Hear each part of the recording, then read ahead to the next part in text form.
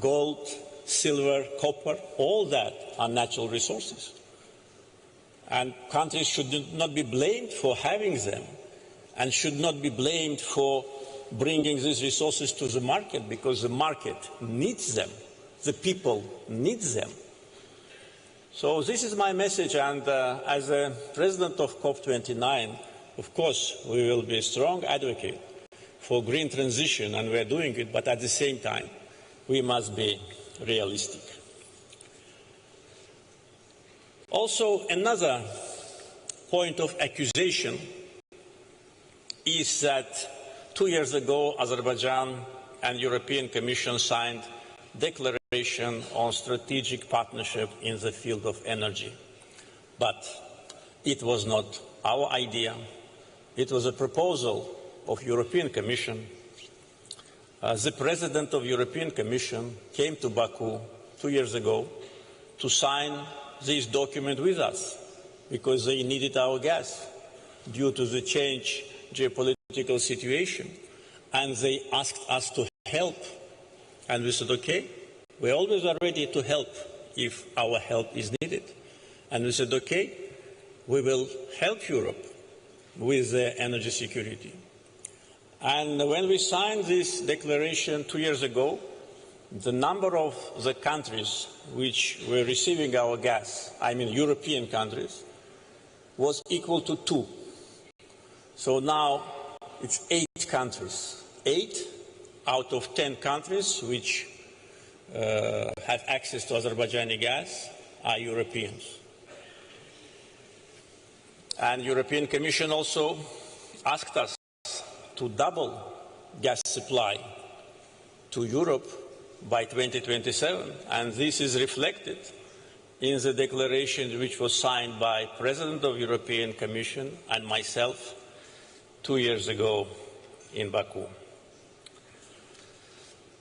Unfortunately, double standards, a habit to lecture other countries, and political hypocrisy became kind of modus operandi for some politicians, state-controlled NGOs, and fake news media in some Western countries. And my last message is to those who for almost 1 year were advocating for boycott. They used all the tools in their possession to launch a campaign to boycott COP29 in Baku. And I have bad news for them. We have 72,000 registered participants from 196 countries.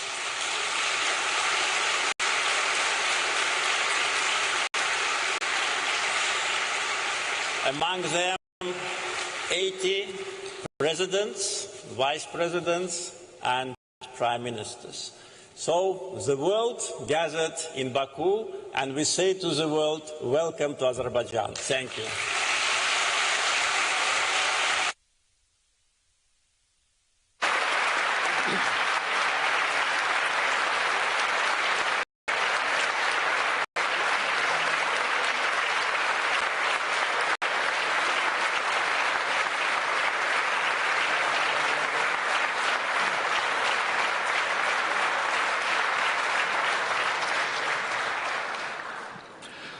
Thank you, Mr. President.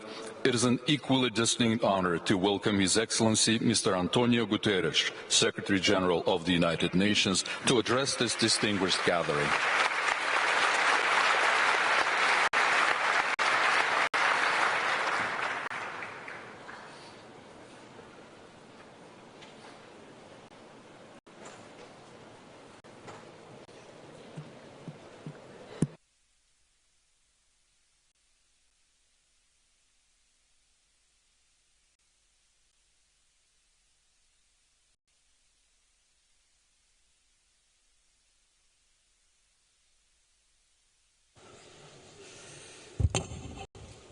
President Aliyev, I thank you, the COP President Mukhtar Babayev, and the government of Azerbaijan for your welcome and hospitality.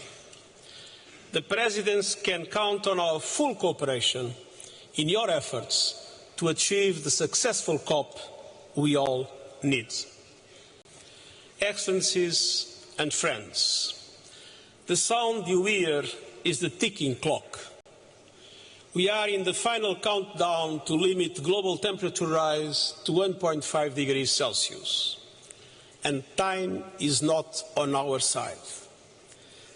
Exhibit A 2024, with the hottest day on record and the hottest months on record, this is almost certain to be the hottest year on record. And the masterclass in climate destruction. Families running for their lives before the next hurricane strikes. Biodiversity destroyed in sweltering seas. Workers and pilgrims collapsing in insufferable heat. Floods tearing through communities and tearing down infrastructure. Children going to bed hungry as droughts ravage crops. And all these disasters and more are being supercharged by human-made climate change. And no country is spared. In our global economy, supply chain shocks raise costs everywhere. Decimated harvests push up food prices everywhere. Destroyed homes increase insurance premiums everywhere. And this is a story of avoidable injustice. The rich cause the problem, the poor pay the highest price. Oxfam finds the richest billionaires emit more carbon in an hour and a half than the average person does in a lifetime. Now, unless emissions plummet and adaptation soars, every economy will face far greater fury. But there is every reason to hope. Excellencies, at COP28, all you agreed to move away from fossil fuels, to accelerate net zero energy systems, setting milestones to get there, to boost climate adaptation, and to align the next round of economy-wide national climate action plans, or NDCs, with 1.5 degree limit. It's time to deliver. Humanity is behind you. A poll by the University of Oxford and the United Nations Development Programme finds that 80% of people around the world want more climate action. Scientists, activists, and young people are demanding change. They must be heard, not silenced. And the economic imperative is clearer and more compelling. With every renewables rollout, every innovation, and every price drop. Last year, and for the first time, the amount invested in grids and renewables overtook the amount spent on fossil fuels. And almost everywhere, solar and wind are the cheapest source of new electricity. So doubling down on fossil fuels is absurd. The clean energy revolution is here. No group, no business, and no government can stop it. But you can and must ensure it is fair and fast enough to limit global temperature rise to 1.5 degrees Celsius. And I urge you to focus on three priorities. First, emergency emissions reductions. To limit global temperature rise to 1.5 degrees Celsius, we must cut global emissions 9% every year. By 2030, they must be down 43% on 2019 levels. Unfortunately, they are still growing at the present moment. Now, at this COP, you must agree to rules for fair, effective carbon markets that support that fight. Yesterday, you made an important first step. You must build on it by agreeing rules for markets that respect the rights of local communities and leave no space for greenwashing or land grabbing. By next COP, you must deliver new economy-wide national climate action plans. And you have agreed that your new plans will align with 1.5 degrees. That means they must cover all emissions and the whole economy.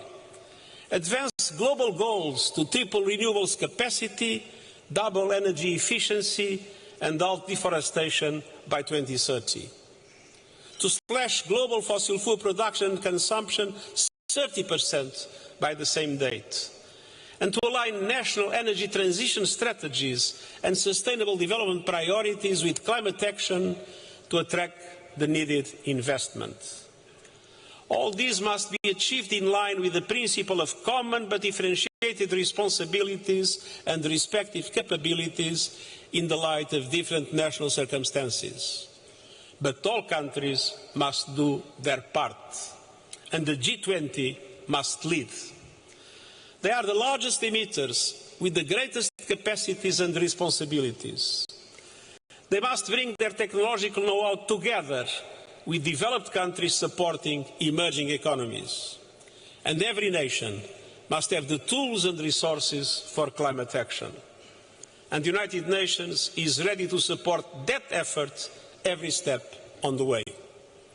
We are supporting developing countries with new NDCs through the Climate Promise Initiative and striving for justice in the renewables revolution through our panel on critical energy transition minerals.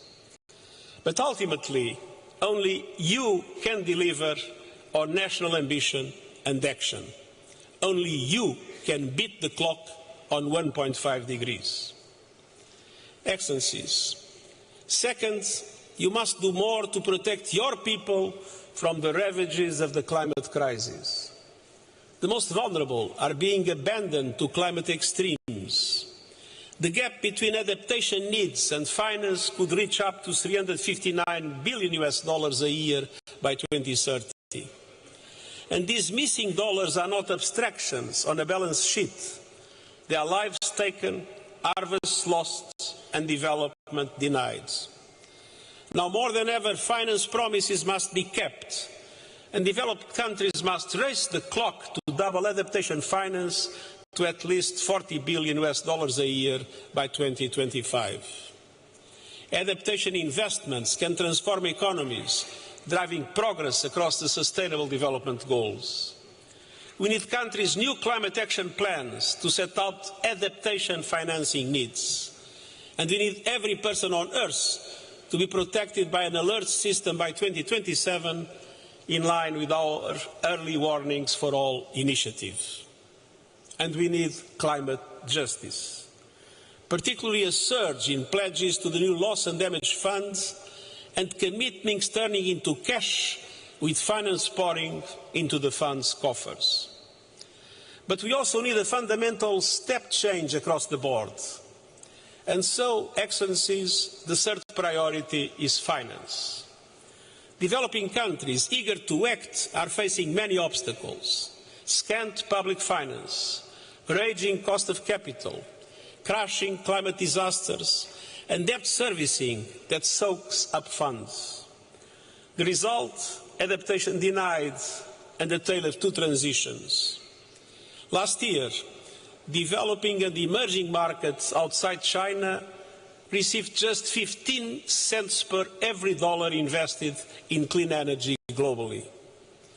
COP29 must tear down the walls of climate finance. Developing countries must not leave Baku empty-handed. A deal is a must, and I'm confident it will be reached.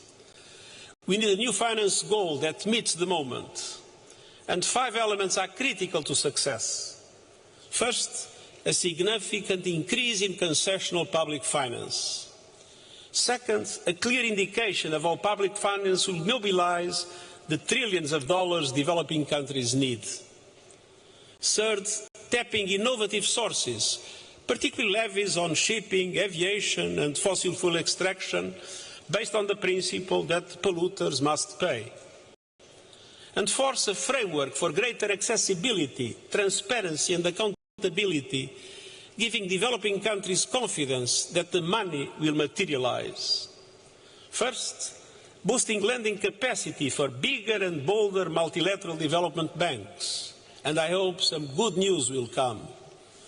That requires a major recapitalization and requires reforms of their business models, including so that they can leverage far more private finance. The resources available may seem insufficient, but they can be multiplied with a meaningful change in how the multilateral system works. Big sums require big change. The COP29 outcome must build on the Pact for the Future agreed by consensus in New York in September and drive progress. And I urge the major MDB shareholders to use their position to push for change. There is no time to lose. On climate finance, the world must pay up or humanity will pay the price. Excellencies, in this crucial period, you and your governments must be guided by a clear truth. Climate finance is not charity, it's an investment. Climate action is not optional, it's an imperative. Both are indispensable to a livable world for all humanity and a prosperous future for every nation on earth. The clock is ticking. I count on you and I thank you.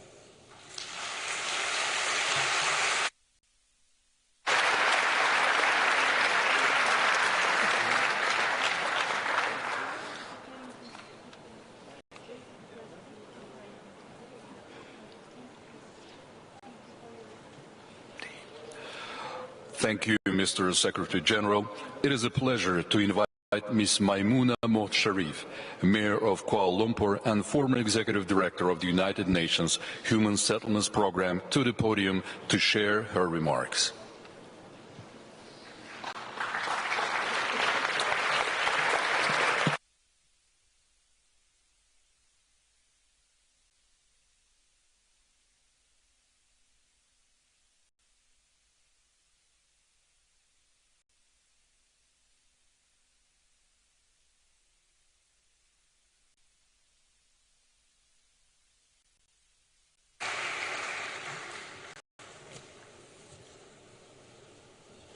His Excellency Mr. Ilham Aliyev, President of the Republic of Azerbaijan, His Excellency Mr. Antonio Guterres, Secretary General of the United Nations, His Excellency Mr. Mokhtar Babayev, COP29 President, Excellencies, Head of State, Heads of Government, Heads of the delegations to the 29th Conference of Parties of COP29, Ambassadors, Mayors, distinguished guests, ladies and gentlemen.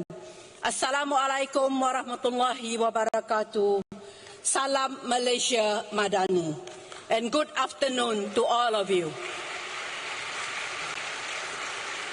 It is a great honor for me to address all of you from the front lines of the climate crisis, speaking for all the major local governments network, the four mayors and community leaders, and as a woman leaders from the grassroots community, and also as a grandmother myself. I'm very grateful for the opportunity given by COP and given by the President to convey the voices of the common people. Due to the climate change and the extreme weather events, all our life, especially those of us from the vulnerable communities, have now become a daily struggle. Yet I can say that with absolute confidence that the people we serve are looking to all of you to continue to deliver on their hopes for a better future. As a former Under-Secretary General and Executive Director of UN Habitat, I welcome and congratulate the COP29 presidency for the collaborative and far-sighted manner, forming a partnership with Dubai and Belém that ensures continuity in the deliberation and decision-taking as each COP. I also thank the COP29 presidency for the continued commitment to the host, the meeting on urbanization and climate change that was introduced at Sharm el-Sheikh during COP27 and was expanded to strengthen multi-level climate action in Dubai at COP28. Distinguished delegates, having returned to my country in February this year and having been appointed as the first Lady Mayor of Kuala Lumpur, the capital city of Malaysia, I can testify to the reality that the challenges of the climate change is very real. From the longest heat wave ever recorded in my region to the biggest storm in living memory, Kuala Lumpur, like many cities all over the world, is facing ever greater challenges on a daily basis. The only way cities like Kuala Lumpur and developing world can continue to contribute to the climate goals is to have a consistent annual funding to enable us to preserve urban green spaces and conserve our forested areas as carbon sinks. If we keep innovating to ensure our cities are walkable and invest more in public transport, we can further reduce carbon emissions and over-reliance on motor vehicles. To adapt to extreme climate events, I also advocate for more nature-based solutions, including expanding the Smart City concept and making urban centers into biodiversity hub and create biodiverse cities. Different spelling, S-I-T-I-E-S instead of S-I-T-Y. By 2040, there will be an estimated 1.3 billion tons of plastic polluting the air, water and food we eat. In fact, each of us now have microplastics in our bloodstream, vital organs, and as for this year, even in babies, in pregnant women. Despite these challenges, I consider ourselves among the luckiest cities and communities living in the region of the world that is relatively peaceful. Mr. President, I thank you for the courage that you have demonstrated in hosting COP29 in Baku, which can only happen because you have managed to convince your fellow leaders to give peace a chance. For without peace, there can be no sustainable development, just as without sustainable development, we cannot win the peace. I thank you for Azerbaijan's contribution to the sustainable urbanization as you rebuild your cities, guided by the new urban agenda and the sustainable development goals. As you know, the Azeri poet Nizami Ganjavi, in his wisdom and his poetic expression, said that, quote unquote, in the hour of adversity, be not without hope, for crystal rain falls from the black clouds. In adversity, we can find opportunities. Let us dig deep in ourselves to find the will to give peace a chance, to make peace with nature, and to make peace with ourselves. I humbly call upon all member states to strengthen multilateralism and strengthen the hand of multilateral organizations like the United Nations to ensure that we leave COP29 with more concrete actions, timelines, funding to save the planets of today's and future generations. Without collaboration and cooperation, without a whole of society approach, we cannot hope to survive into the next century. The Loss and Damage Fund and this COP29 is finance COP and enabling COP. Let us make sure that the available funds reaches the most needed. Excellencies, ladies and gentlemen, I also would like to thank the Nazami Kanjavi International Center for giving me a platform to continue flipping the script on urbanization. I'm very pleased to belong to the COP29 International Advisory Committee organized by the NGIC as a platform for the like-minded eminent leaders and scholars to share their experiences and innovative ideas with the COP29 COP29 presidency. I'm glad to say that it is also a gender parity platform, and we will continue to share our recommendation to ensure there is follow-up action during the 12th NGIC Global Baku Forum next year. As we begin our 2-week celebration, let me also urge all member states and all key stakeholders present here today, particularly the business sector, to work collaboratively and find ways to make immediate serious action so that we can have this planet a better place than when we inherited it. More importantly, we need to do it now. And as the Malaysian Minister of Environment said at COP16, planet, profit, and then planet, people, and then profit. Mr. President, distinguished delegates, once again, I thank you for this opportunity to sound the clarion call for stronger multi-level climate action. I have always said enough declaration. We want declared action with implementation. Let us take heed of the word Nizami Ganjavi again, speaking to us from the century past, that in our darkest hour, let solution rain down on us to allow us to find the will to live up to the commitments we have made to heal the planet for future generations. Together, let us give planet, people, peace and peace a chance. Together, we should and can fulfill the pact of the future.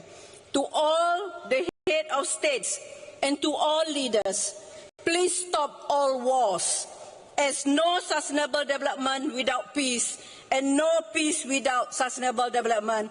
And let us aspire to inspire before we expire. Thank you.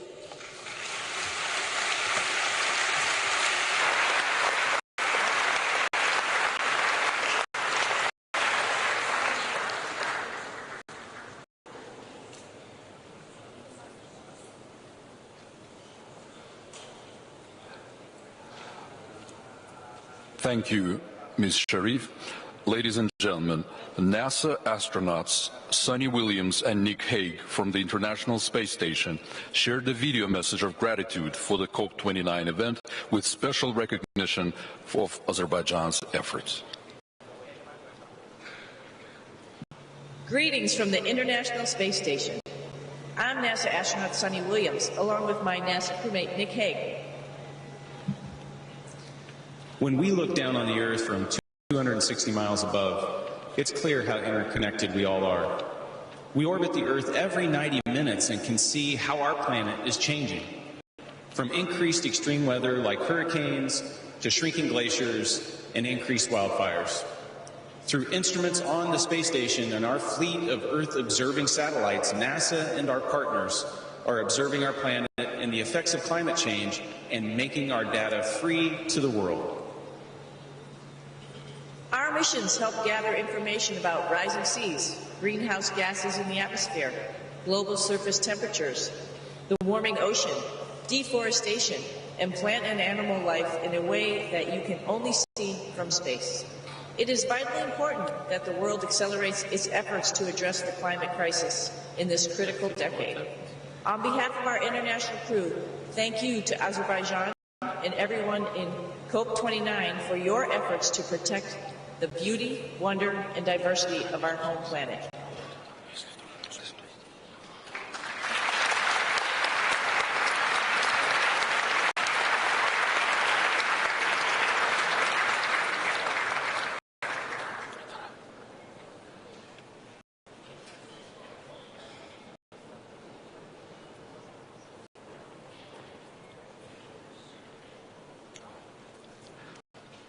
Esteemed guests, we are now delighted to begin the cultural program.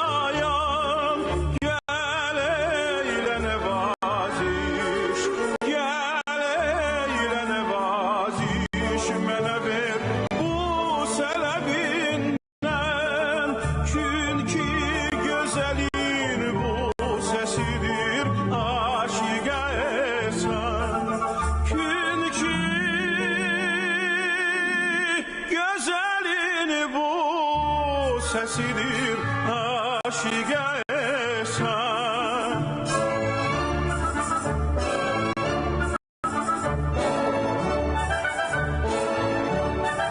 Sordum ki gönül hardadır, aldım bu cevabı. Hiç sorma tapılmaz, onu ağlarsa da insan. Rehm eyle dedim gel, rehm eyle dedim, sen kimi göz yaşını tut.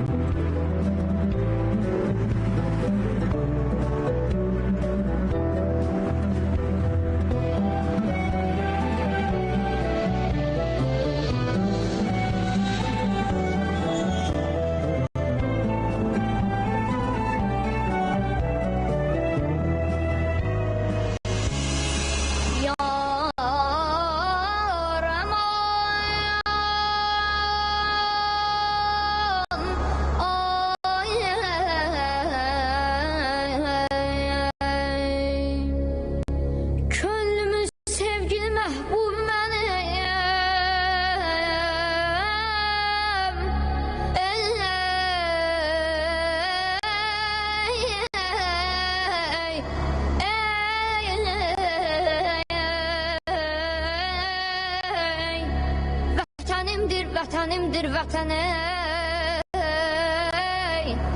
vətən sevməyən insan olmaz.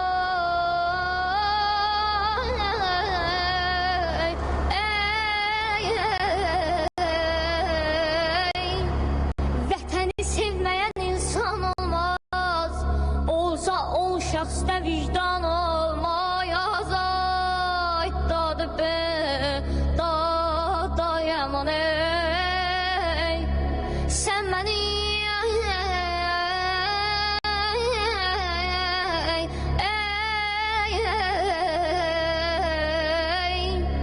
sən mənim köksümdə çarpan rəksən.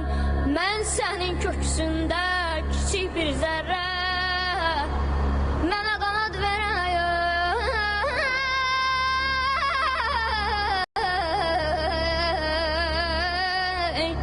mənə qanad verən odu diləksən. Adına, özünə vətən deyirəm, çölünə, düzünə vətən deyirəm. Ay dadı be, da yaman ey. Ya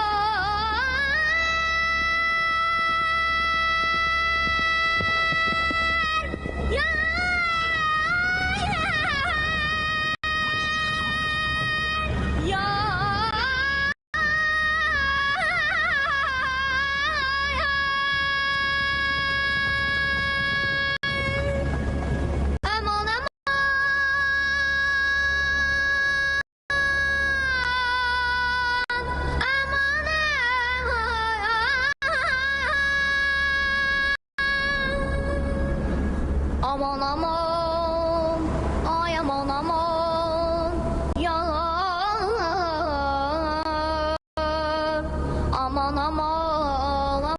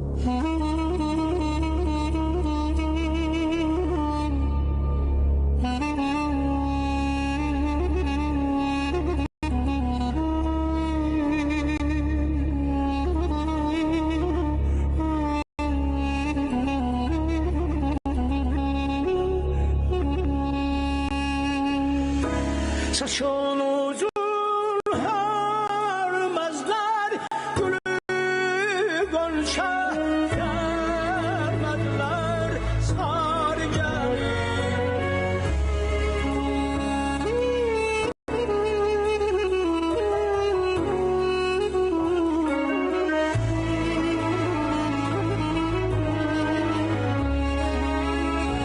Bu sevdana sevdadır,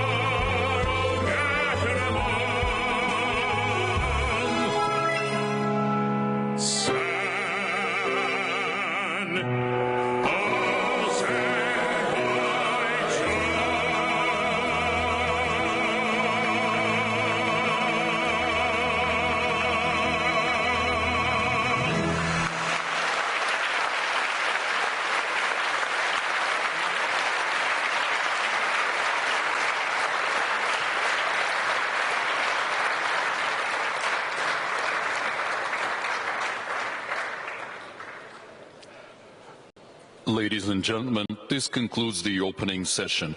We would like to thank each of you for your presence and ask you to remain seated as we invite the heads of state and government to the VVIP lounge. Thank you.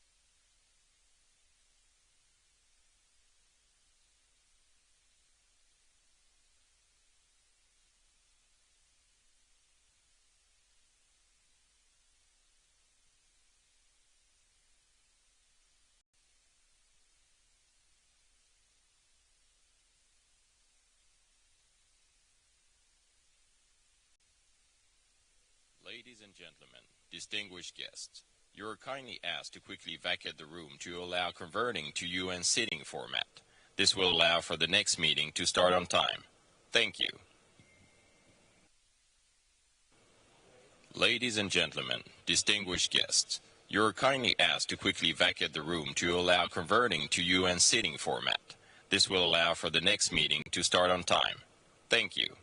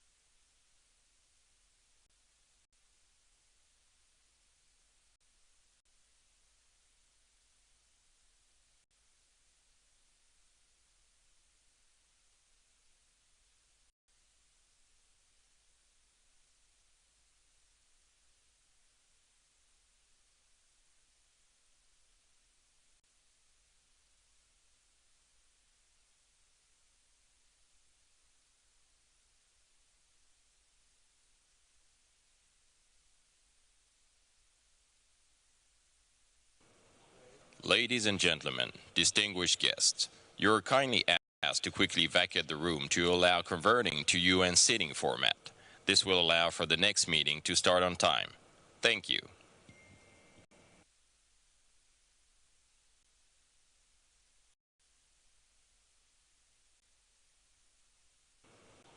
Ladies and gentlemen, distinguished guests, you are kindly asked to quickly vacate the room to allow converting to UN sitting format. This will allow for the next meeting to start on time. Thank you.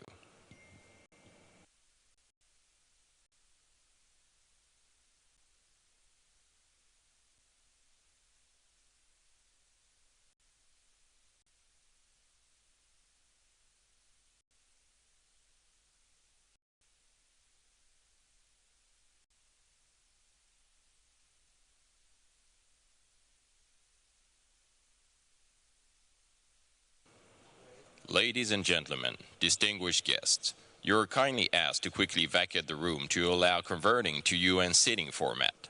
This will allow for the next meeting to start on time. Thank you. Ladies and gentlemen, distinguished guests, you're kindly asked to quickly vacate the room to allow converting to UN sitting format. This will allow for the next meeting to start on time. Thank you. Ladies and gentlemen, distinguished guests, you're kindly asked to quickly vacate the room to allow converting to UN sitting format. This will allow for the next meeting to start on time. Thank you. Ladies and gentlemen, distinguished guests, you're kindly asked to quickly vacate the room to allow converting to UN sitting format.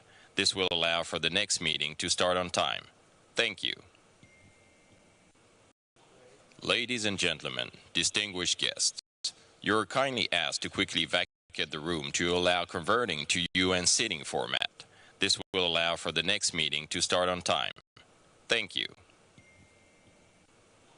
Ladies and gentlemen, distinguished guests, you're kindly asked to quickly vacate the room to allow converting to UN sitting format. This will allow for the next meeting to start on time. Thank you. Ladies and gentlemen, distinguished guests, you're kindly asked to quickly vacate the room to allow converting to UN sitting format. This will allow for the next meeting to start on time. Thank you. Ladies and gentlemen, distinguished guests, you're kindly asked to quickly vacate the room to allow converting to UN sitting format. This will allow for the next meeting to start on time. Thank you. Ladies and gentlemen, distinguished guests, you're kindly asked to quickly vacate the room to allow converting to UN sitting format. This will allow for the next meeting to start on time. Thank you. Asked to quickly vacate the room to allow converting to UN sitting format. This will allow for the next meeting to start on time. Thank you. Ladies and gentlemen, distinguished guests, you're kindly asked to quickly vacate the room to allow converting to UN sitting format. This will allow for the next meeting to start on time. Thank you. Ladies and gentlemen, distinguished guests, you're kindly asked to quickly vacate the room to allow converting to UN sitting format. This will allow for the next meeting to start on time. Thank you. Ladies and gentlemen, distinguished guests, you're kindly asked to quickly vacate the room to allow converting to UN sitting format. This will allow for the next meeting to start on time. Thank you. Ladies and gentlemen, distinguished guests, you're kindly asked to quickly vacate the room to allow converting to UN sitting format. This will allow for the next meeting to start on time. Thank you. Ladies and gentlemen, distinguished guests, you're kindly asked to quickly vacate the room to allow converting to UN sitting format. This will allow for the next meeting to start on time. Thank you. Ladies and gentlemen, distinguished guests, you're kindly asked to quickly vacate the room to allow converting to UN sitting format. This will allow for the next meeting to start on time. Thank you. Ladies and gentlemen, distinguished guests, you're kindly asked to quickly vacate the room to allow converting to UN sitting format. This will allow for the next meeting to start on time. Thank you. Ladies and gentlemen, distinguished guests, you're kindly asked to quickly vacate the room to allow converting to UN sitting format. This will allow for the next meeting to start on time. Thank you.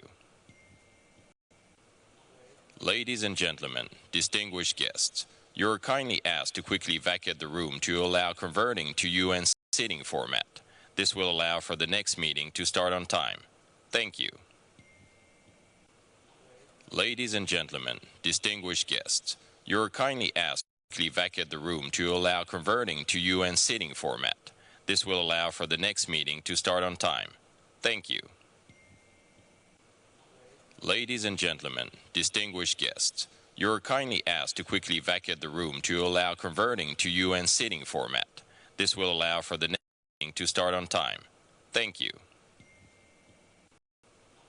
Ladies and gentlemen, distinguished guests, you're kindly asked to quickly vacate the room to allow converting to UN sitting format.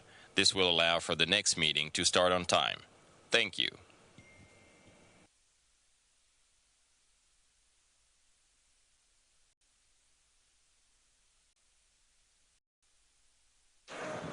Okay, Adil. Guys, can we start the rolling and put the timer on the screen, please?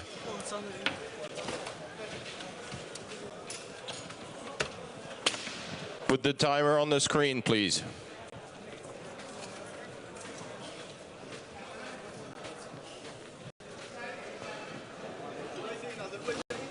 No, Adil is there, so, but the technician is going to run away.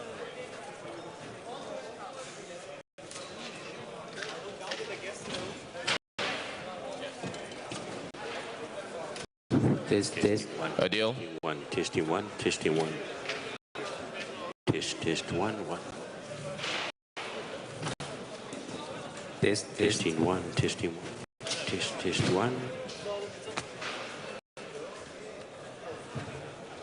Test 1, 2, 3. 1, 2, 3.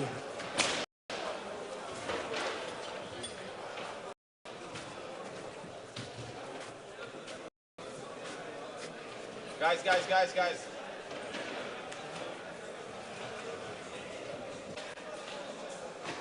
Hold on, guys. Hold on with the stage. Hold on with the stage that we clear out a little bit there. Okay? We have time. So hold on. Adil, I need the timer.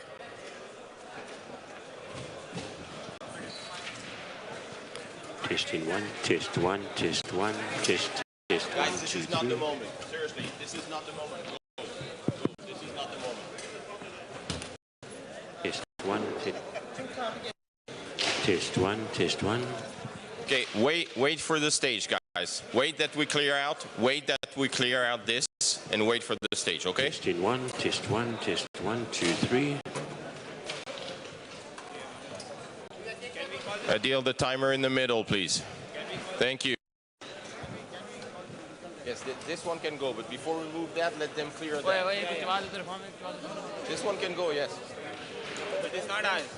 That's why I want to come and take it.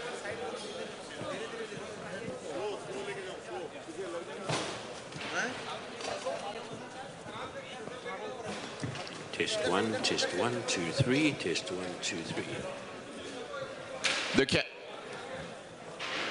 Test 1. Test 1. Test 1, 2, 3.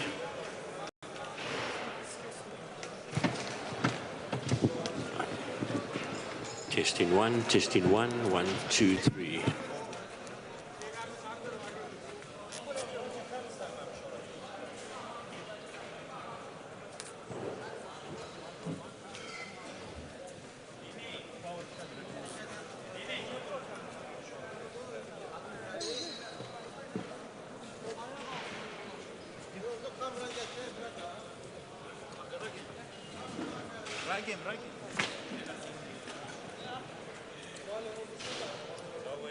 Okay, who is moving that?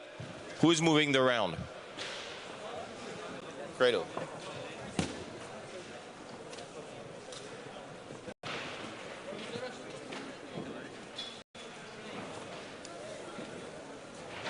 Those ones are turned. Guys, no. Those ones, the two at the extremity are turned 25 degrees. So those ones are like that. And the last one too.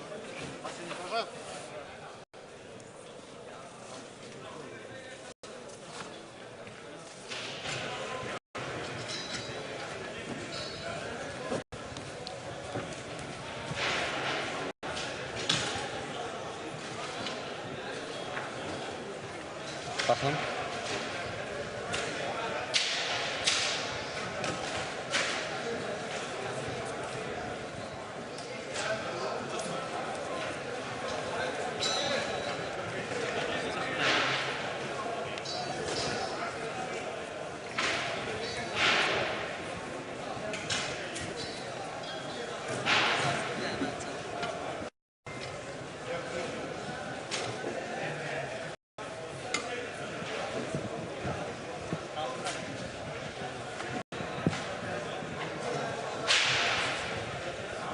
Çektim seni.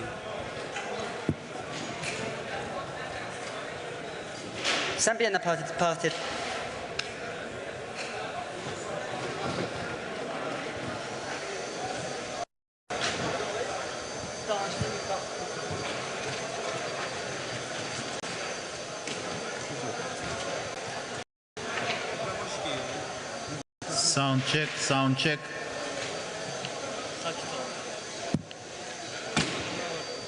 Yok söndürmezsem. Sound check.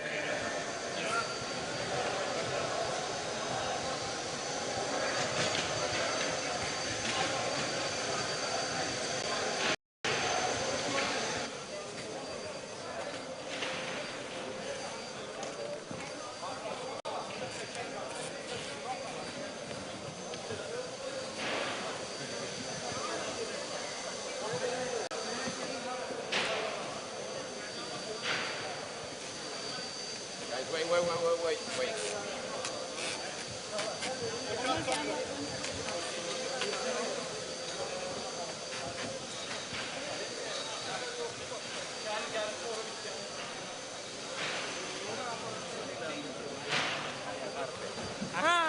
No, guys.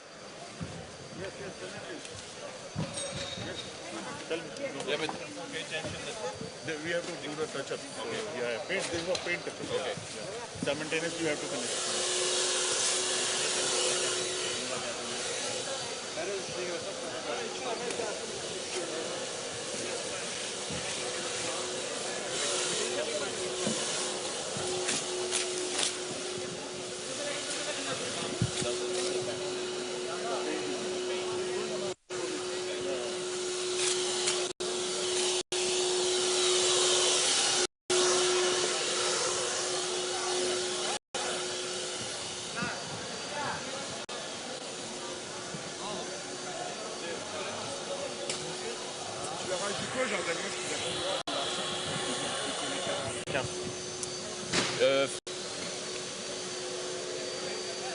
Ils sont combien?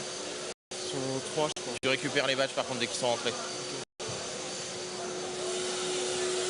Ils doivent brancher leur truc, elle est au courant, Caroline. Juste tu récupères bien les badges quand ils...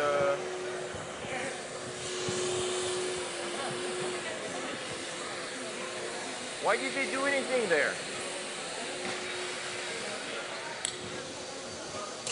Why did somebody touch the lectern? Who has told you to touch the lectern?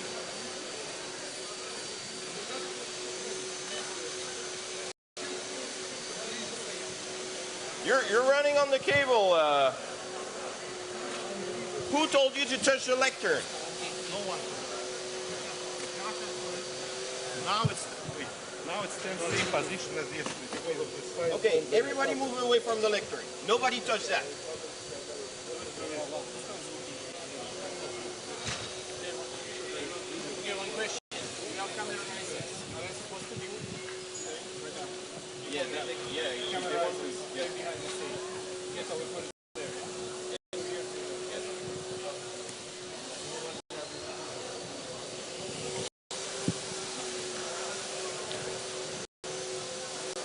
How you doing, Natalie? You good? Yeah, the woman beat fun. Everything will work, don't worry.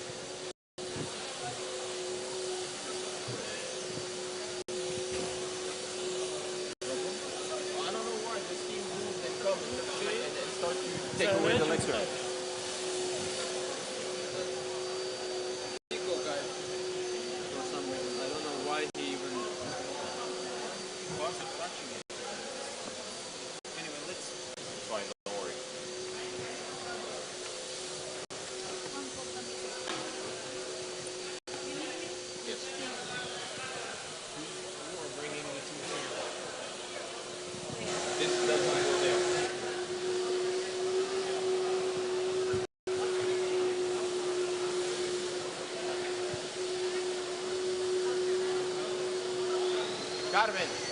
Carmen. There used to be 2 camera risers here. You need to... Hold on for that. Can you call Grace and ask her to come?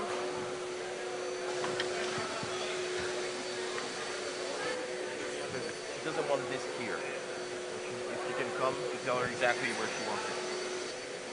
Please, sorry.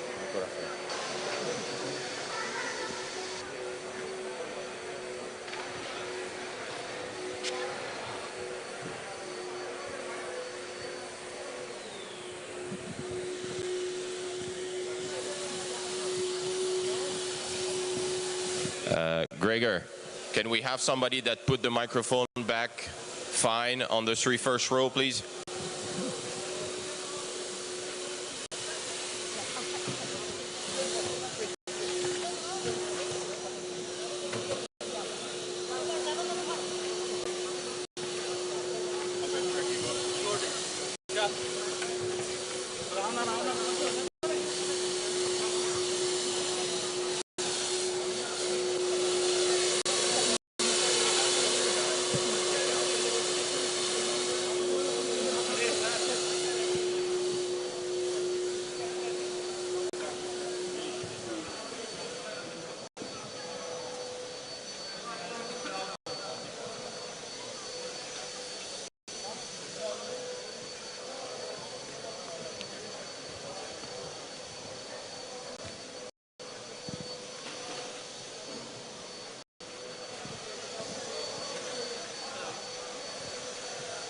I'm the wireless guy now. I sent it for lunch. I'm here for the wireless mics. You keep it.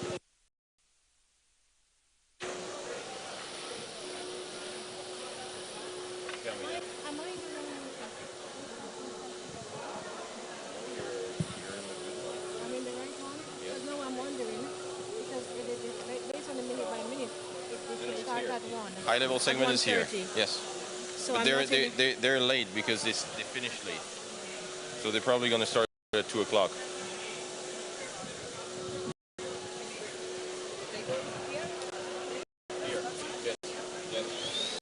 Grace was sitting here. How does it work? How does it work with your camera? I don't know. I asked Grace to come. She was here. How does it work?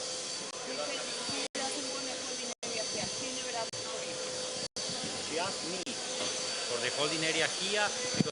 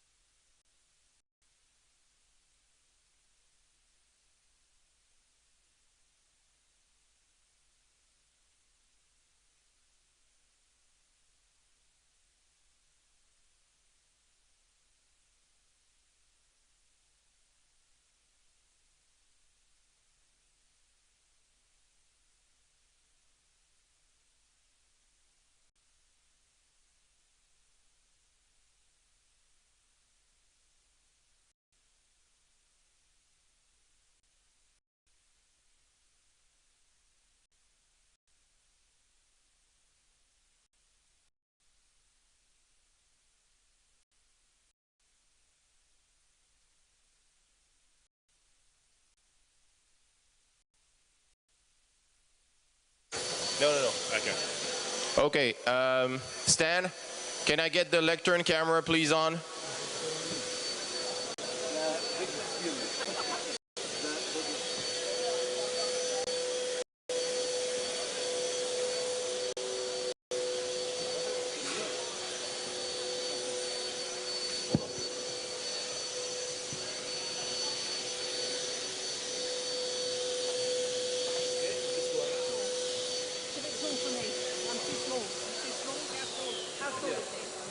Just left, right.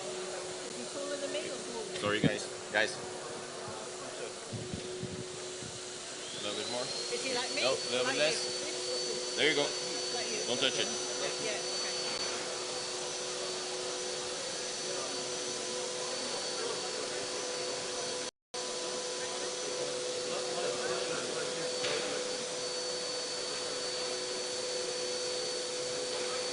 We're too low in the mirrors. Yeah, it's too tall. It's too tall. I need to lower it. And then Yes, you need to lower it down.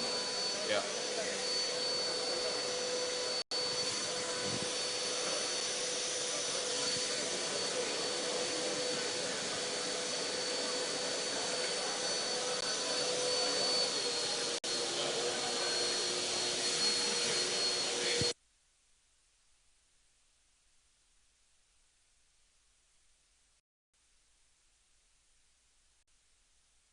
Okay, for all the people that have finished their job, I need them to vacate the room, please.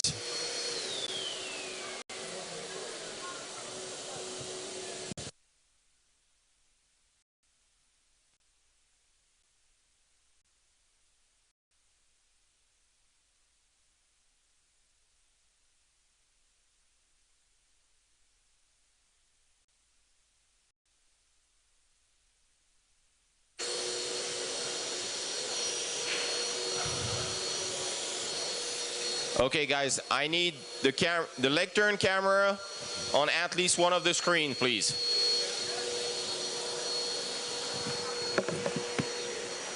Careful.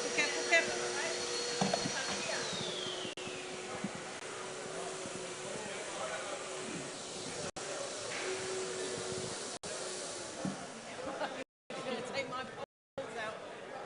No. Yeah, it's like, watch where she's going. On which tables? There's no president, those are delegates. They go and pick it up. How's it going, Dimitri? Better? We're on time.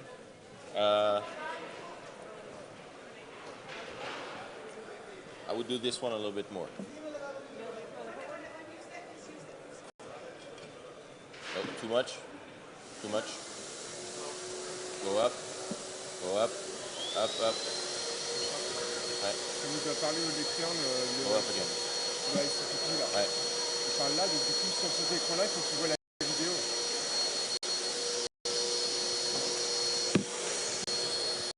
Oh, il me fait chier. On nous a parlé en fonction de la vidéo. Ça veut dire que les autres la verront pas. Non, il parle pas en fonction de la vidéo. La vidéo, elle démarre quand il arrive au pupitre. On en parlera, mais... Non, mais je l'ai vu. Mais on en parlera, il dira après, et puis j'avais pas la vidéo. Bah, oui. Okay, we good on this one?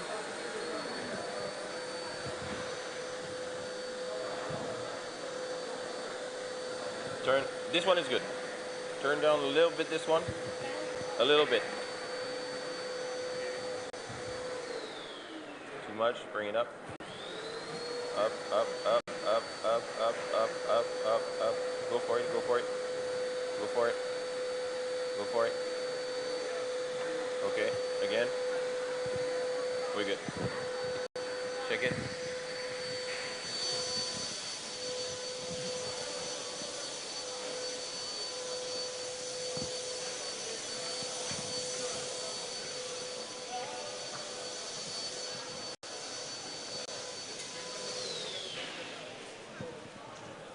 Okay, Stan. Guys, can you stop the clock? Put back the screens on. Thank you.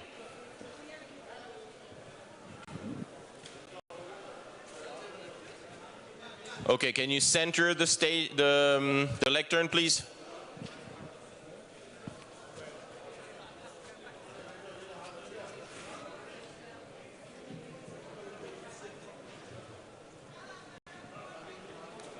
Henry, can we have the light on the lectern and the flag, please?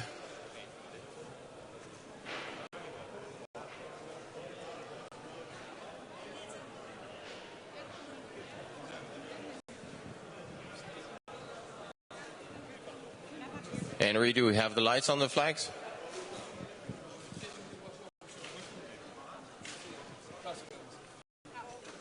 Can we have a little bit more?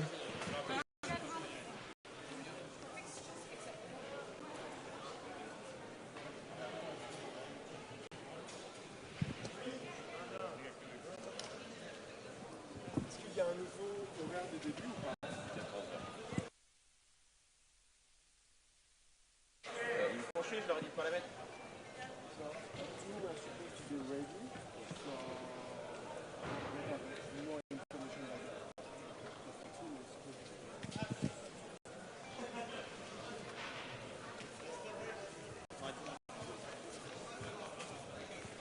Guys. Hello. I told you not to put it on because the Secretariat has to see the President of the city on stage. Okay? So the camera at least needs to move back on the stage. Yes, move it back.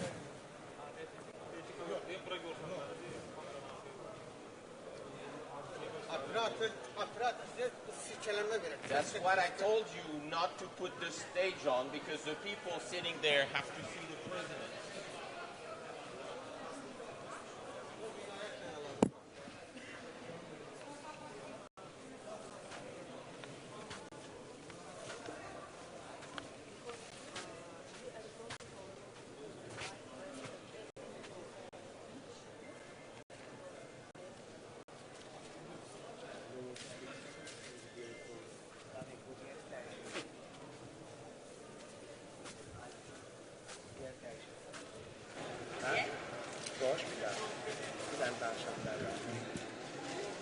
Sorry, we need to make a sound check. Testing 1 2 3 4. Testing 1 2 3 4. Testing. No. Sound check, check. Sound check. Sound check. 1 2 3. 1 2 2. Okay.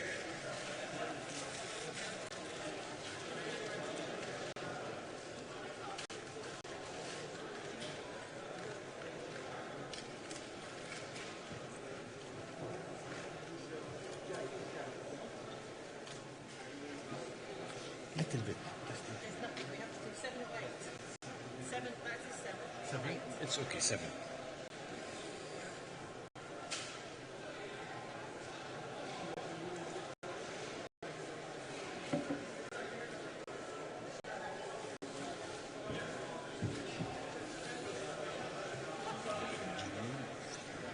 Sorry.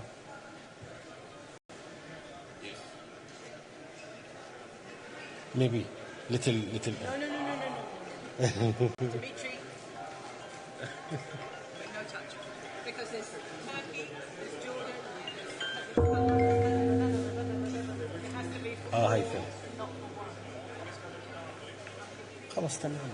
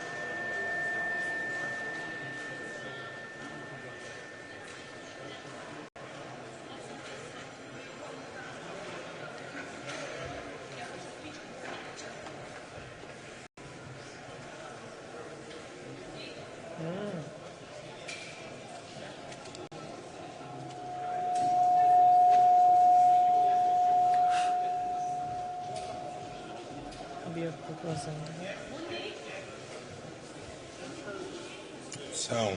Sound.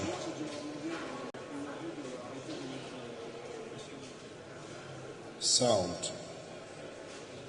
Sound check. Sound.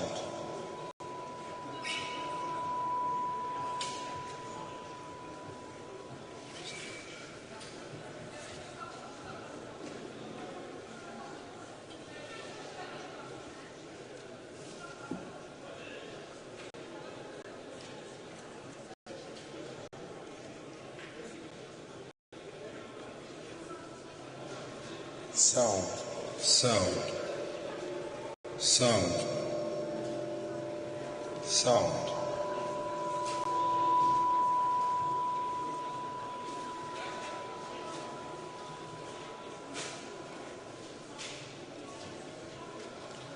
Sound check for plenary room. Sound check. Yan, push. This is sound check for the plenary rooms.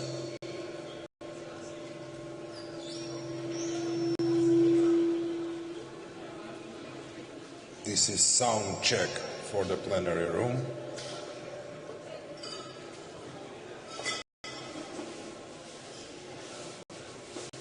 Sound check.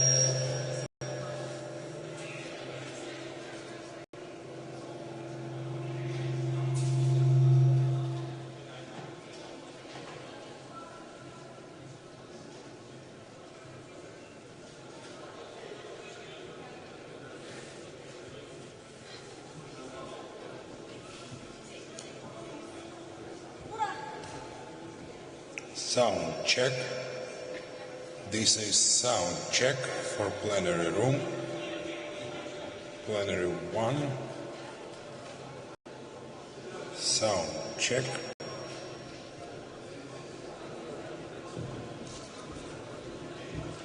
This is sound check.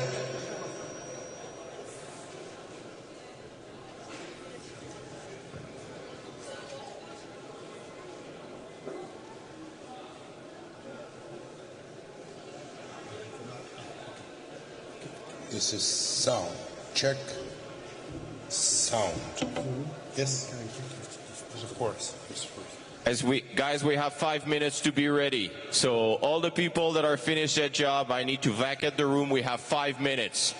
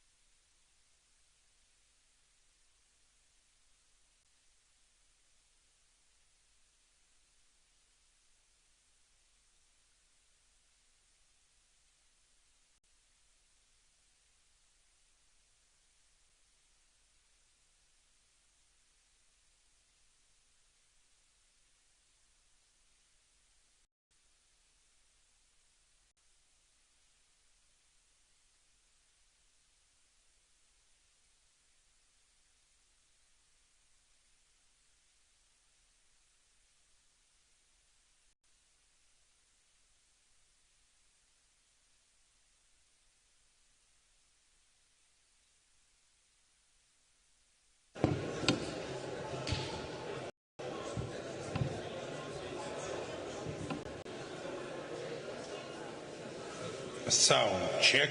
This is sound check. This is sound check.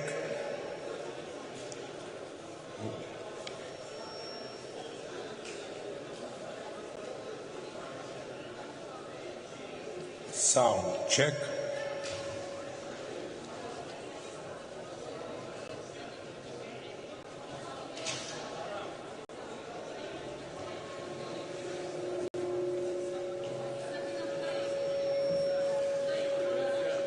Bence çok yukarıda.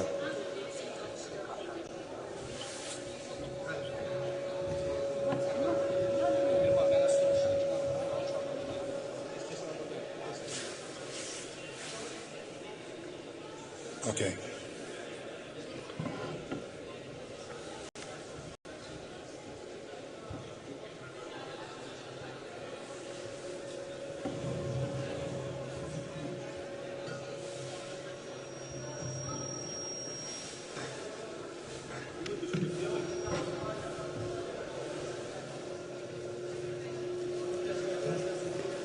This is sound check.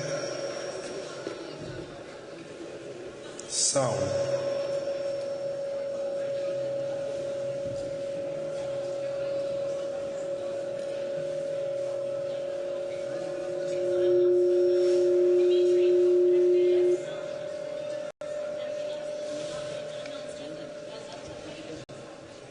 Okay, guys.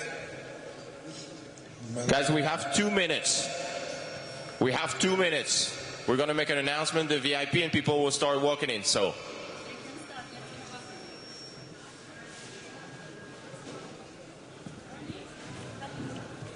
Where are the 2 gates?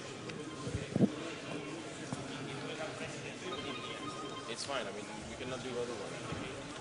He's coming. Sound check. Sound check. Sound check. Sound check. Guys, sound check. Dorcas. Sound check. Okay, there's a boat over there. Dorcas. You'll meet over You there. can start to let party. Sound check.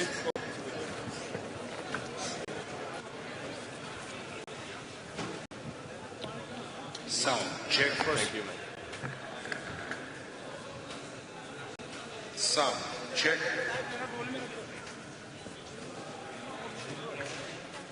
Sound check. Jan. Sound check.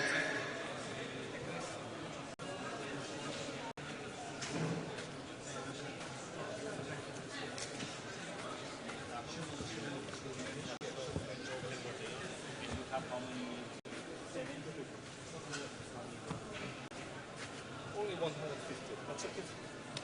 Fantastic. I can take one. Did you introduce to Grace to the 2 guys? Yeah, the 2 guys is coming. I will introduce. Okay, because you have to change there. Yes. And there.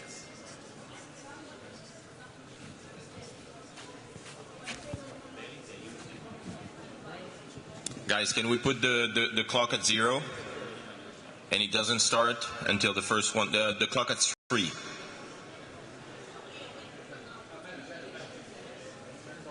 The clock at 3 and it doesn't start. 3, not 13, not 30. 3 minutes.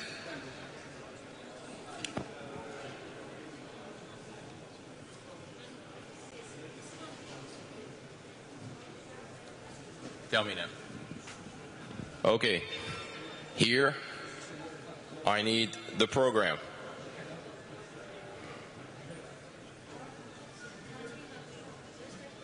Exactly. I need the HV camera here.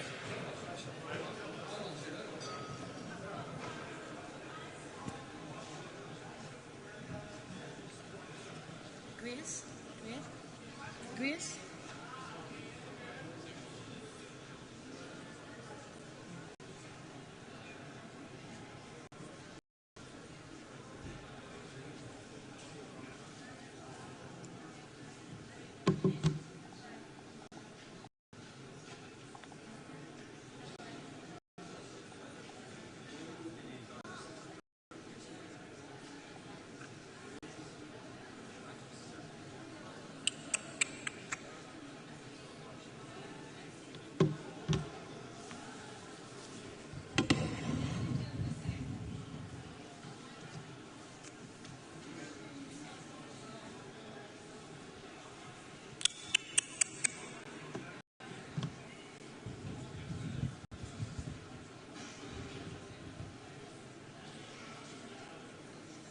T'es où? Tu peux mettre le lecteur à la hauteur normale, s'il te plaît?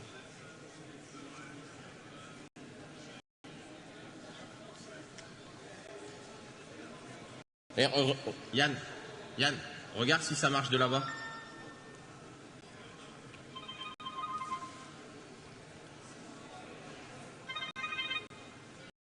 Yes, Michael. Hello. Yes. I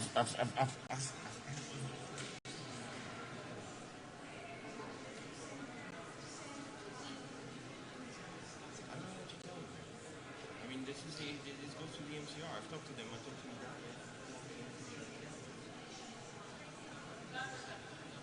I mean, I don't know what to do. I mean, I don't control it from the room. I mean,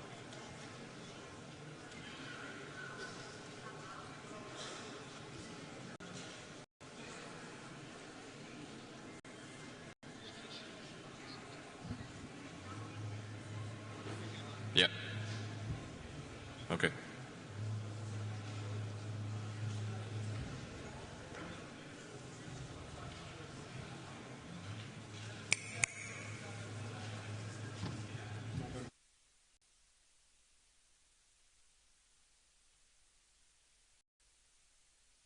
Okay, I need you guys to shut the streaming.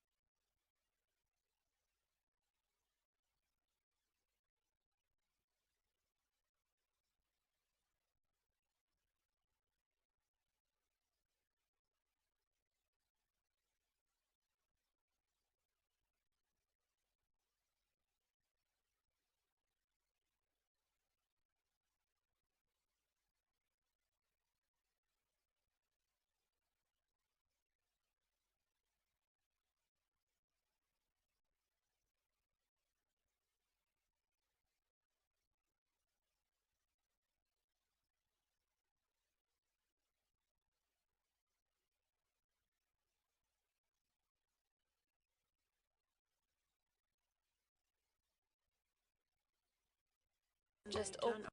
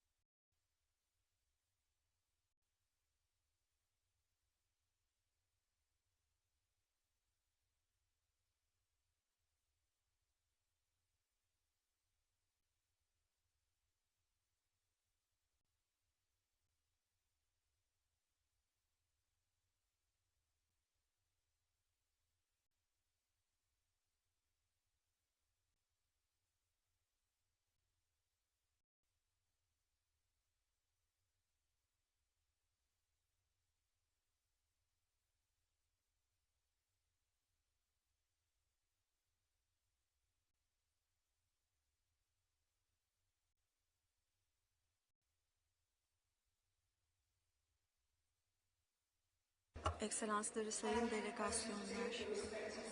Efendim, yerlerinize yerleşmenizi rica edebilir miyiz başlayabilmemiz için?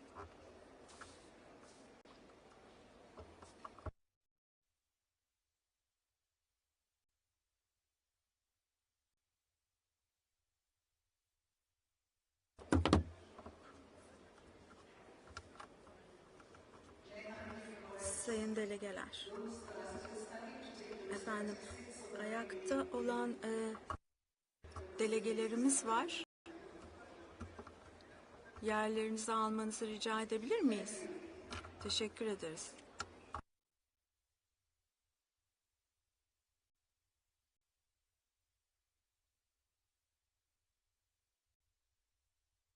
Delegates, honored guests, welcome to the ceremonial opening of the high-level segment for heads of state and government on the occasion of the 29th session of the Conference of the Parties, the 19th session of the Conference of the Parties serving as the meeting of the parties to the Kyoto Protocol.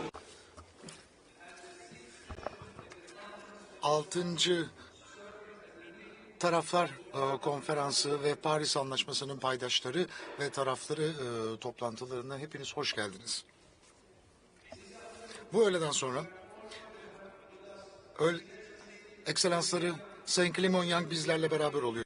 General Assembly and Professor Jim Skier, Chair of the Intergovernmental Panel on Climate Change.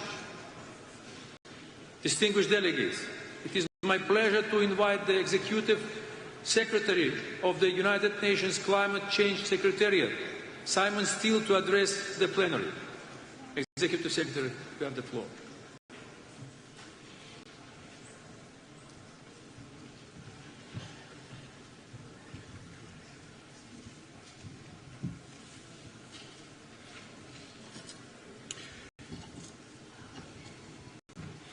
Excellencies, we used to talk about climate action as being mostly about saving future generations.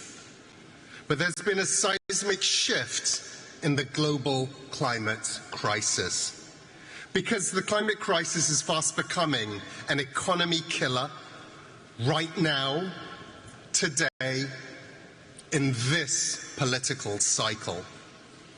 Climate impacts are carving up to 5% off GDP in many countries.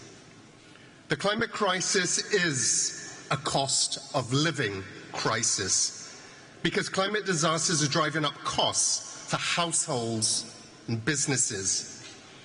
Worsening climate impacts will put inflation on steroids unless every country can take bolder climate action.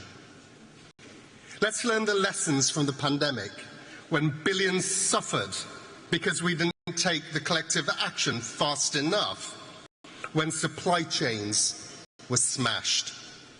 Let's not make that mistake again.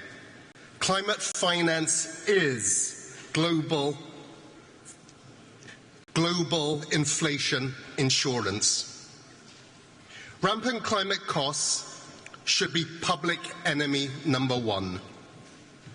Letting this issue languish halfway down cabinet agendas is a recipe for disaster.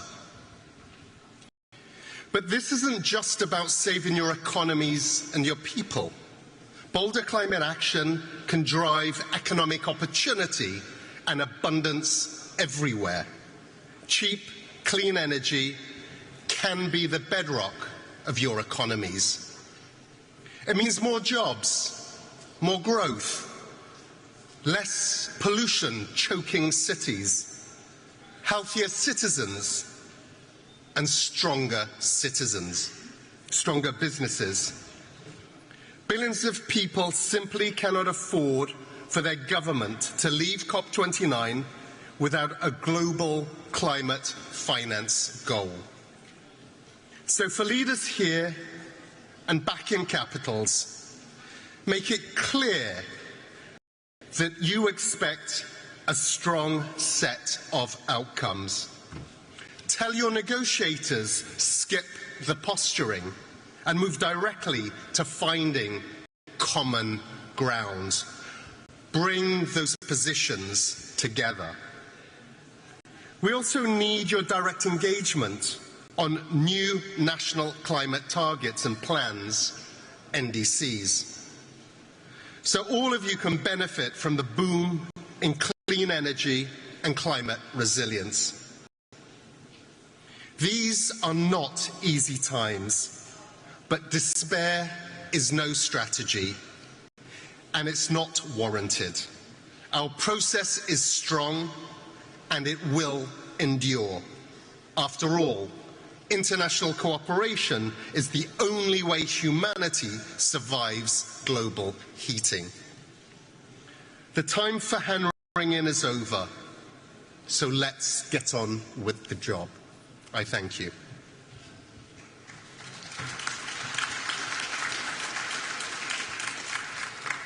Thank you, Executive Secretary. It is my singular pleasure to invite His Excellency Philemon Yang, President of the United Nations General Assembly, to deliver a message to the plenary.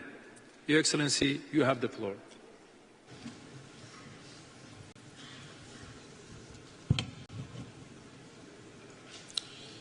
Excellencies, distinguished delegates, we meet at a moment of great need. We must undertake several measures to avert further climate disaster and ensure our resilience. How can we do that? Firstly, we must deliver on the necessary finance commitments. Let me be clear, without financing, climate action will simply not happen. So a first key outcome of COP29 must be the delivery of a new collective quantified goal for climate finance to address the unmet promise of $100 billion per year to support developing countries in their climate response. Climate finance should be additional to official development assistance. To put it simply, no developing country should have to choose between sustainable development and addressing climate change. We need to achieve both at the same time. I am pleased to note that the Loss and Damage Fund exists since last year, and I hope to see ambitious pledges towards it as we go forward.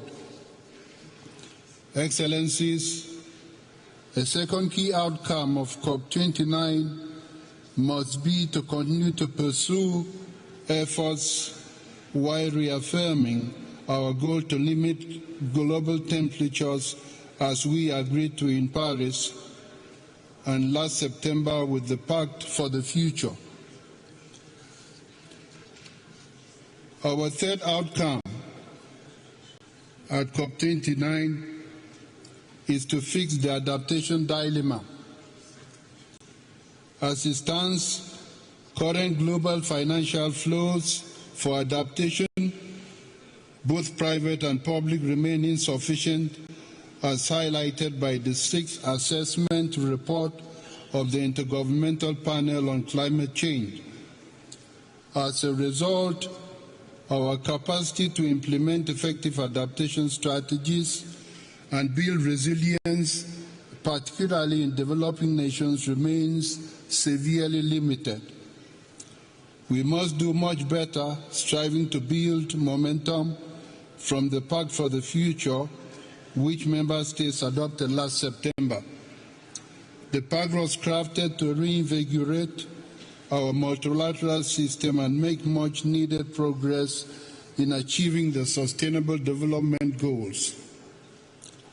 COP29 is an opportunity to do just that, delivering meaningful outcomes that demonstrate solidarity in the face of immense adversity. As we look towards COP30 to be hosted by Brazil, We must recognize the need to significantly enhance international cooperation and the international enabling environment to stimulate ambition in the next round of nationally determined contributions. Excellencies, we commend Azerbaijan's presidency of COP29. The COP29 presidency's initiatives, such as the Climate Action Finance Fund, demonstrate that Azerbaijan is leading correctly and should be an example for all of us. Excellencies, the urgency of the climate crisis requires decisive action. To do that, we must commend the establishment of a COP Troika. This initiative will be crucial in maintaining continuity and coherence in our efforts, ensuring that each conference builds on the progress of the last with greater focus and ambition. The lives and livelihoods of future generations depend on our decisions here today. Let's seize the moment. Thank you.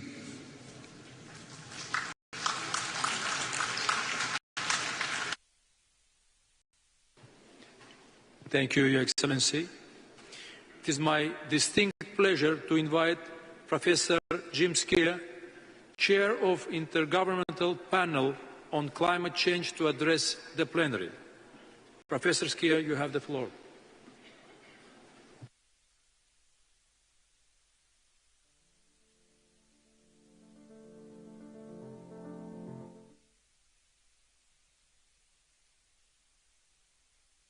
Ladies and gentlemen, as the chair of the Intergovernmental Panel on Climate Change, the IPCC, it's an honour to address the high-level segment of COP29. Climate change is no longer an abstract threat for a distant future. It's been unfolding in front of our eyes. In the 12 months since the last COP in the UAE, people across Asia and in the Sahel have endured extreme temperatures. Communities in the Americas have fought against devastating wildfires, and flood defences were put to the test in Central Europe when confronted with intense rainfall. Not to mention more recent events in Valencia. Many people have lost their homes, their livelihoods and their lives. Communities have been shaken to their core. And global warming is unequivocally caused by human activities through emissions of greenhouse gases that arise from unsustainable energy use and land use change, and lifestyle patterns. The extremes we are witnessing have been aggravated by human-induced climate change. This is the new normal. Imagine what is in store in the coming decades if we don't act swiftly and decisively. With every fraction of a degree of warming, we face greater threats. Children born today will not know a world without climate change. The IPCC has shown that we, and furthermore they, will live in a world marked by more intense storms, exceptional heat waves, devastating floods and droughts, a world where food chains are disrupted and where diseases reach new countries. Today, our chances of limiting warming to 1.5 degrees Celsius are hanging on a very slender thread. The recent UNEP GAP report concluded that global emissions would need to fall by 7.5% per year through to 2035 to return us to a 1.5 degree pathway. If we delay more ambitious action to 2030, this becomes an unprecedented 15% per year. Even limiting warming to 2 degrees is at risk. But this does not have to be the case. As the IPCC 6th Assessment Report demonstrated, we have the know-how, the tools and the financial resources to avoid the worst impacts of climate change. A world where transport is no longer polluting, our cities are green, and where we have transitioned away from fossil fuels. we've shown that carbon pricing, regulations and other interventions have already resulted in gigatons of avoided emissions, and more can be achieved if policies and measures are scaled up and deployed more widely. Furthermore, we've shown that climate action can contribute to other development goals, such as improving air quality and human health. With climate change already on us, we must address adaptation. The IPCC will be paying particular attention to this in the coming cycle. Most adaptation so far is fragmented, small in scale, incremental, sector-specific, and focused more on planning than implementation. Hard limits to adaptation, as well as soft limits caused by lack of resources and institutional capacity, are being reached in some sectors and regions. But we can take measures to address the triple planetary crisis of climate, biodiversity and pollution. We can increase our resilience to the impacts of climate change by leveraging decision support tools and implementing more early warning systems.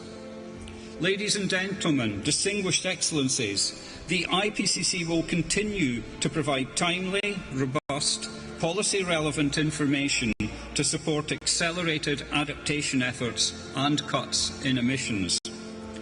But the resolution of this global crisis is now in your hands. Decisions made here at COP29 will shape the legacy we leave behind to our children and grandchildren, and for the billions of people who deserve a livable planet. Thank you for your attention.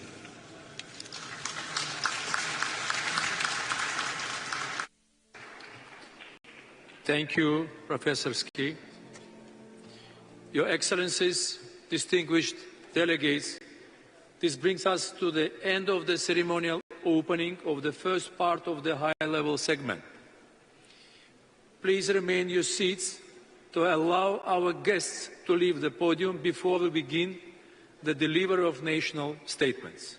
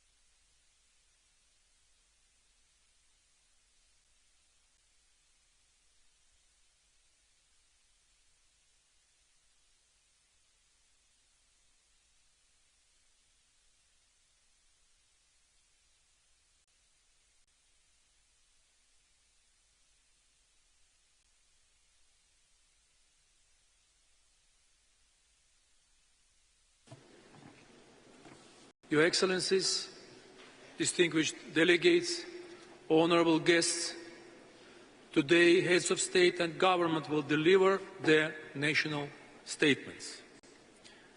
I would like to inform Your Excellencies of action in place to ensure effective time management.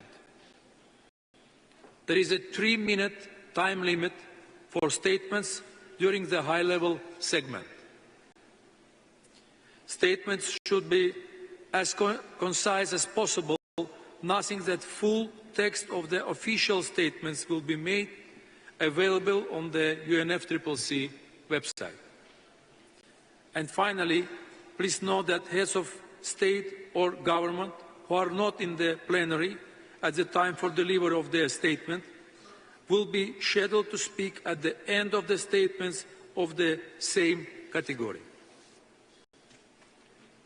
Your Excellencies, distinguished delegates, honourable guests, the Republic of Azerbaijan is delighted to welcome over 80 heads of state and government. Your presence here is a testament to your country's commitment in taking transformational steps to implement the Convention and the Paris Agreement. It is essential that we expedite efforts toward implementing climate action. I am looking forward to hearing about your achievements toward that end. Let us begin. It is my pleasure to welcome His Excellency Mr. Kassym-Jomart Tokayev, President of Kazakhstan. Your Excellency, you have the floor.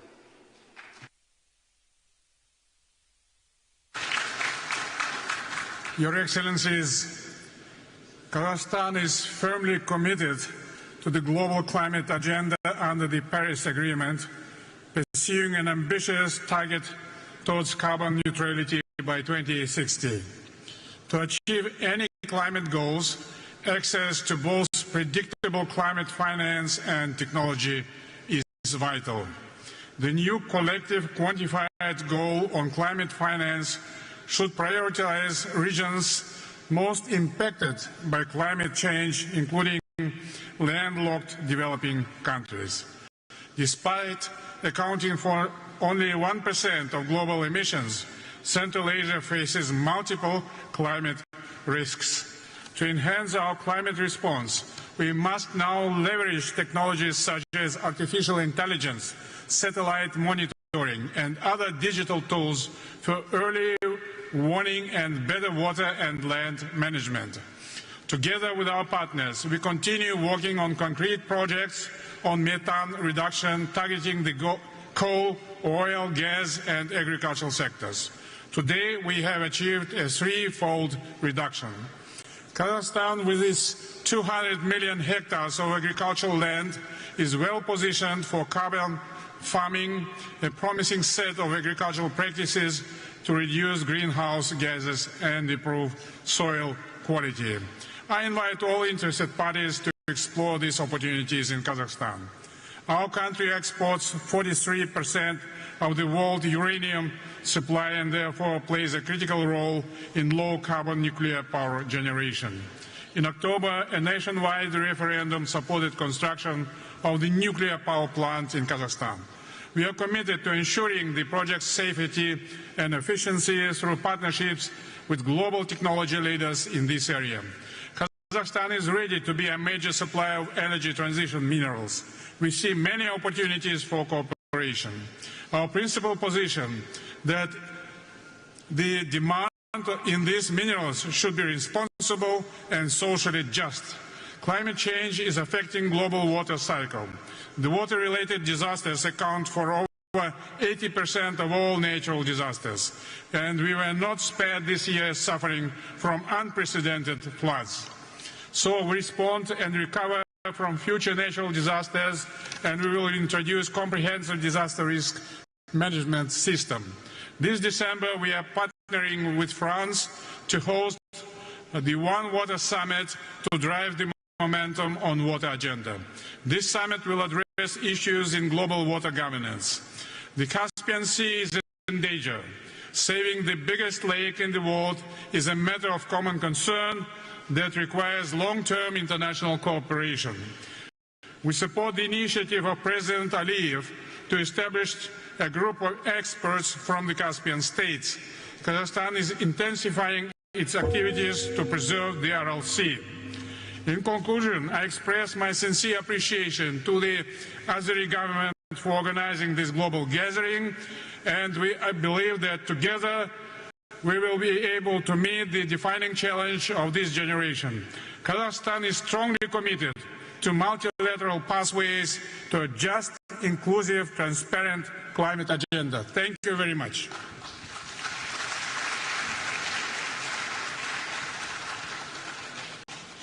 Thank you, Excellency. It is my pleasure to welcome His Excellency, Mr. Alexander Vučić, President of Serbia. Your Excellency, you have the floor. Thank you.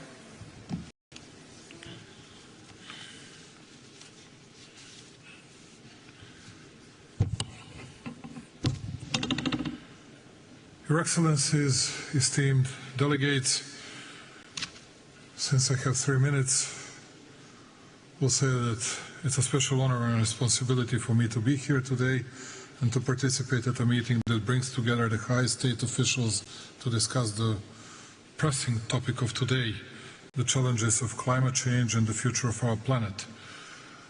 But in the meantime, as I was saying last time in Dubai, we have several prerequisites to start tackling the issue of fighting climate changes. Number one is we need to restore peace in the world. Nobody likes today the word peace because everybody wants to win against the other. Everybody wants to see the defeat of the other side. On the other hand, we need to invest much more in the peace. Otherwise, we'll have to put more money for armament, ordnance, weaponry, as we did and as we do today, instead of investing hugely into all necessary instruments in fighting climate changes. Yes, we need to tackle floods, droughts, wildfires, air and water pollution and everything else.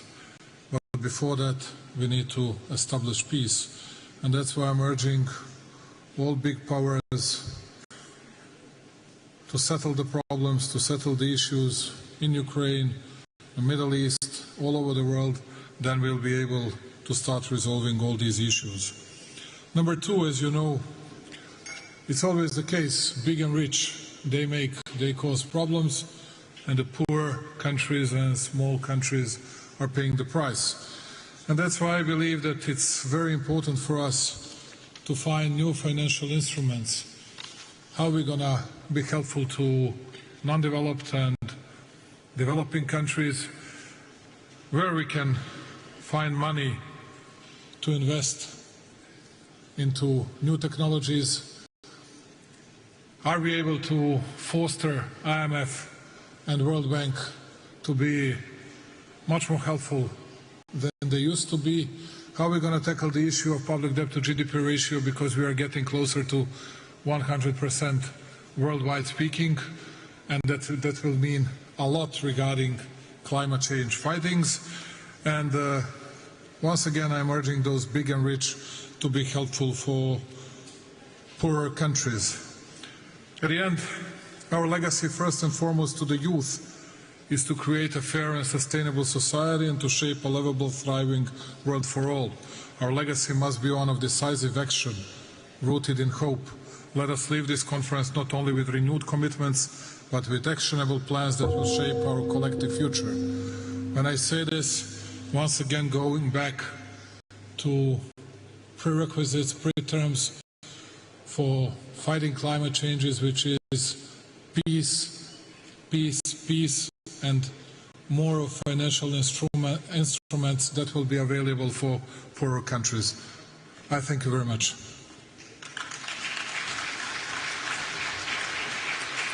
Thank you, Your Excellency. It is my pleasure to welcome His Excellency, Mr. Emerson Dambudzo Mnangagwa, President of Zimbabwe.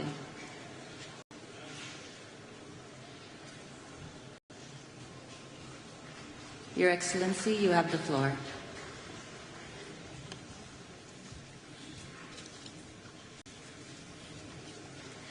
Your Excellency, President of the Republic of Azerbaijan, President Aliyev, Excellencies, distinguished ladies and gentlemen, I extend my profound gratitude to you, Your Excellency, President Aliyev, the government and people of Azerbaijan, for the warm hospitality and superb facilities put at our disposal.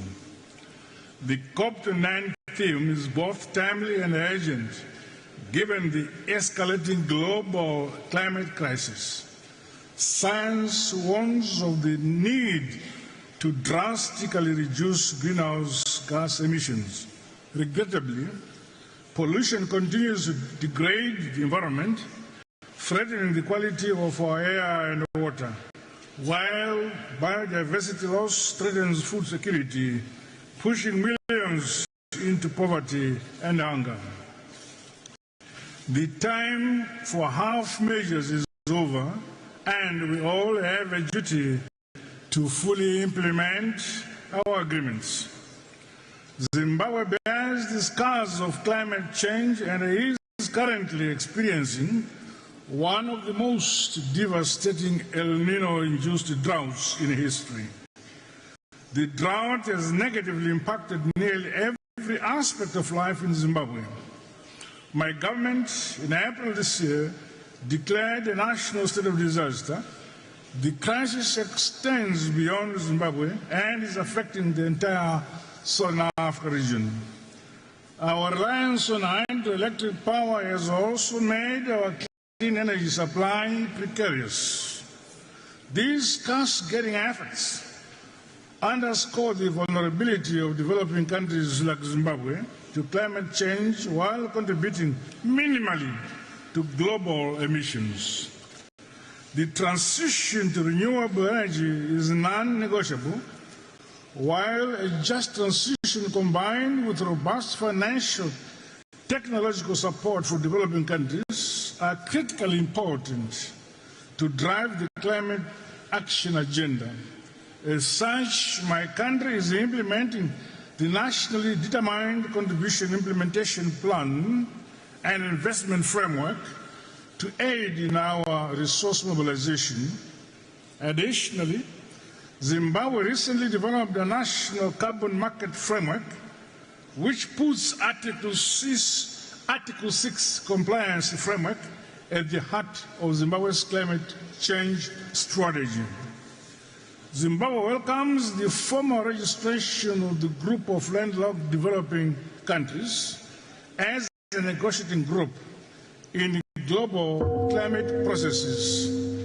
As we reflect on the commitments made at the recent Summit of the Future, I urge us all to align our climate actions with our broader vision for more just, peaceful, and inclusive order. Let us act decisively to build a legacy of hope, resilience, and shared prosperity on a healthy earth. I thank you.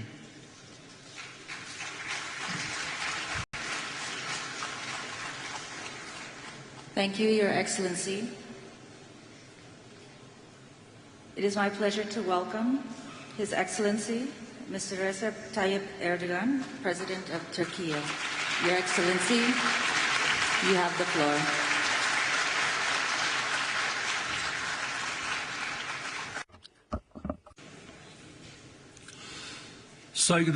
Distinguished heads of states and governments, distinguished Secretary General, I would like to salute you all on behalf of myself and my nation with my most heartfelt emotions.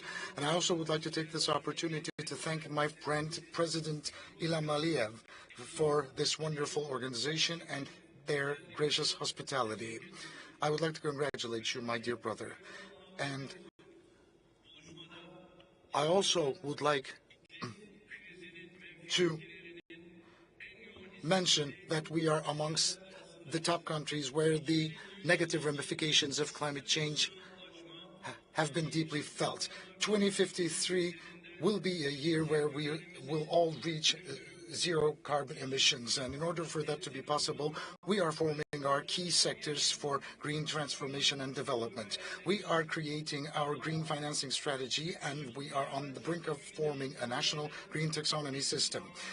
The cap and trade legislation will be offered for the ratification of the Assembly very soon. Before COP29, we have prepared our 2-year transparency report and the long-term climate strategy, which will be released in the final form.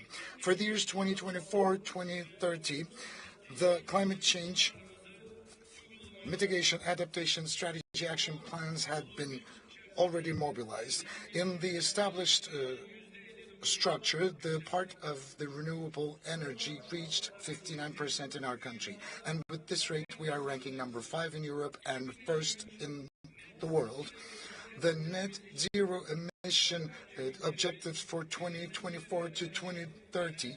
We have the fundamental priorities such as energy efficiency, renewable energy, and nuclear energy. Today, we have a total capacity of 31,000 megawatts of wind power and 23,000 megawatts of solar power, which will reach 120,000 megawatts in the year 2030. In the year 2050, our capacity for nuclear power will reach 20,000 megawatts.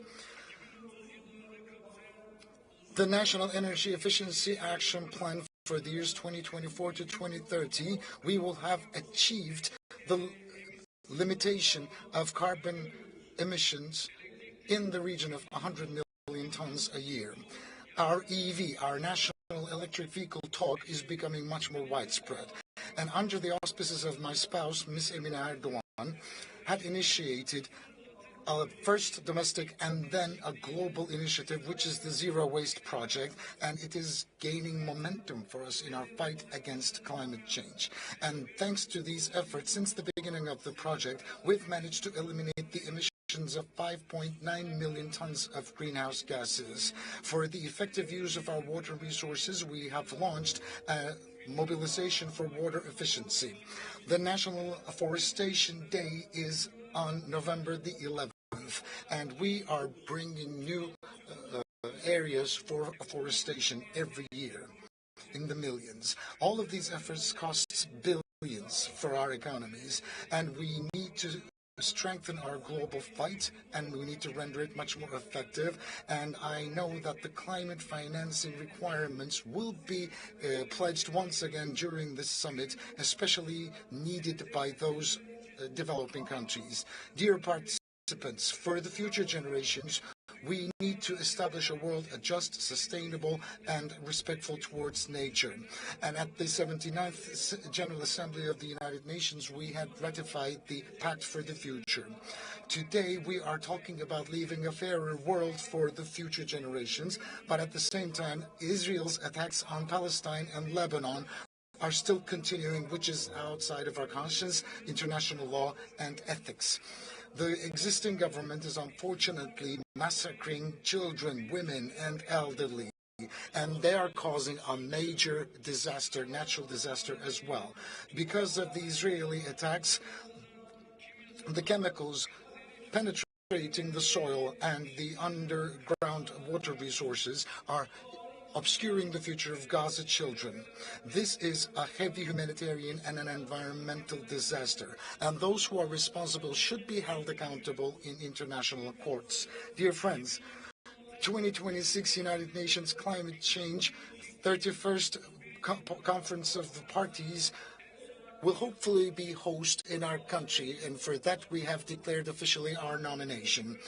We would like to in advance thank all the countries supporting our candidacy, and we are looking forward to receiving the support of many others. With these thoughts in mind, I would like to salute you all with love and respect, and I would like to congratulate my dear and august brother Ilham Aliyev for this wonderfully organized summit.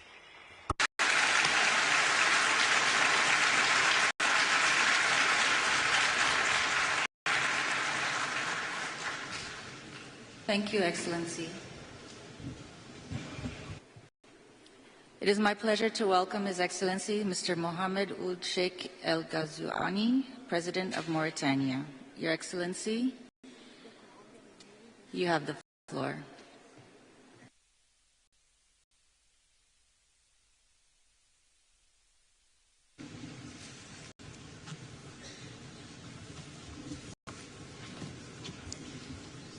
Bismillah ar-Rahman ar-Rahim. In the name of God, the most merciful and the most compassionate, Your Excellencies, Presidents and Kings and Heads of Governments and States. Your Excellency, the President of COP29, Your Excellency, the Secretary General of the UN, Excellencies, representatives of the international governmental organizations and non-governmental organizations, ladies and gentlemen.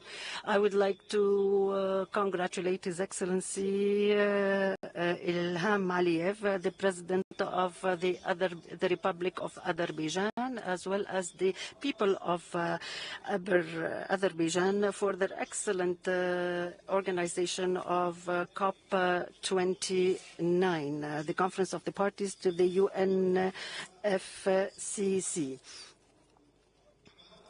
I would also like to congratulate His Excellency Sheikh Mohammed bin Zayed Al Nahyan, the President of the UAE, for his excellent organization of the previous COP in Dubai and the excellent series of results, such as the excellent agreement to implement the fund for the loss and damages related to climate change, as well as the various statements and declarations made in Dubai. I would like to congratulate His Excellency Antonio Guterres, the Secretary General of the UN, as well as all his staff for the excellent efforts made to ensure the success of this conference. Your Excellencies, ladies and gentlemen, the severe climate changes as a result of the severe heating on the planet represent threats and risks to our life on this planet. Thus, today we feel the urgent need to counter the negative effects of climate change, and we are responsible. We have this historic responsibility to move very swiftly in order to make amends before it is too late. In spite of our limited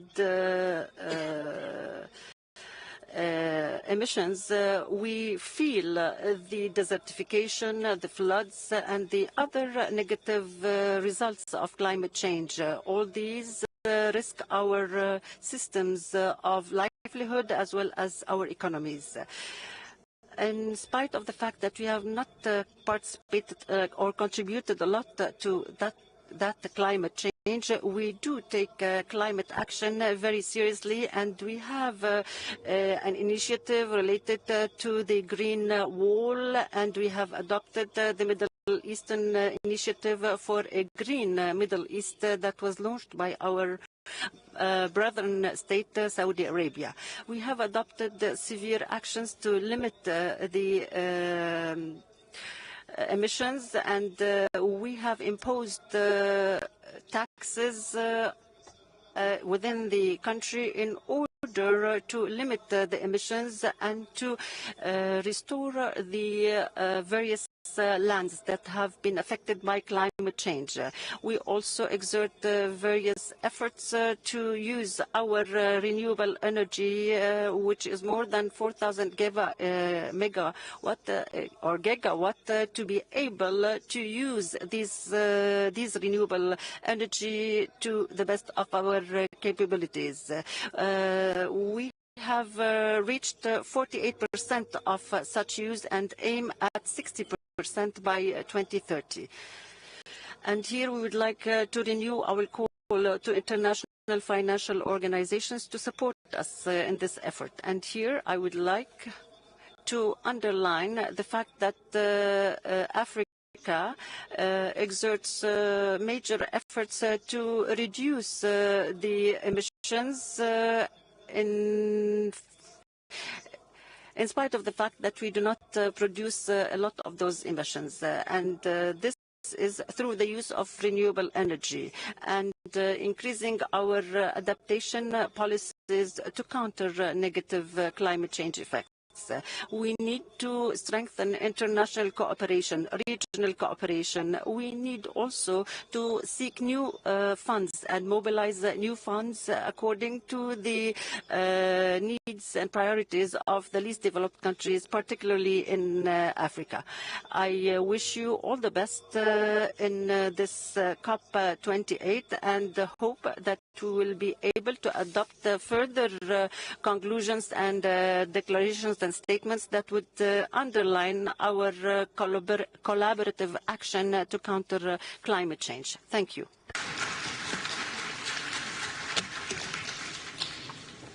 Thank you, Your Excellency. It is my pleasure to welcome His Excellency Mr. Shavkat Mirziyoyev, President of Uzbekistan. Your Excellency, you have the floor.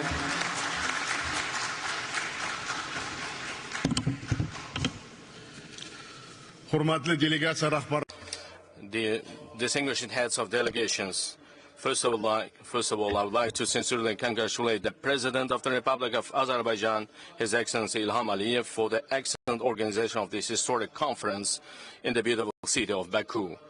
We fully support Azerbaijan's active efforts in broadening the international partnership to effectively address current climate challenges.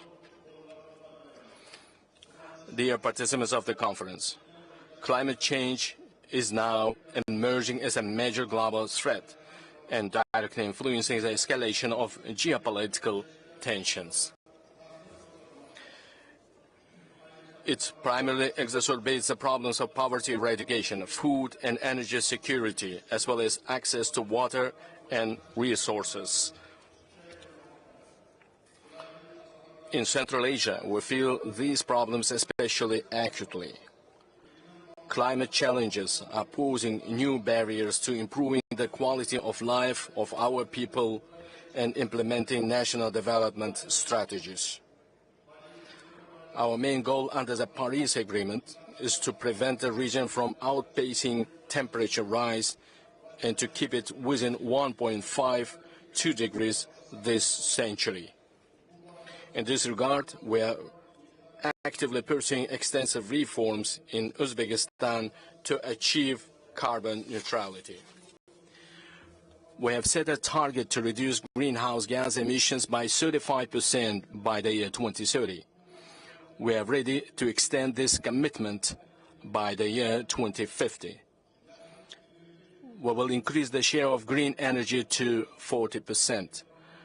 We are creating electric vehicle and green hydrogen clusters, along with hubs for solar and wind energy generation.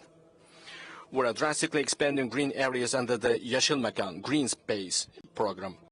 Together with neighboring countries, we have embarked upon the implementation of a regional climate strategy. In the coming days, we will sign a multilateral agreement on supplying green energy to the European Union. Dear ladies and gentlemen, Uzbekistan is committed to expanding its practical contributions to jointly overcoming the consequences of global climate change. First, increasing the technical support from major powers and multilateral institutions to identify climate risk faced by developing countries is important.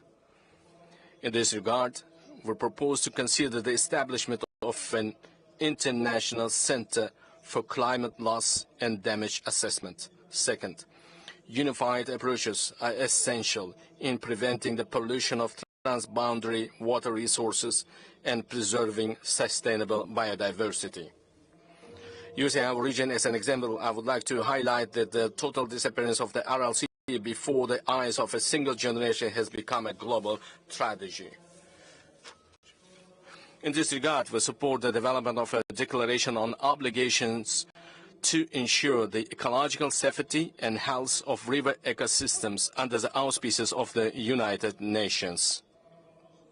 Third, we plan to launch a regional genetic resources bank involving leading multilateral structures in order to improve crop resilience to climate change.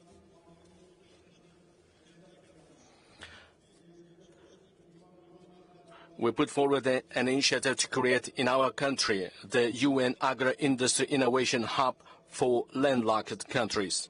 Fourth, we propose to create an alliance of world climate capitals for the transfer of advanced knowledge and best practices on sustainable development in megalopolises and cities which are negatively affected by climate change and host its first forum in the city of Tashkent. Fifth, we invite the representatives of our countries to participate at the Global Youth Festival of Digital Green Initiatives on May 15, 2025 in the RLC region as part of the International Climate Day. Dear participants of the summit, I would like to reiterate Uzbekistan's readiness for open dialogue and partnership for common well-being and green development. Thank you for your kind attention. Thank you, Excellency.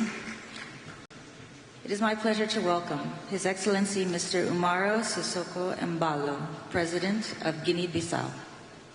Your Excellency, you have the floor.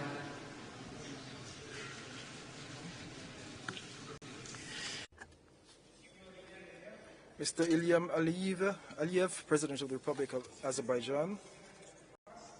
The 29th Conference of the Parties to the United Nations Framework Convention on Climate Change is being held at a time of global climate crisis that calls for urgent and coordinated action. We must have the political will to take responsibility and collectively address the current challenges with the necessary spirit of cooperation and solidarity. In Guinea-Bissau, we have implemented a series of strategic actions to mitigate climate impacts and strengthen the resilience of our communities. We have launched reforestation and mangrove protection projects, which are essential for biodiversity preservation and also for carbon absorption. We're also promoting water conservation initiatives and strengthening sustainable agriculture, which we consider critical sectors to ensure food security. These measures enhance the adaptive capacities of our communities and ecosystems.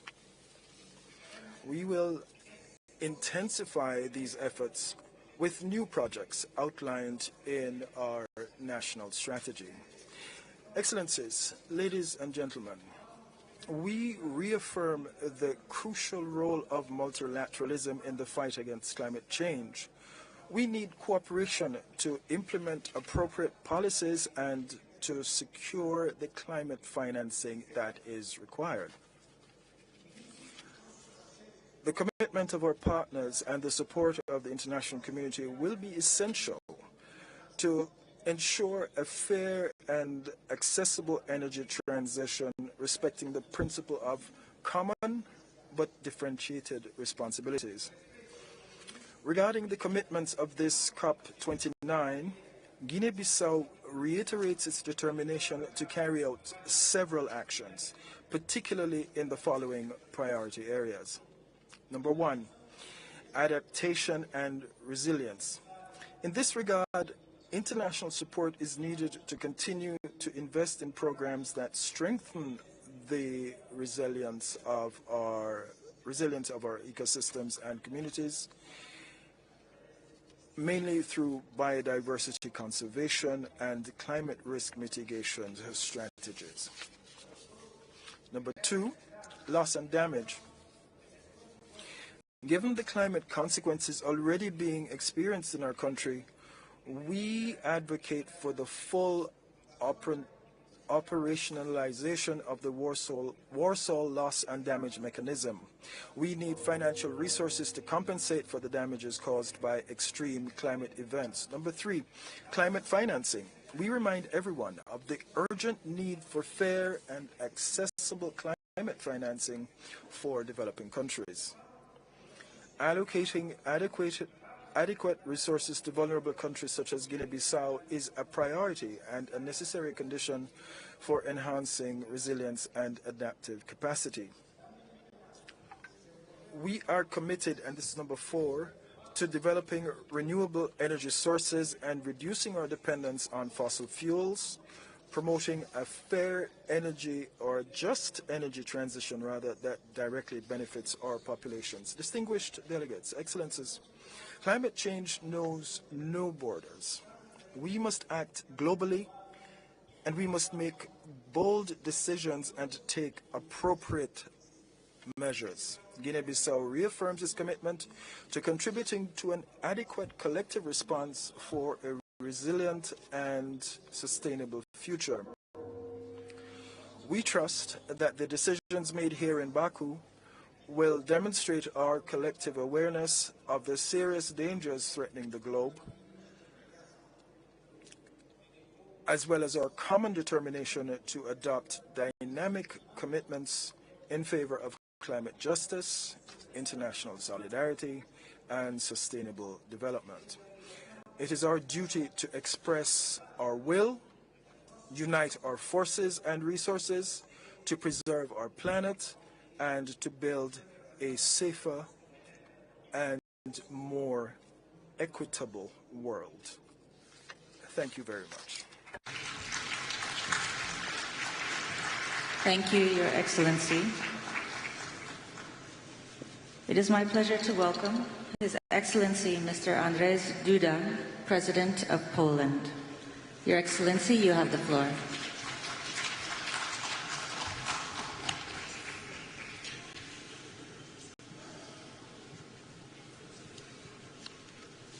Distinguished Madam President, distinguished Mr. Secretary General, distinguished President Aliyev, distinguished Presidents, heads of the states and the governments, ladies and gentlemen, I warmly congratulate Minister Mukhtar Babayev on taking over this year's presidency of the 29th session of the Conference of the Parties of the United Nations Framework Convention on Climate Change.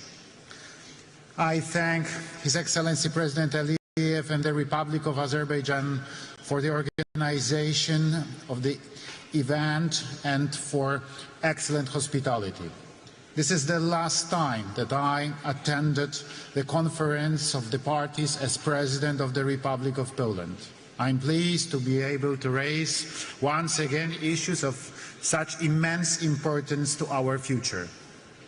During my presidency in Poland, I have worked to keep the climate policy agenda high on my country's priority list. I'm glad that I had the pleasure to personally ratify the Paris Agreement in 2016.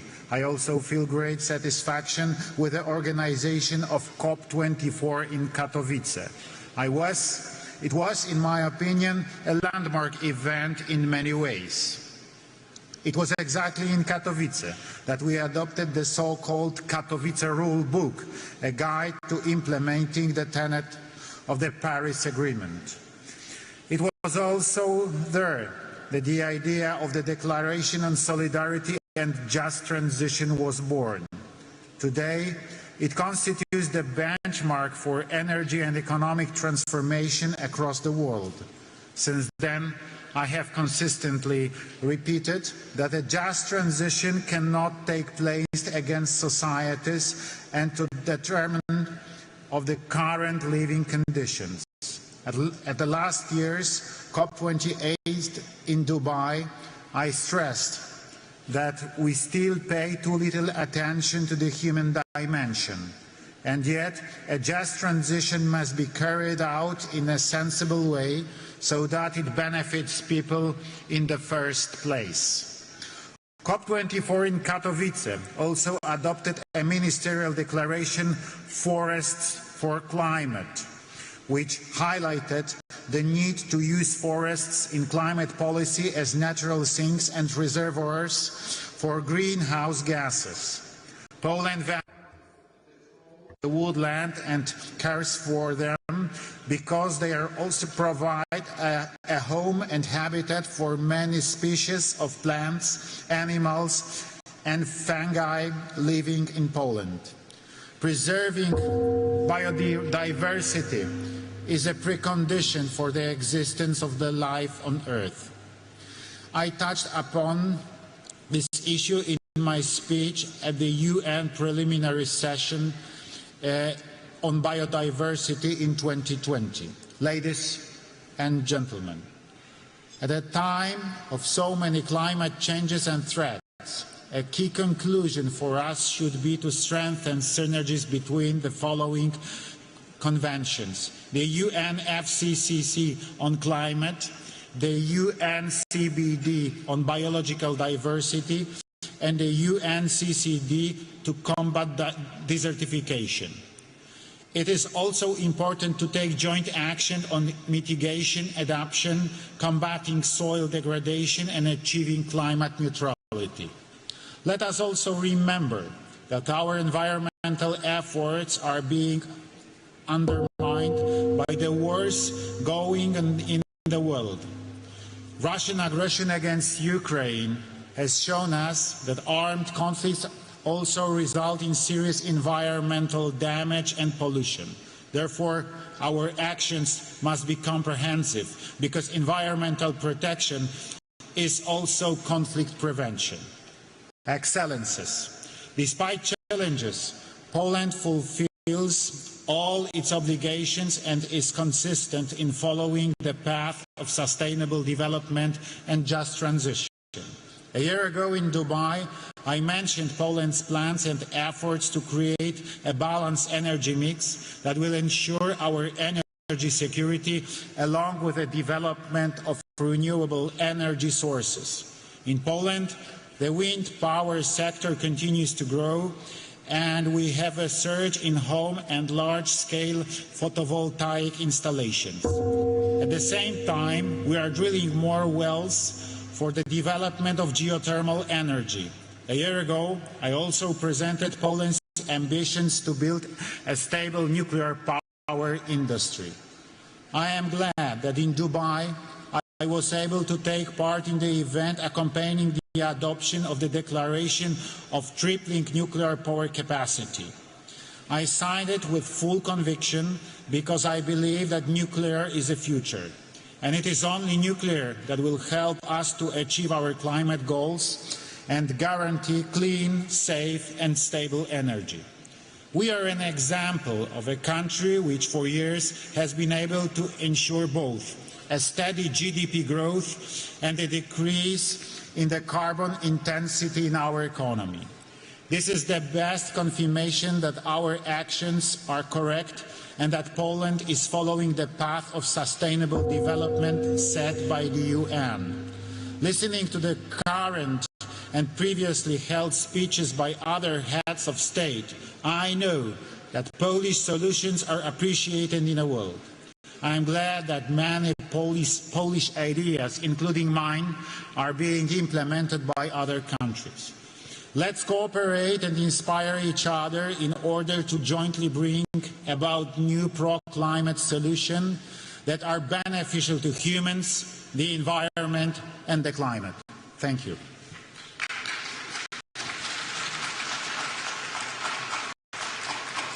Thank you, Your Excellency. It is my pleasure to welcome His Excellency, Mr. Emomali Rahmon, President of Tajikistan. Your Excellency, you have the floor.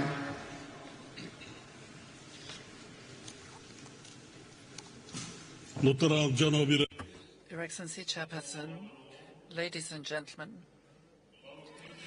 I would like to express my profound gratitude to the government of the Republic of Azerbaijan and the United Nations for the warm welcome and hosting today's event at a high level.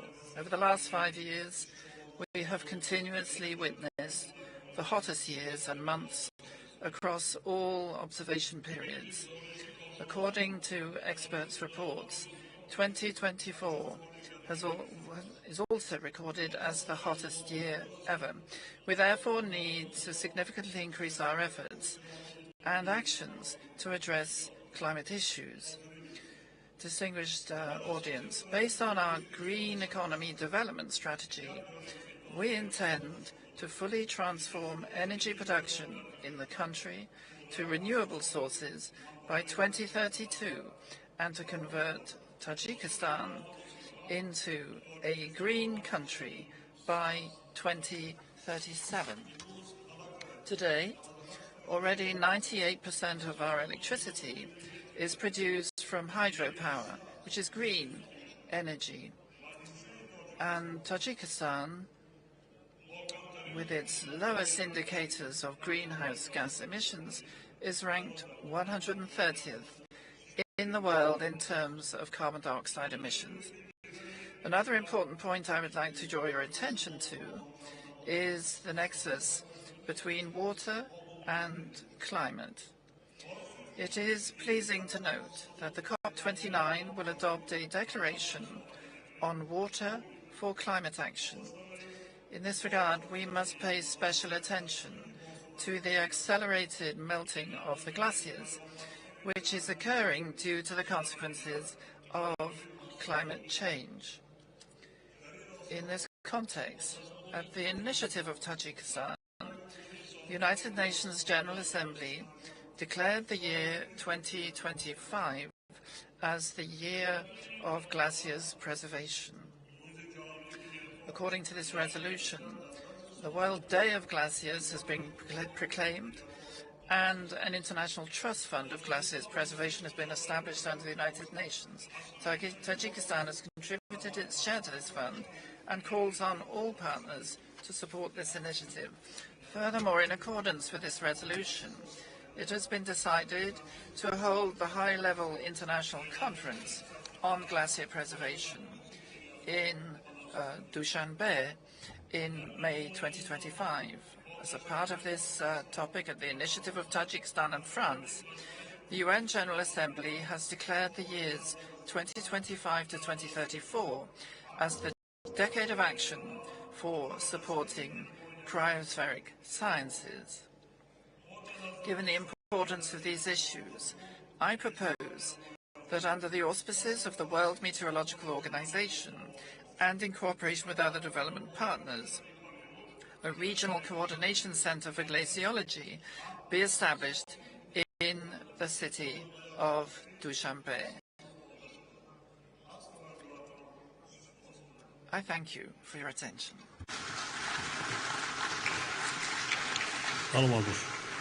Thank you, Your Excellency.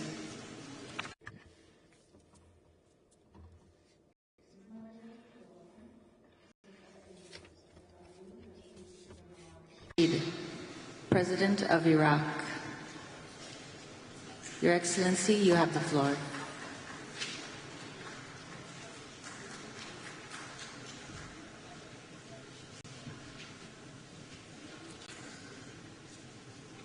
أصحاب السعادة والفخامة والسمو والمعالي السيدات والسادة السلام عليكم ورحمة Your Majesty and Excellencies, may the peace of God be with you. Today we convene for the 29th COP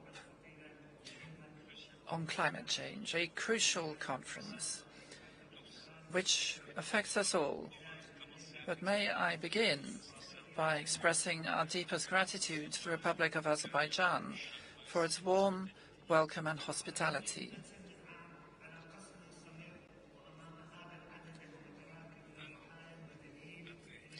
One year on from the constant bombing and incessant killings of women and children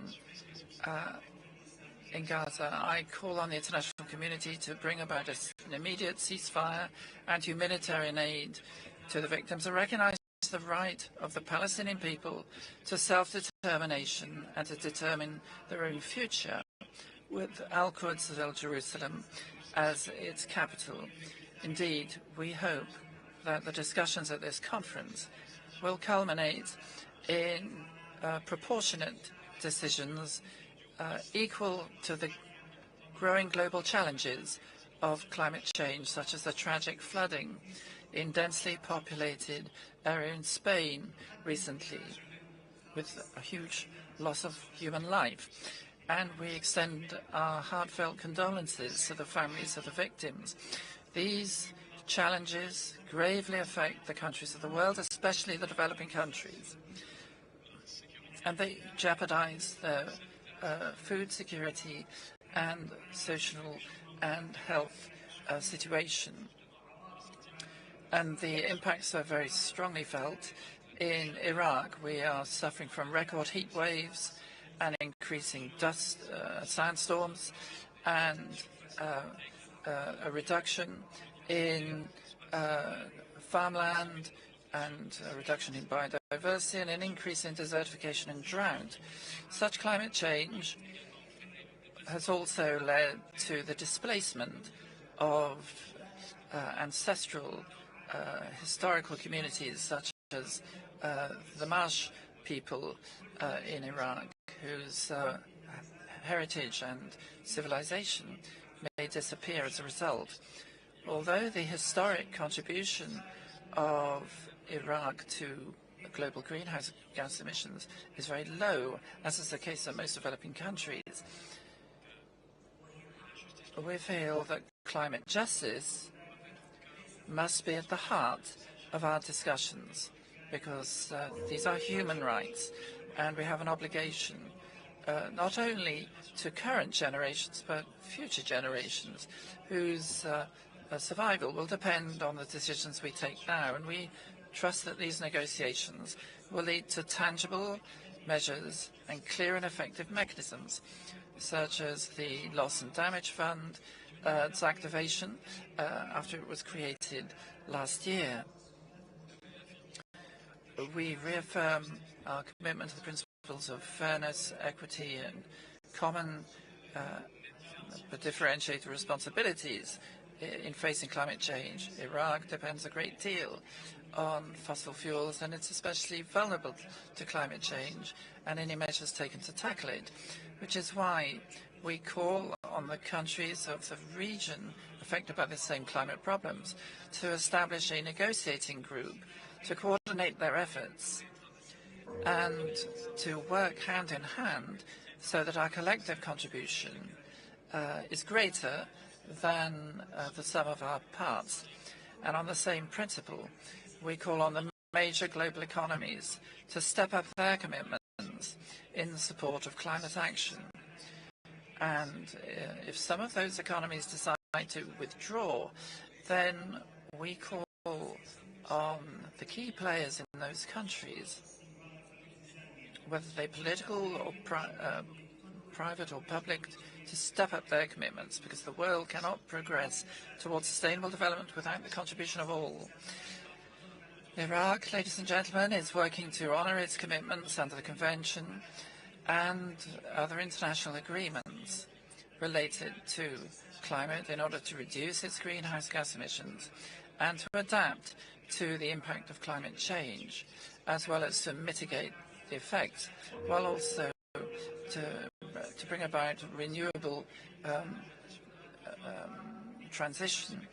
And we have restated our commitments under the Paris Agreement, and we've completed the preparation of a technological needs assessment and a national plan to define our climate technology needs in priority areas. We are also about to complete a climate investment plan to plot the course for public and private investors and meet our climate commitments through national and foreign investment and mobilizing financial resources to tackle climate change and move towards a more sustainable future. Iraq, after taking tangible measures to reduce methane emissions, is one of the first countries in OPEC to accede to the global pact on methane. And we are working for the Global Coalition for Clean Air and reduction of methane emissions, and we seek to eliminate the burning off of this gas between now and 2028. To conclude, I would like to remind the international community of the importance of its role in promoting regional peace and security in the Middle East. For a long time, we've suffered from conflict and tension in the region, and the economic and social consequences persist. Thank you very much, and may the blessings of God be with you. Thank you. Thank you, Your Excellency. It is my pleasure to welcome His Excellency, Mr. Sadir.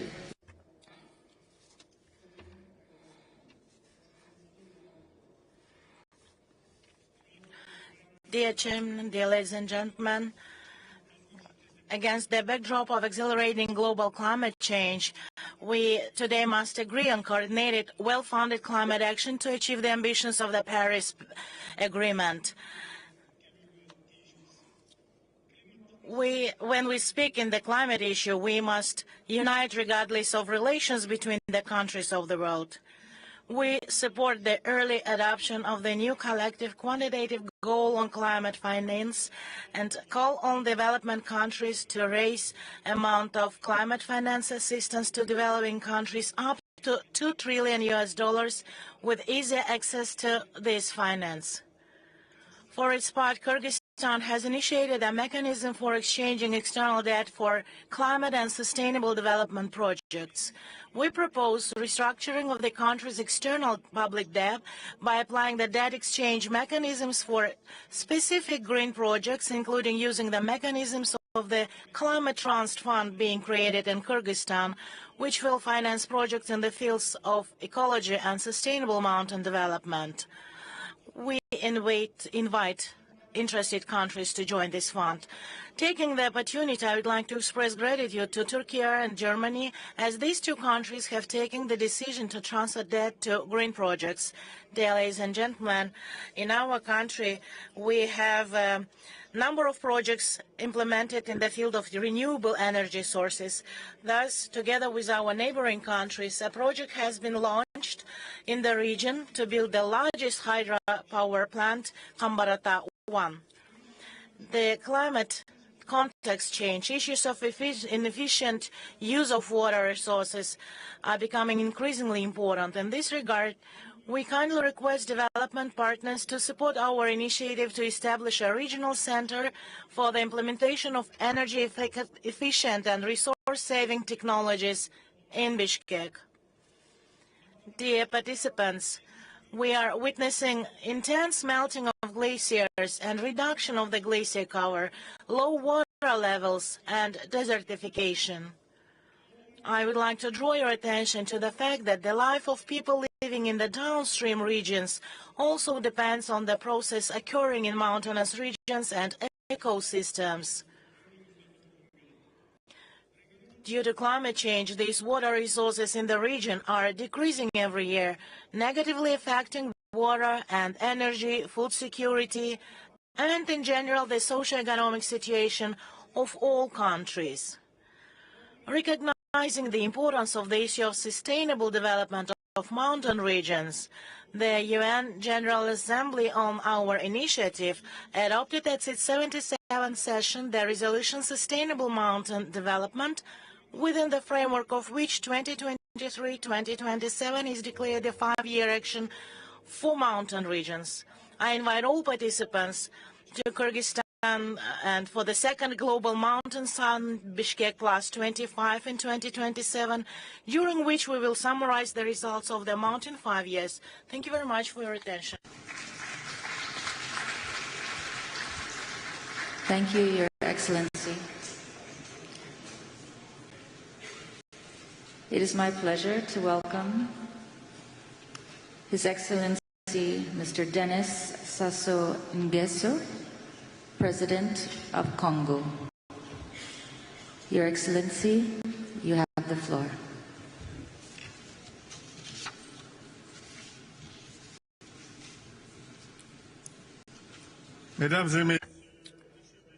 Heads of state and government,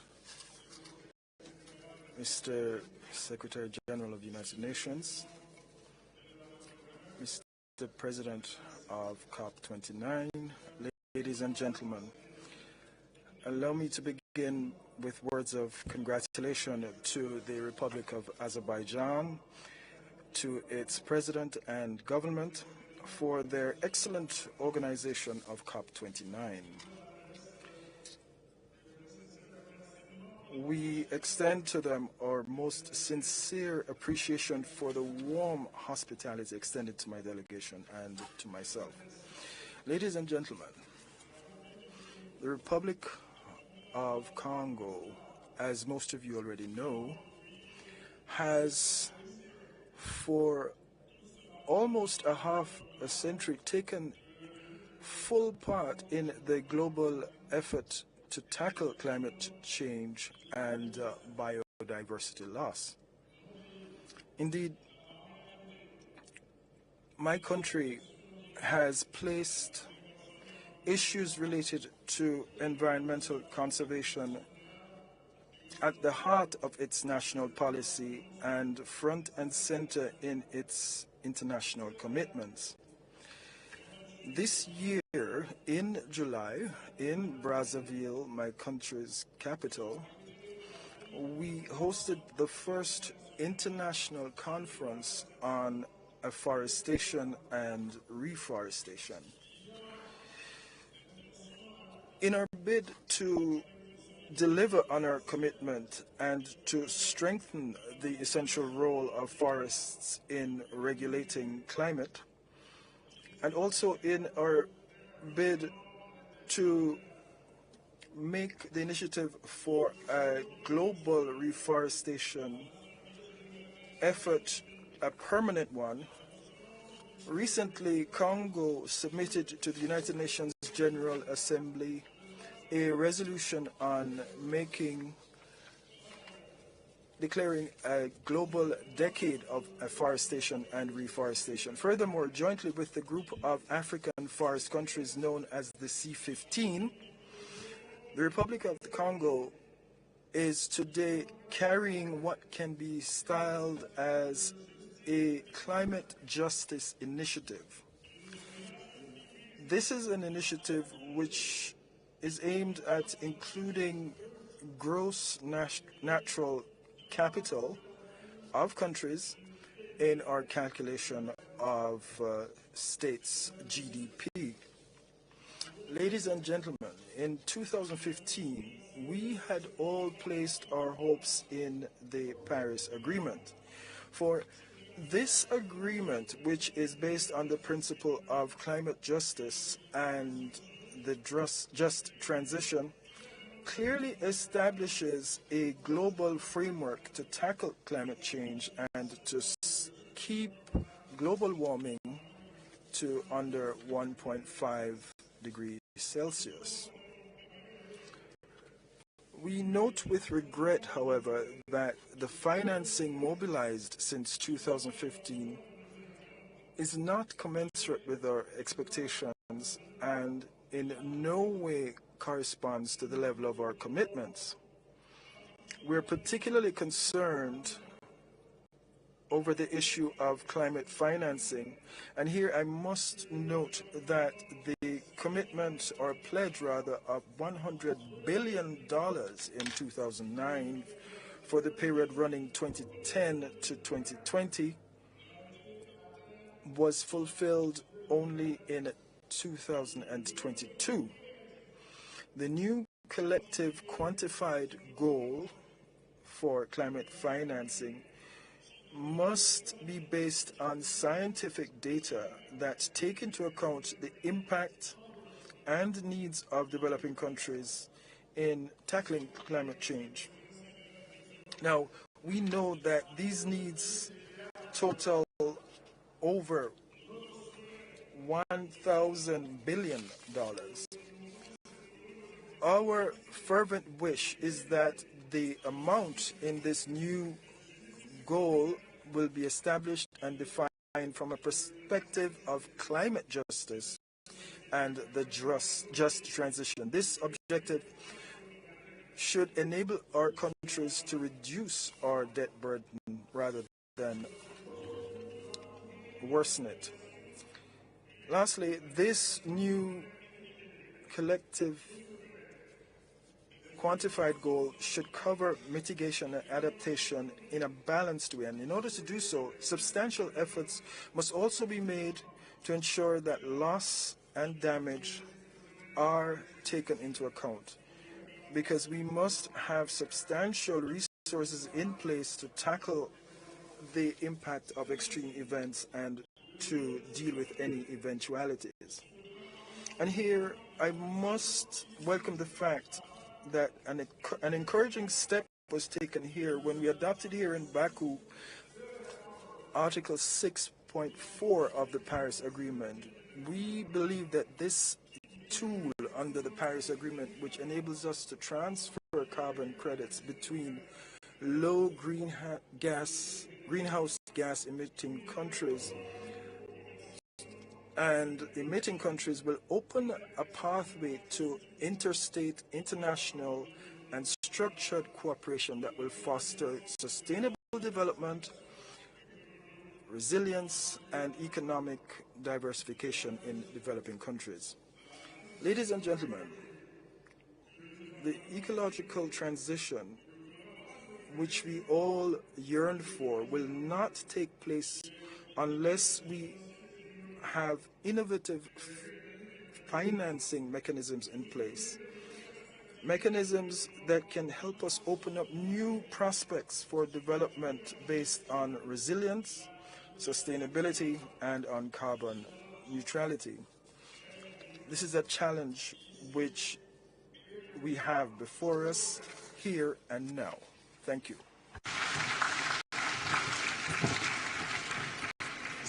Thank you, Your Excellency.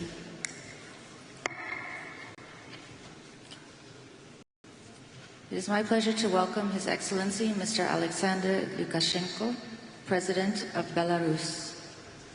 Your Excellency, you have the floor.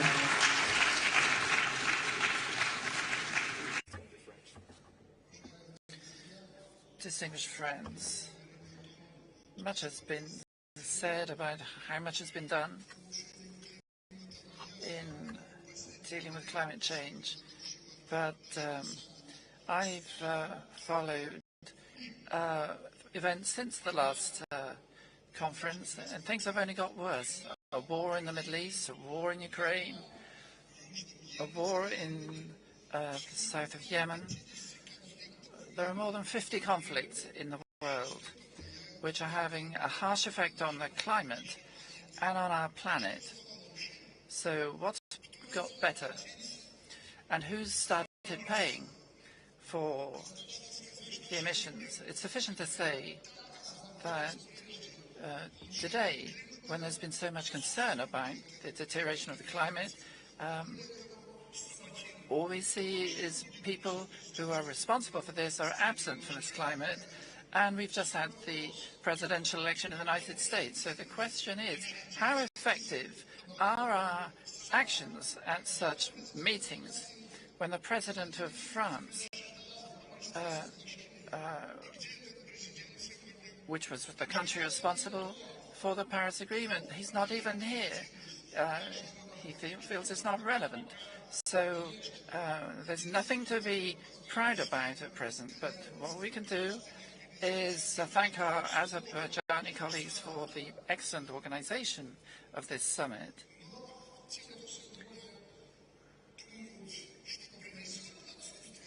But what will come from the absence of people from this summit? It's not going to come from the United States. Recently, so many people died in Valencia, which shows what we're doing about improving the climate. But I have to say that there's nothing to hold against our country. We are strictly complying with all our obligations.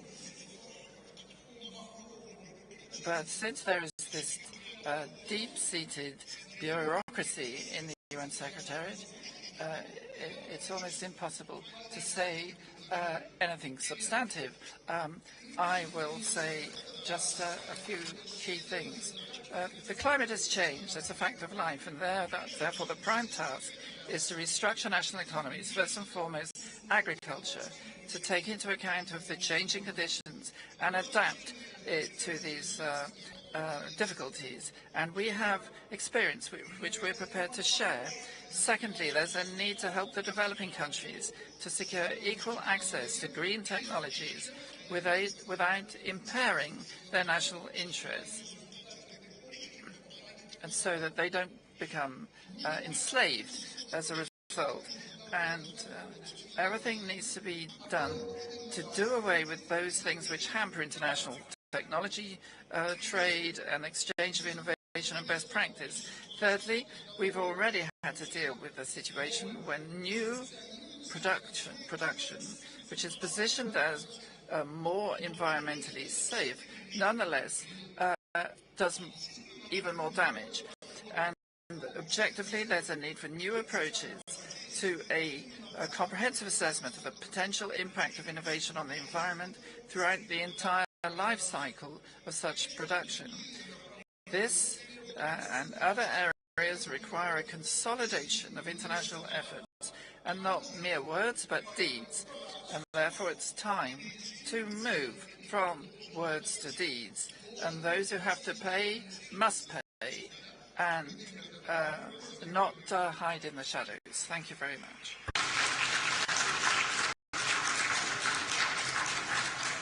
Thank you, Your Excellency. It is my pleasure to welcome His Excellency Mr. Mohammed Yunus A. Menfi, President of Libya. Your Excellency, you have the floor.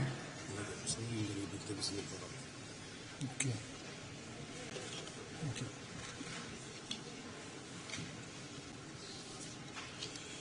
بسم الله الرحمن الرحيم. السيد. Name of God the Merciful. Your Excellencies, ladies and gentlemen, let me begin by thanking the government and people of the Republic of Azerbaijan for their generous hospitality. I also thank the President and for their wonderful organization of this conference. We greet you all well. Today, from our direct experience in Africa of climate events, that climate change is having a devastating effect on the planet, and this is imperiling the human development and lives. And our concerns for the future of current and future generations are even worse because of the increasing disasters leading to human and material loss. We notice that intensifying conflicts are intensifying, and we welcome the call for truce and to reduce military activities, and we encourage the presidency to renew this call each time for global peace. Ladies and gentlemen, 14 months ago, several regions in the Green Mountains experienced disasters that caused the loss of hundreds of lives. Today we can only note that we cannot deal with these disasters alone, which are often sudden disasters. We can only deal with them if we have financing that is easy to access and can respond to the situation in each state, as well as through the transfer of technology and techniques, and by building national capacity as well. And if we allow the private sector to participate along with civil society in our countries in this endeavor, this can help improve lives, and we need a better approach to water security, and this can help strengthen our resilience to climate change. We reaffirm the need to look into the pledges undertaken by the developed countries under the UNFCCC with respect to transfer of technology, financing, and so on. Libyan cooperation announced the initiative following COP29 that we will be expanding the plant cover in Libya to reduce emissions and to capture carbon emissions. We believe we'll be able to achieve net zero by 2030, but also create a carbon credit bank. Like the other countries, we wish to deal with the financing gap. We need financing that will come from multiple sources, and we must enable access to financing through the World Bank, the IMF, and other IFIs, so that there will be access to credits, especially for adaptation and mitigation projects so that these projects can actually become investment projects. We wish to reiterate our commitment, especially to education and for sharing best practices, and we stand determined to participate in any international effort to reduce greenhouse gas emissions and to strengthen biodiversity. Thank you. Thank you, Your Excellency. It is my pleasure to welcome His Excellency, Mr. Rumen Radev, President of Bulgaria. Your Excellency, you have the floor.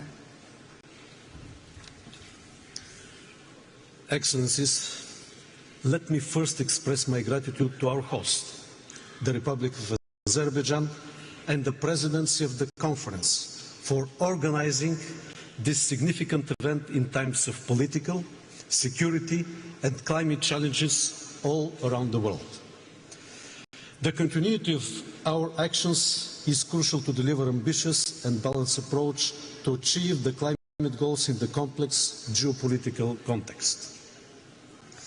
Agreeing on the achievable new collective quantitative goal on finance will be the main expected outcome of this conference.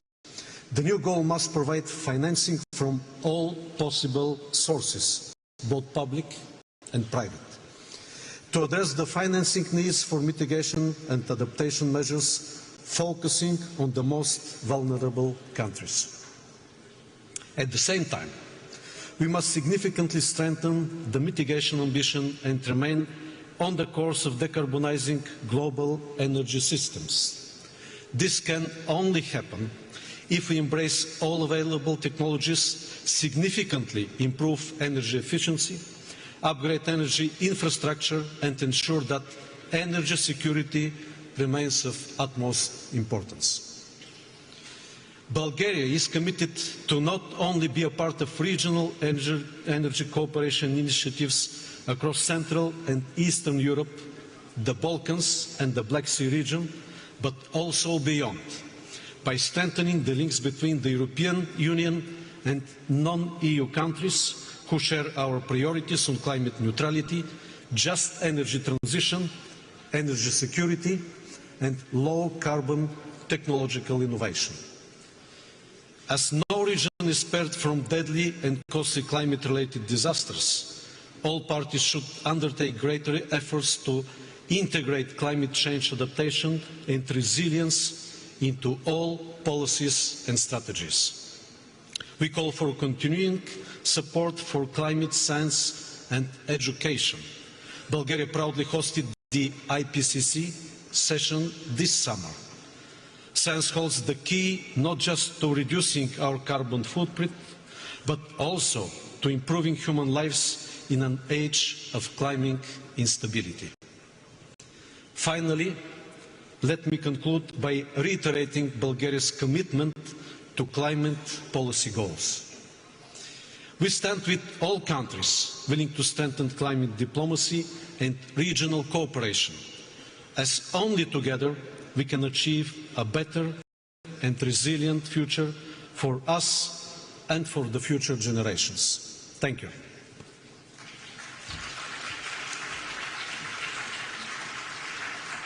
Thank you, Your Excellency. It is my pleasure to welcome His Excellency, Mr. Mohammed Muizu, President of Maldives. Your Excellency, you have the floor.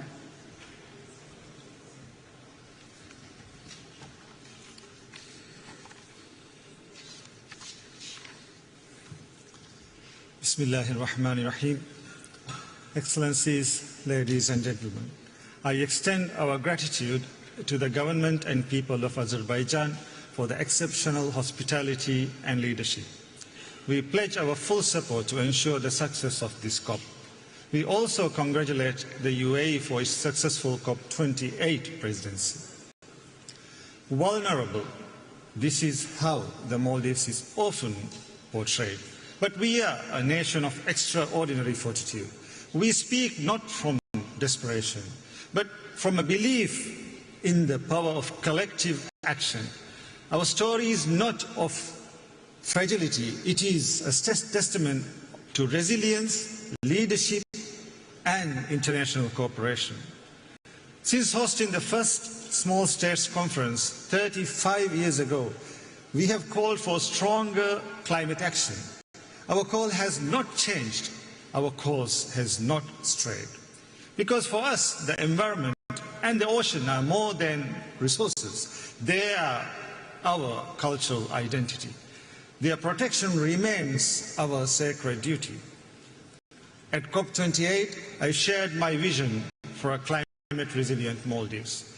Despite formidable challenges, we are now seeing the dawn of hope. We recently launched our energy policy and roadmap, green initiatives to strengthen food security and affordable housing, and economic diversification through expanding port services, special economic zones, in addition to new development banking, unlocking new investment opportunities. We will soon unveil our 20-year vision, the blueprint for a sustainable, climate-resilient, developed nation by 2040. Mr. President, it is the lack of finance that inhibits our ambitions, which is why this COP, the finance COP, we need to deliver.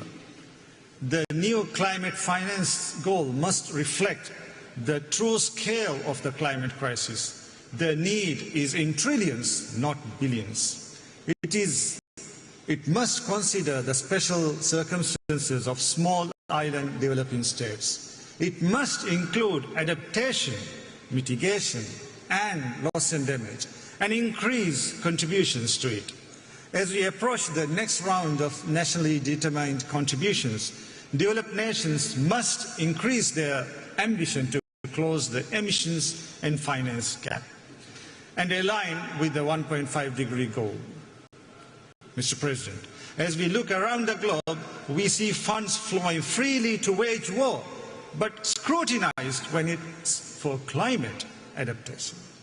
We need to reprioritize, revise the international financial system.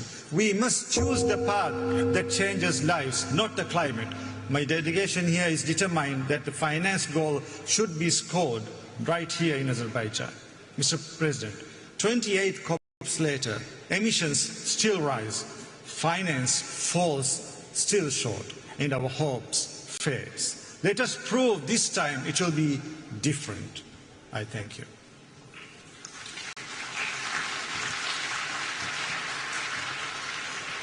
Thank you, Your Excellency. It is my pleasure to welcome His Excellency, Mr. Faure Essozimna Nyasingbe, President of Togo. Your Excellency, you have the floor. Excellences, Mesdames et Your Excellencies, ladies and gentlemen, heads of state and government, ladies and gentlemen, heads of delegations, distinguished delegates, ladies and gentlemen, we are here to recall a simple truth. Climate promises are no longer enough.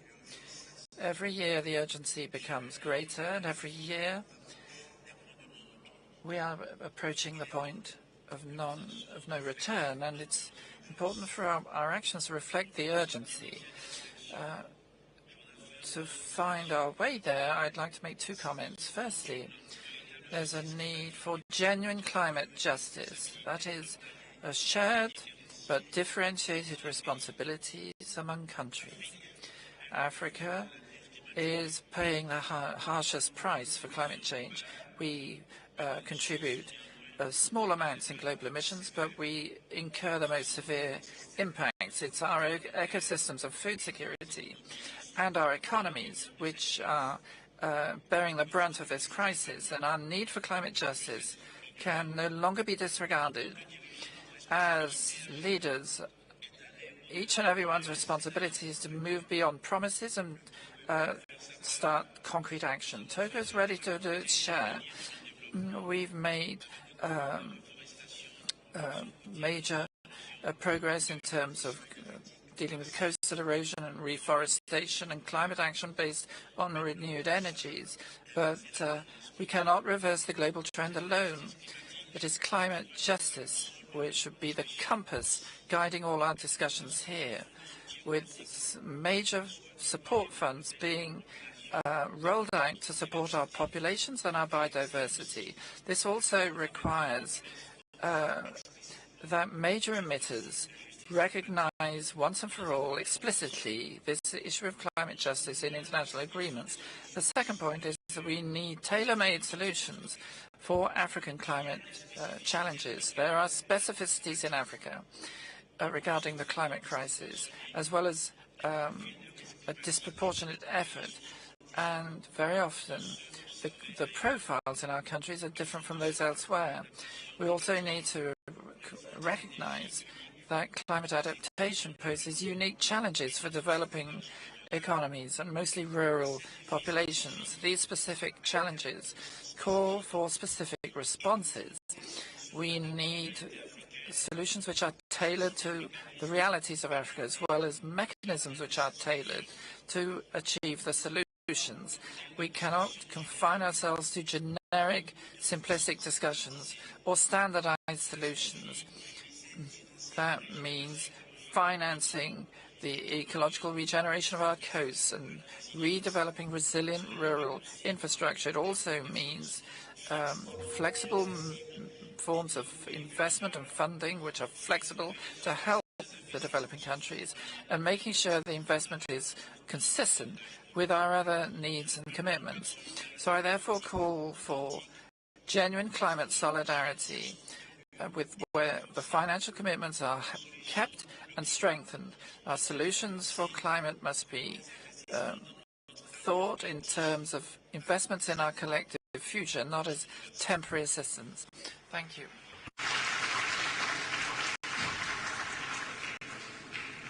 Thank you, Excellency.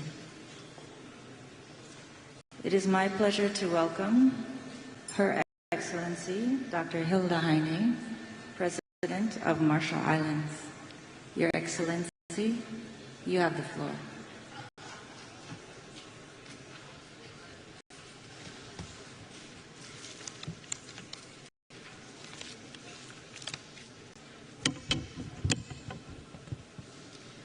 His Excellency Ilham Aliyev, President of Azerbaijan, His Excellency Antonio Guterres, UN Secretary General, COP29 President Mukhtar Babayev, distinguished heads of states and governments, heads of delegations, ladies and gentlemen.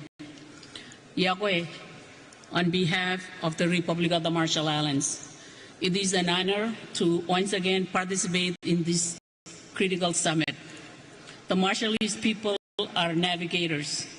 We are the descendants of those that found tiny strings of islands, atolls that just glance above the waves of the wide Pacific Ocean and made them our homes. Our forebears mapped the tides with sticks, coconut fronds, and shells. So it is in our blood to know when a tide is turning. And on climate, the tide is turning today. It is no longer a question of whether the energy transition will occur, but how. Will it be fair and inclusive? Will it be fast enough? Will those that defy our agreements to transition away from fossil fuels and go home to pump more oil, extract more gas, and mine more coal be held to account? Time will judge those that fail to make the transition. Some may fail because of denial and delusions, the misplaced idea that their country somehow will be immune, the fallacy that their short-term interests are worth the destruction on their doorstep, and that they will escape without blame. Other risks falling behind because they lack the resources to make the transition happen. In the Marshall Islands, we have a vision for a future with clean energy and the resilience to withstand climate impacts. But to make that vision a reality, we need much more money, and we need it much faster. Our National Adaptation Plan sets out a pathway for our entire nation to become resilient in the face of the climate crisis. As one of the most vulnerable places on the planet, every aspect of our lives will change, from infrastructure to education to healthcare to our economy and culture, to protect our right to live in our homelands and exercise our right to self-determination. We cannot do this by cobbling together project-based funding, waiting for support that takes years to arrive. By improving access, coordinating processes, and reducing choke points, donors can put decisions in our hands where they belong. We've shown that with cooperation, we deliver. In collaboration with Germany and South Korea, a new innovative low-carbon cargo ship, the Juranai, has joined our domestic fleet that will have 80% lower CO2 emissions than comparable ships. The Republic of the Marshall Islands will soon submit a new enhanced NDC. Let me be clear. We have only received half of the finance we need to deliver our last NDC. But we will develop and submit a new one because we know that this system only works when everyone continues to strive and plays their part. But those parts are not all equal. Our contribution to global emission is tiny. Major emitters, members of the G20, if we can do it, so can you. You can and must submit 1.5-degree aligned NTCs that set absolute economy-wide reduction targets and that cover all greenhouse gases and categories. The urgency of these commitments and the urgency to act on them before 2030 is paramount. The repercussions of low ambition and inaction will only get worse. We will be watching for 1.5 greenwashing. You can and must spell out to the rest of the world whose safety relies on your action, how you will deliver, and the energy goals set in Dubai last year. President and Excellencies, the winds are shifting too on climate finance. With the explosive increase in the cost of the climate crisis, it is obvious to everyone that the system isn't working. We can no longer afford to be unrealistic and unresponsive about the cost of the crisis, which we all know are in the trillions of dollars per year. Anyone who is here to fight over who pays for a small share of those needs rather than engage in a collective effort to find the trillions is no friend to islands like mine. Nor can we afford empty promises. Those that have benefited from extractions have an obligation to provide the climate finance that is desperately and urgently needed. We need a new collective quantified goal that sets us on a path to adapt and protect our communities, drive down our emissions, and respond to the ever-increasing loss and damage. That starts with making it crystal clear what climate finance is not. It is not market rate loans, and it's definitely not finance that funds fossil fuel production. Article 9 of the Paris Agreement contains specific protection for SIDS that have never been operationalized. The new call must remedy this by ensuring a minimum floor of finance that flows to our islands. We can no longer afford to base our hope on an international financial architecture that holds us in the past, that perpetuates inequities. There is no shortage of proposals for how to reform these institutions. What has been missing is the willingness to make it happen. Excellencies, climate change threatens human rights. Every person on this planet has the right to a safe and healthy environment where they can thrive and have their dignity upheld. We must heed the voices of those that hold us to account and demand from us as governments the highest standards, and their rights must be respected. We won't succeed with the process and outcomes that are not inclusive. It is clear that women and children will suffer the most if we fail to stay within 1.5 degrees centigrade and to adapt. They must be part of the solution from the community level to the international. We cannot afford to exclude Taiwan, a country which is under threat from the climate crisis, but also offers solution and innovation from this process. They deserve a seat at this table. Excellencies, it is time to fortify faith and trust in the process that we have created together to solve the climate crisis. The Paris Agreement is a beacon of hope that has guided change around the world. The success of this process does not depend on one country, but on all of us. We are here because we share a common commitment to solving the greatest challenge of our time. In our Marshallese culture and traditions, we have a saying, "Wakuk Wachimor," which literally means we are all on the same canoe, and that we must all work together if we are to reach our destination. Our world demands that we steer our canoe of humanity to reach a future that is safe and secure for generations to come. Thank you to the government and generous people of Azerbaijan for hosting us here in the beautiful city of Baku. Komoltada, I thank you very much.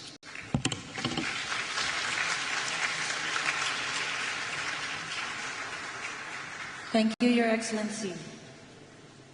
It is my pleasure to welcome His Excellency Mr. Nikos Christodoulidis, President of Cyprus.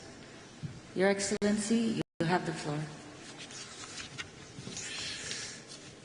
Excellencies, at the outset, I would like to extend my gratitude to the government of Azerbaijan for hosting COP29. Today, the goals and attention is focused on our deliberations here in Baku, as the outcomes of this conference are critical to our shared commitment to securing a sustainable future for our planet. Dear friends, I address you today with feelings of honor, but also of great concern. We stand at a critical juncture as the impacts of climate change are intensifying with alarming speed. In the Mediterranean region, we are witnessing a rise in extreme weather events, raging wildfires, severe and prolonged droughts, extreme heats, sea level rise and catastrophic, deadly flooding, as we very recently saw happening in Spain. Speaking also from my own country experience, these extreme weather events are impacting our ecosystem, our economies, including agriculture and tourism, our communities and the quality of life of our people. They act as a stark warning and also are highlighting the urgent need for decisive, coordinated action. We need immediate, targeted responses at both the national and regional levels. My country has taken proactive steps by implementing a national adaptation strategy since 2017. We are currently updating this strategy in order to strengthen our capacity to manage complex and interlinked climate risk. Despite our small carbon footprint, Cyprus is committed to contributing to global emissions reduction. Within the European Union framework, we submitted an enhanced nationally determined contribution in 2020, pledging to reduce greenhouse gas emissions by at least 55% by 2020 compared to the 1990 levels, and the European Union as a whole remains resolute in its legally binding commitment to achieve net zero emissions by 2050. At regional level, my country recently relaunched the Eastern Mediterranean and Middle East Climate Change Initiative, aiming to develop synergies to mitigate the impact of climate change with focus on cross-border projects. Dear friends, it is crystal clear that government action alone is not enough. We also need to engage our societies, our citizens, our businesses in this collective mission, and fundamentally rethink the relationship between our economies and nature. Green investments, the transformation of the energy and industrial sectors, and the eventual decarbonization across sectors can be the answer to more competitive and healthier markets. Excellencies, as I already stressed, only by acting collectively with urgency and ambition we can avert the most severe consequences of climate change. With this in mind, we need to successfully conclude COP29 with a determined and forward-looking outcome, crystallizing pathways and opportunities for climate resilient and sustainable development. Before closing, dear friends, I would like to acknowledge the importance of youth. Young voices have been instrumental in pushing for an ambitious climate agenda. Let's hear their voices and let's heed their call. If we ignore these voices, our children and grandchildren will inherit a climate and natural dystopia. Let us resolutely work together the path of climate neutrality. Only together we can build resilient, sustainable and green societies for the generations that will inherit our planet. Thank you very much.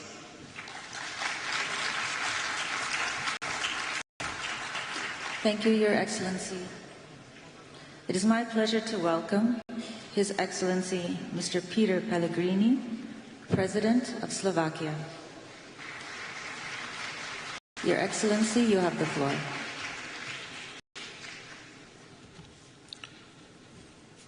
Excellencies, ladies and gentlemen, this year my country, Slovakia, as others in Europe, has experienced the hottest summer on record.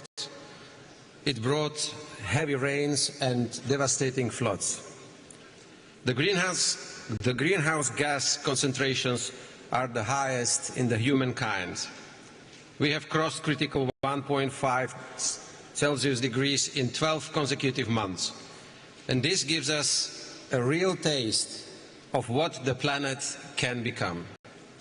Climate change accelerates, so it's the detrimental effects on our planet. Longer we wait, more we can lose in terms of lives, ecosystems and economies. Esteemed colleagues, in face of climate change danger, every single country is too small. True commitment of all to multilateralism is badly needed. Let us ask, can we succeed without all the biggest economies and polluters stepping up? Developing countries need our solidarity. Can they succeed if our approach to financing and its contributors remain the same? Everyone needs to speed up. My country does. We cut our emissions by almost 50% since 1990. In the energy sector, we shut down our last coal mine in 2023 and remaining 2 coal power plants recently. It's a big step towards full phase-out of coal from our power generation. At this COP, Slovakia joins the call to action for no new coal. Soon, my country's electricity will come from low-emission sources by 90%, mainly nuclear and renewables. We will also become its net exporter, and already we help Ukraine, which lacks electricity due to Russian aggression. For Slovakia, the second largest producer in Europe, nuclear is crucial on path towards neutrality. In innovations, we want to go beyond small modular reactors. Only around 40% of nuclear fuel we can turn into energy in current large-scale reactors. We want to become leader in multiple reuse of this spent fuel. This could be a real breakthrough in energy security or costly nuclear waste storage. We could secure enough energy for many generations to come. Till end of this decade, my country plans to reduce emissions at least by 55%. To achieve it, we will invest €14 billion to decarbonize sectors, increase renewables, and to advance our resilience. I am an advocate of the rational choice that do not harm the working people, the most vulnerable, our competitiveness and prosperity. If we lose trust of our citizens as politicians, we cannot succeed. Slovakia pledged to contribute €2.2 million to the Green Climate Fund by 2027. Our climate finance grow. It helps our developing partners to build their cleaner future and their resilience to climate adversity. Colleagues, I wish this COP and its presidency a progress towards meaningful climate action in line with the global stocktake along all standards of the Paris Agreement for sustainable well-being of and at our planet. Thank you very much.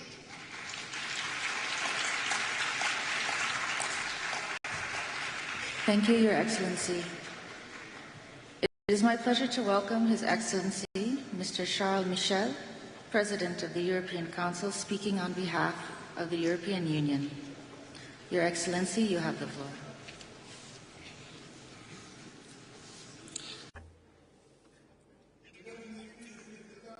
Heads of state and government, heads of delegation, Your Excellencies, in your respective capacities, the world is on the razor's edge.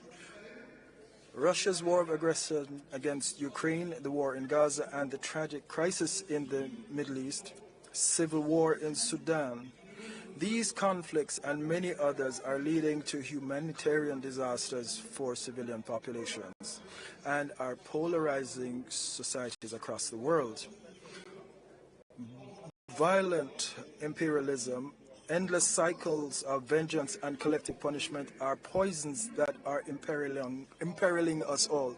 The European Union believes deeply in a world that is rules-based, the strength of law and not the law of strength. Ladies and gentlemen, each week somewhere in the world we have to deal with the devastating consequences of climate change. This climate threat is an existential threat to humanity, and it is our responsibility as human beings to wage for this war against nature, and some are more responsible than others, and they are known as the developed countries. And this is how the Paris Agreement should be our peace treaty with nature. The principle of cooperation should govern our implementation of this agreement. Boldness rather than procrastination, solidarity instead of selfishness, ambition instead of surrender. We must go for the survival instinct rather than burying our heads in the sand. You can count on the European Union. We are stepping up to the plate with financing, $31 billion. That is more than our fair share, and we are calling on everyone to follow our example, including the G7 emerging countries. We stress the need to broaden the donor base, and we must have more contributors. We must meet this ambitious objective. We support a multi-track approach, and we must use carbon pricing as a lever, and we must use development banks to mobilize this agreement. The euro is the currency of the climate, and we are determined to support developing countries, and we are doing so with a partnership for an equitable and just energy transition. South Africa and other countries, along with Indonesia, are the ones that we are supporting. A few weeks ago, in New York, we went against the grain and we agreed on the pact for the future at a dark moment for multilateralism. And this is a ray of hope, and we hope that this COP will be one of confidence, determination, and the COP that will walk the talk. You can count on the European Union. Thank you.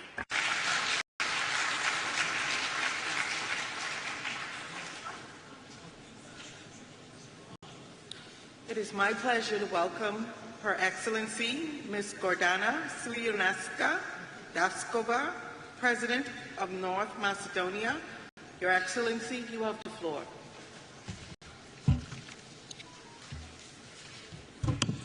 Mr. President, Excellencies, ladies and gentlemen, let me thank the Republic of Azerbaijan and President Aliyev for hosting, in my opinion, this urgent conference.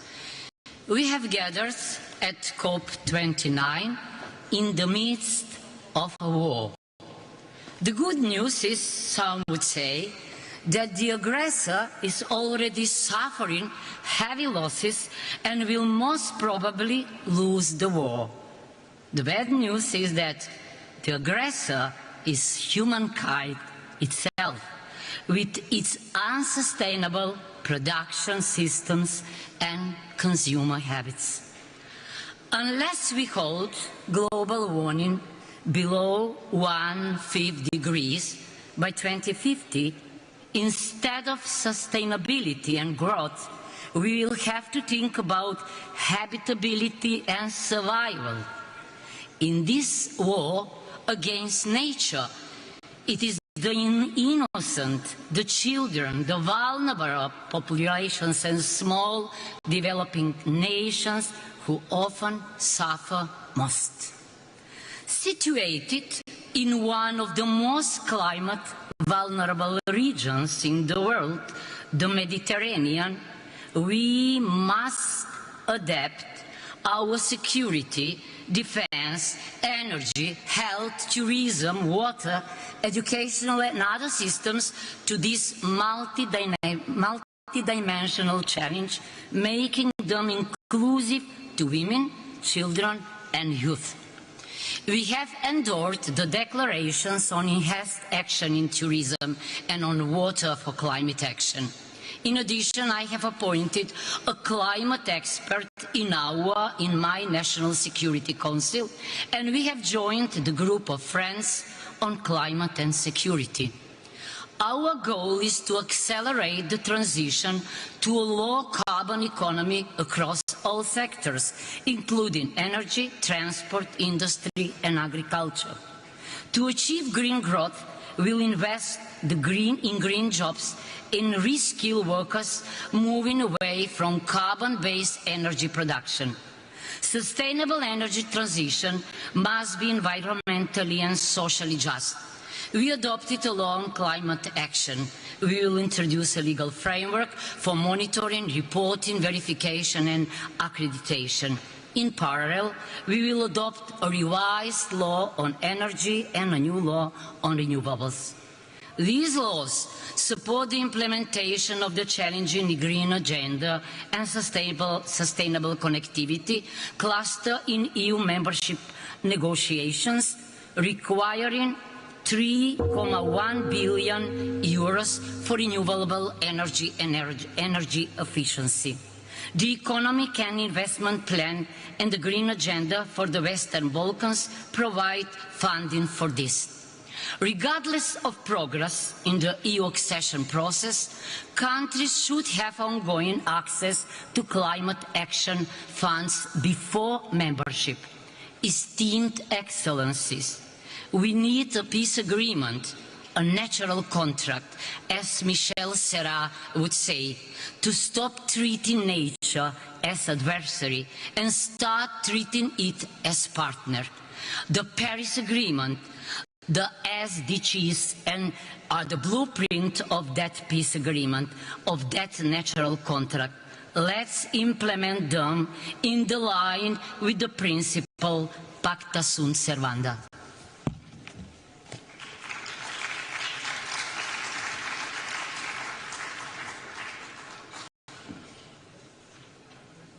Thank you, Your Excellency. It is my pleasure to welcome His Excellency, Mr. Alexander Stubb, President of Finland. Your Excellency, you have the floor. Thank you, Madam Chair, ladies and gentlemen, Excellencies and colleagues. In the age of multipolarity, we probably need multilateralism more than ever. And I guess climate change is a litmus test for multilateralism. And the reason for that is quite simple. If we fail this test, efforts to address any kind of global challenges, say sustainable development, technology or demography, will all be in vain. And of course, if we fail to limit the increase of global temperature, future generations will be left with a world which has more pandemics, more hunger and more conflict. Now, at the same time, we must of course ensure that climate action is aligned with the broader development agenda. And I don't say the following thing just because I have a daughter of 23 years old, but I do want to emphasize the importance of women and youth in the fight against climate change. And in many ways the choice is actually quite binary, it's black and white. You can have either multipolar and transactional disorder or multilateral cooperative order. Without changing the current power balance, I'm afraid the former will prevail over the latter.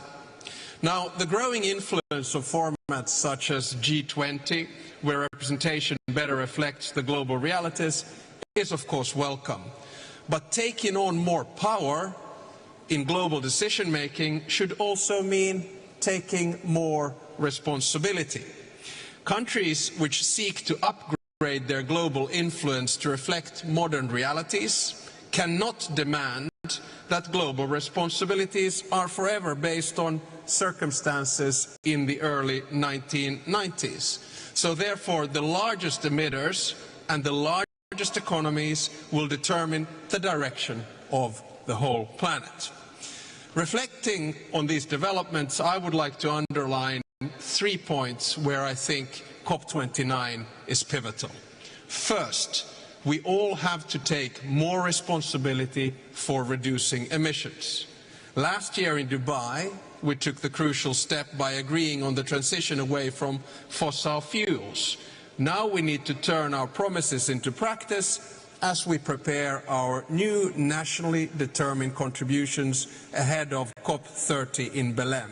It's crucial that especially the G20 members show leadership by setting the most ambitious targets possible in line with the 1.5 degrees limit. Second, we all have to take more responsibility for climate finance. The new collective quantified goal needs to be both ambitious and achievable. It has to reflect the current global economy and sources of emission, not the situation more than 30 years ago. I'm pleased to announce that Finland will be providing additional funding to the Systematic Observations Finance Facility to help strengthen adaptation and build resilience, especially in the least developed countries and small island developing stage. And let me conclude by saying that we actually need 3 things simultaneously. We need targets and legislation, we need finance, both public and private, and we need technological innovations.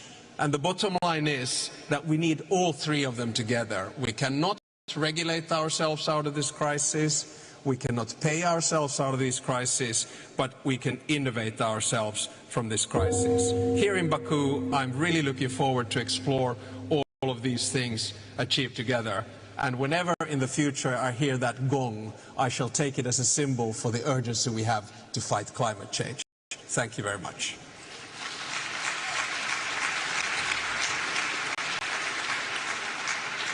Thank you, Your Excellency. It is my pleasure to welcome His Excellency Jakov Milatovic, President of Montenegro. Your Excellency, you have the floor. Thank you, Chair. Your Excellencies, it is a profound honor to participate on behalf of Montenegro in this distinguished gathering. COP29 is taking place at a crucial time. The data from the UN agencies are showing that 2024 is on track to be the hottest year on record.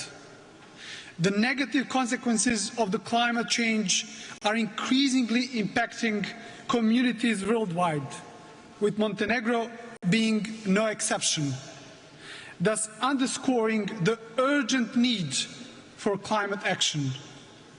Since the early 1990s, Montenegro's commitment to aligning national policies with international sustainability standards has been evident, especially when the country became the first nation in the world to establish its status as an ecological state within our own constitution, thus pledging to integrate all environmental considerations across areas of national governance.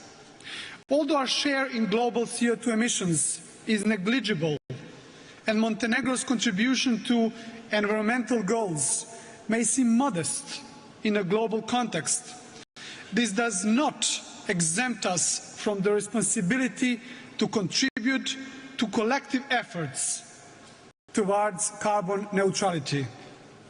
As an EU candidate country, Montenegro aligns its policies with those of the EU, and as such, we have committed to sharing the climate ambition expressed in the European Green Agenda. Through our NDCs, Montenegro has pledged to reduce greenhouse gas emissions by 35% by 2030 compared to 1990 levels. And as the goal is assessed to have been already achieved, the country is planning to raise the target to 55%, while the policymakers are actively exploring ways to further enhance this goal. In parallel, Montenegro is actively investing in renewable energy infrastructure, including the development of wind farms and solar energy panels, while the plans for doubling the capacity of the undersea electricity connection with Italy is already being planned, thus positioning Montenegro as a unique link between the Balkan and Italian electricity systems. The country is accelerating the implementation of energy efficiency initiatives, especially within public institutions, and these efforts are being supported by major international organizations. Montenegro has also emerged as a regional leader in innovative financing mechanisms for sustainable development. Building on existing institutions like the Eco Fund, the country has, in partnership with the UN office in Montenegro, introduced what we call Sustainable Development Goals Acceleration Fund, thus creating a unique and powerful tool for fostering partnerships that represent a new generation of financing for SDGs. Ladies and gentlemen, to conclude, on the path to carbon neutrality, we must remain committed to just transition. Dear colleagues, time is the most precious resource at our disposal, and every day counts as crucial in our collective pursuit of a climate-resilient economy. Collaboration is essential in this endeavour, so I urge us all to leave this event with a renewed sense of urgency and commitment. Thank you very much.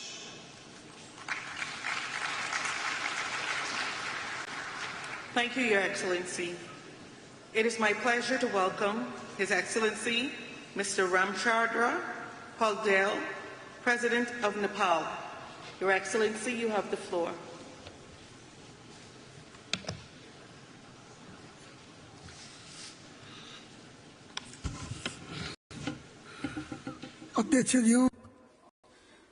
Mr. President, Excellencies, distinguished delegates, ladies and gentlemen.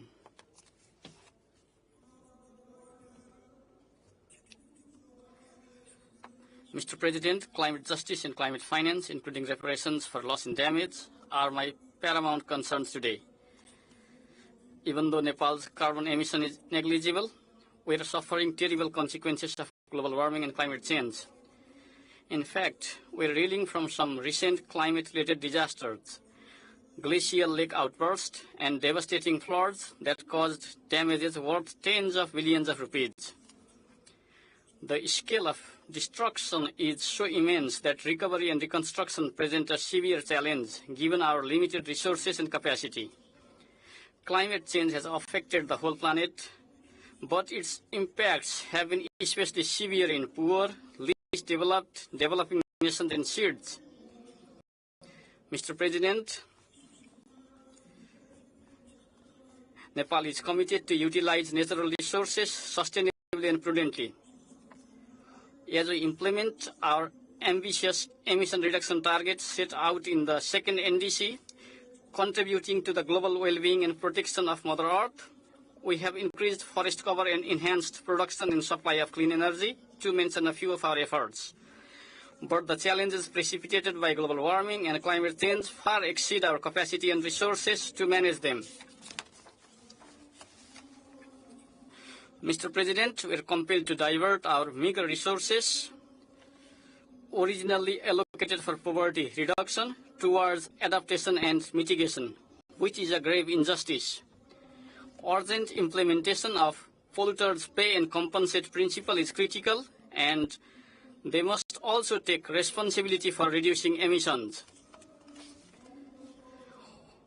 While the pledges for climate funds have been insufficient to begin with, they have also remained unmet.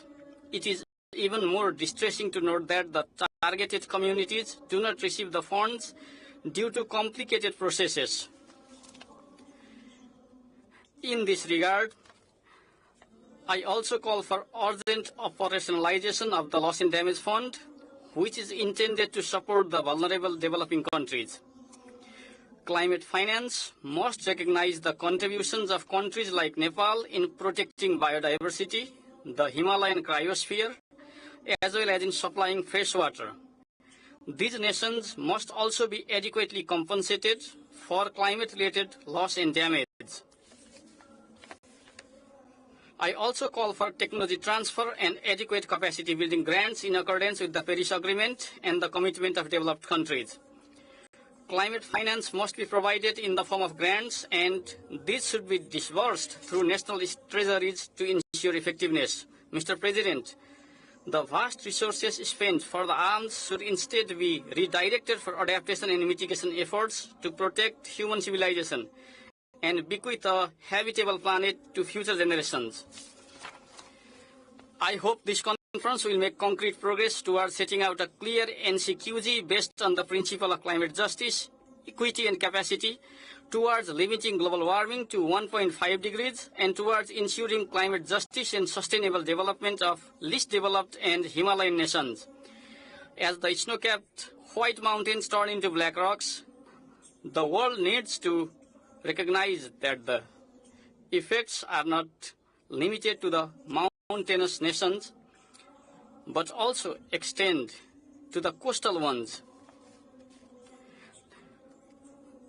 Therefore, it is high time we formulate and implement integrated and holistic adaptation strategies that link mountains to the sea. Nepal is organizing Sagarmatha Sambad Everest Dialogue to advance this important concept. Finally, I reiterate that protecting Himalayas is protecting ourselves and entire humanity across the planet. Thank you for your attention.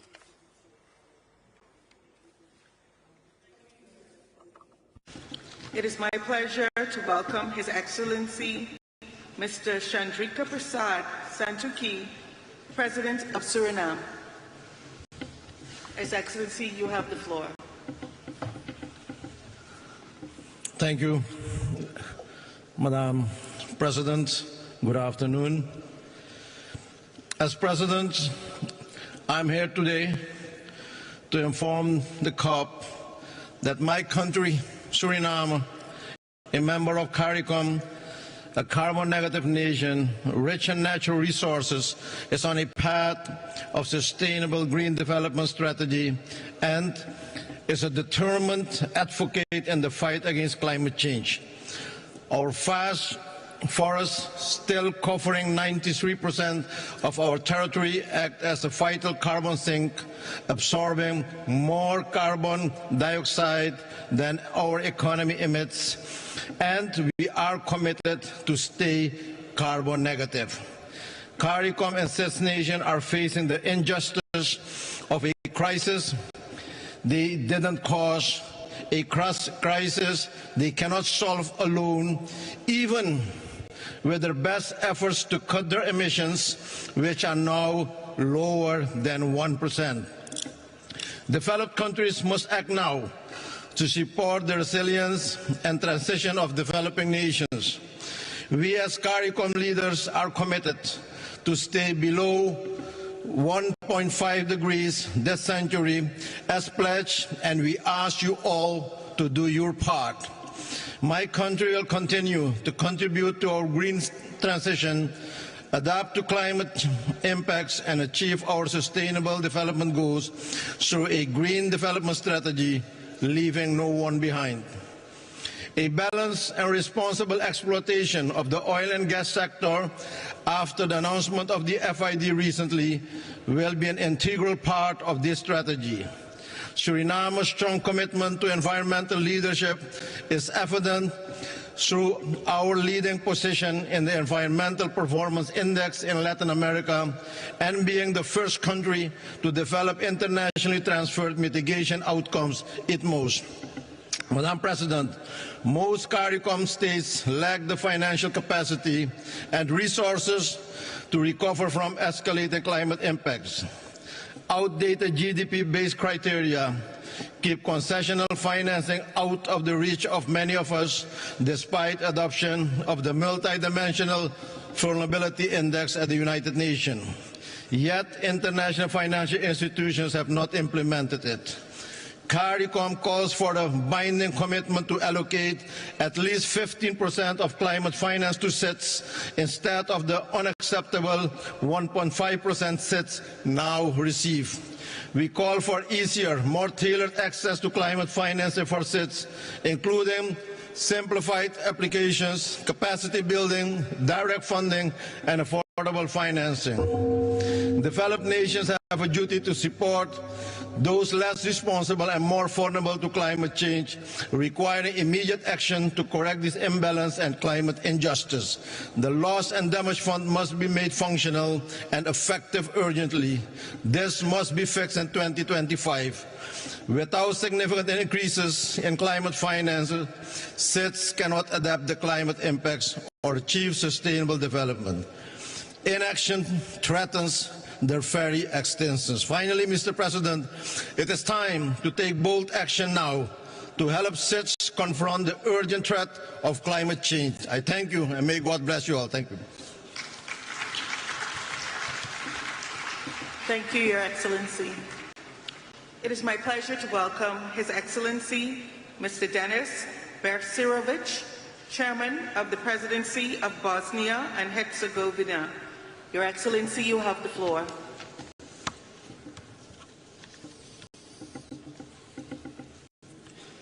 Distinguished Madam President, ladies and gentlemen, first of all, let me thank to host Azerbaijan and United Nations for organizing this important conference. The state of our planet is alarming. Accelerated climate changes are the result of irresponsible human actions. By industrializing the earth, man endangered nature and thus endangered himself. The path our civilization is currently on is leading to catastrophe.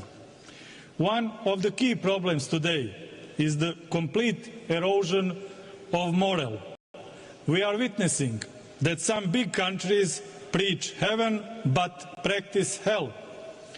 Because of such policy, both people and nature are suffering. One of the biggest obstacles in the fight against the climate crisis is state egoism. Unfortunately, certain countries consider that this is not a critical issue for the current generation and choose to defer its resolution to future generations. This mindset is deeply wrong. The challenges are different for each of our countries, but the goal is the same. Let's be on the same side in the fight against the climate crisis. The growing climate crisis requires us to make changes in our value system. To mitigate the climate crisis, we need to focus, among other things, on more responsible policies that promote nature protection, improvement of green financing standards, strengthening climate diplomacy, educational programs that will encourage climate innovation, and empowering a new generation of climate leaders.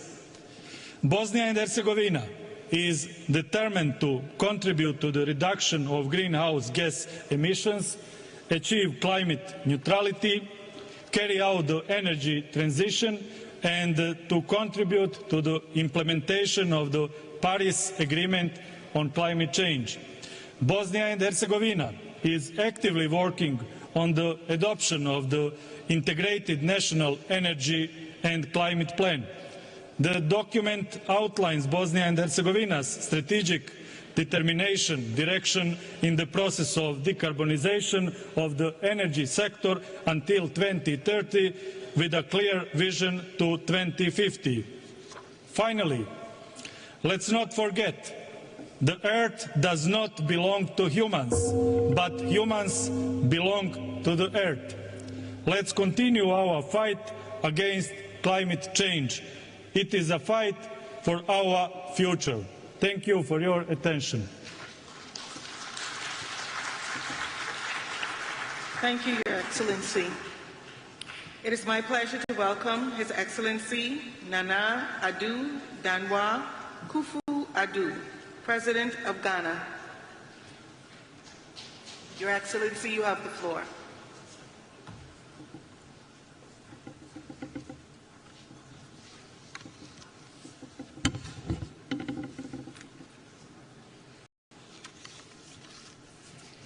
Chairperson, Excellencies, distinguished leaders, Ghana thanks Azerbaijan for her warm welcome and congratulates her for assuming the chairmanship of COP with dedication to our shared future, as I attend COP for the last time as President of the Republic of Ghana.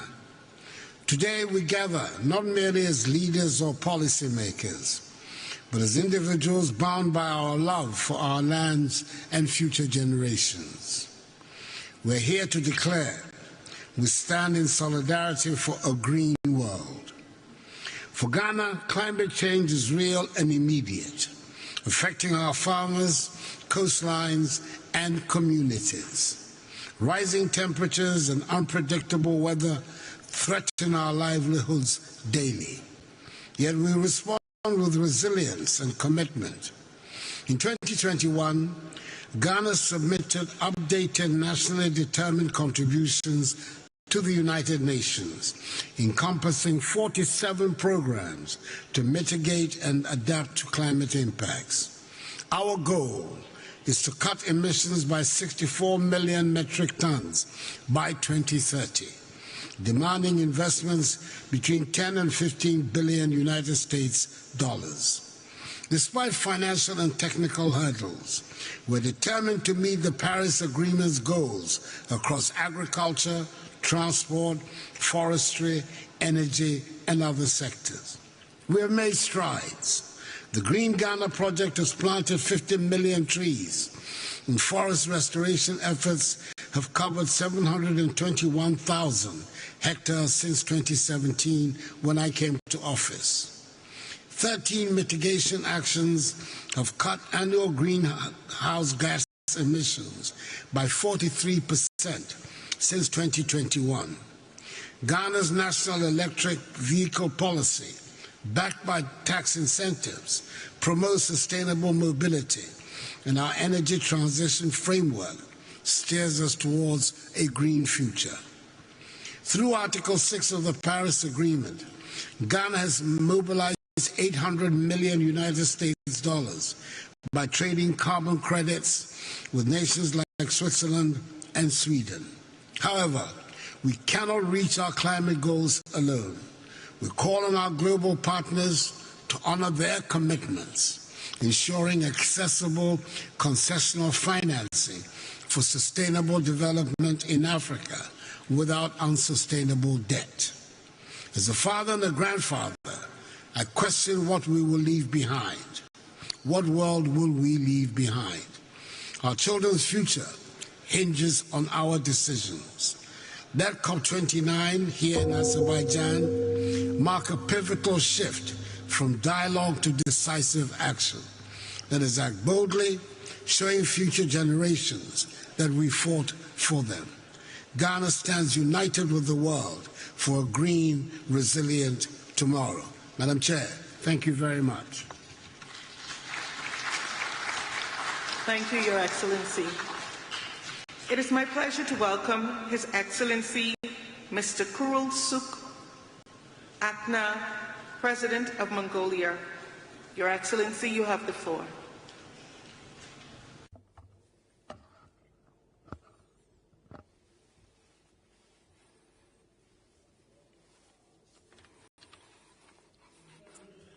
His Excellency Mr. Ilham Aliyev, President of the Republic of Azerbaijan, Mr. Antonio Guterres, Secretary General of the United Nations, distinguished delegates, ladies and gentlemen. At a time when climate change is accelerating due to both natural forces and human actions, adversely impacting on sustainable development, livelihood, and human well-being worldwide, we need to strengthen our political leadership, collective efforts, and activities. The United Nations continues to warn us that the chance to meet the commitments under the Paris Agreement is gradually diminishing. We must heed the words of the United Nations Secretary General Antonio Guterres, who emphasized it as a canyon littered with broken promises, broken lives, and broken records. All of this signifies a failure of leadership, a betrayal of the vulnerable, and a massive missed opportunity. Hence, today, humanity should unite for our common future with shared goals of treating the Mother Nature with utmost compassion and respect, rather than subjugating her. And in order to every country to achieve more tangible results, it is necessary to strengthen national consensus, common policy, and mutual understanding involving all social groups, including government, private sector, civil society. If humankind does not take decisive actions to protect the Mother Earth, tackle the issues of climate change, land degradation, and biodiversity loss, the planet will find her own way to survive regardless of our presence. Harmonious coexistence with Mother Nature is the foundation of human existence. We should never forget that. Particularly, owing the elevated debt levels, constrained domestic budgets, and limited financial resources, developing countries and those vulnerable to climate change face with financial risks in successfully fulfilling their obligations and commitments under the Paris Agreement. Therefore, I would like to emphasize that the world leaders need to take up into consideration the priorities and needs of countries, especially developing countries, and support and adopt the new collective quantified goal for climate finance at this 29th session of the Conference of the Parties to the UN Framework Convention on Climate Change, which will significantly increase climate finance. In order to successfully fulfill its commitments under the Paris Agreement, Mongolia needs to financing equal to to approximately 50% of its GDP. In this regard, to enhance financing and investment in renewable energy, green agriculture, and forestry, our country is undertaking a comprehensive reform aimed at improving the legal and business environment. As such, within the framework of the Building International movement, Mongolia has expanded its international cooperation and investment while establishing a project finance for permanence for nature conservation called Eternal Mongolia. Mr. President, according to the study conducted by the UN movement, if the global community fails to meet its climate change mitigation goals by 2050, it may push up to 160 million more women and girls into poverty, and food insecurity may affect up to 240 million more women and girls.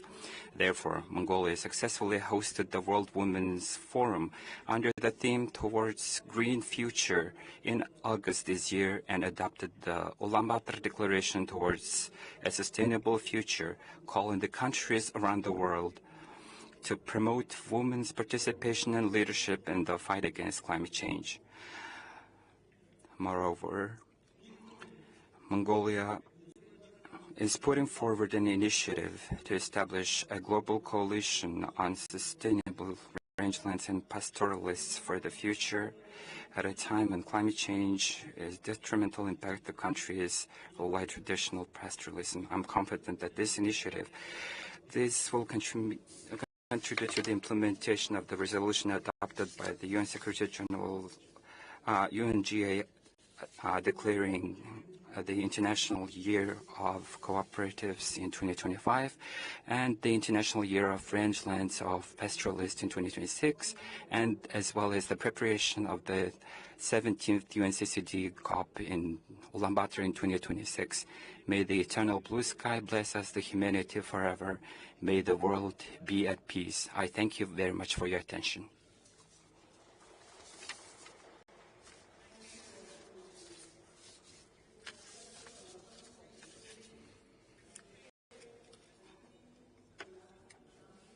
President of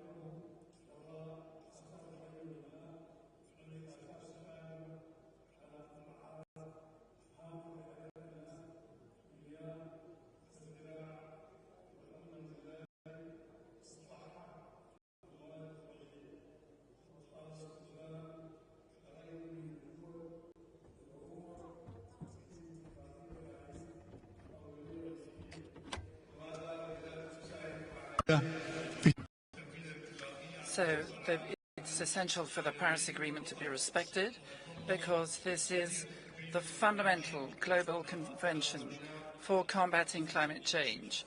Indeed, climate change is a key priority for Sudan because it is vital to deal with it for our national development. Our country is facing aggression, whether it is from the rapid response militia, rebels, and all the consequences stemming therefrom such aggression. But these aggressions have an impact on people and on the environment. There are also non-sustainable practices which are the result of war, such as, for example, the felling of trees, an increase in pollution, as well as the destruction of infrastructure. All of that has an impact on us. Notwithstanding all of this, the government of Sudan has established a whole number of policies and plans to improve the efficiency of production and to depend less and less on fossil fuels. Ladies and gentlemen, financing, localizing, and making sustainable development financeable is something which is vital for the donor countries to help the developing countries to meet their climate change commitments. Thank you. Thank you, Your Excellency. It is my pleasure to welcome Her Excellency Ms. Mia Sandu, President of the Republic of Moldova. Your Excellency, you have the floor.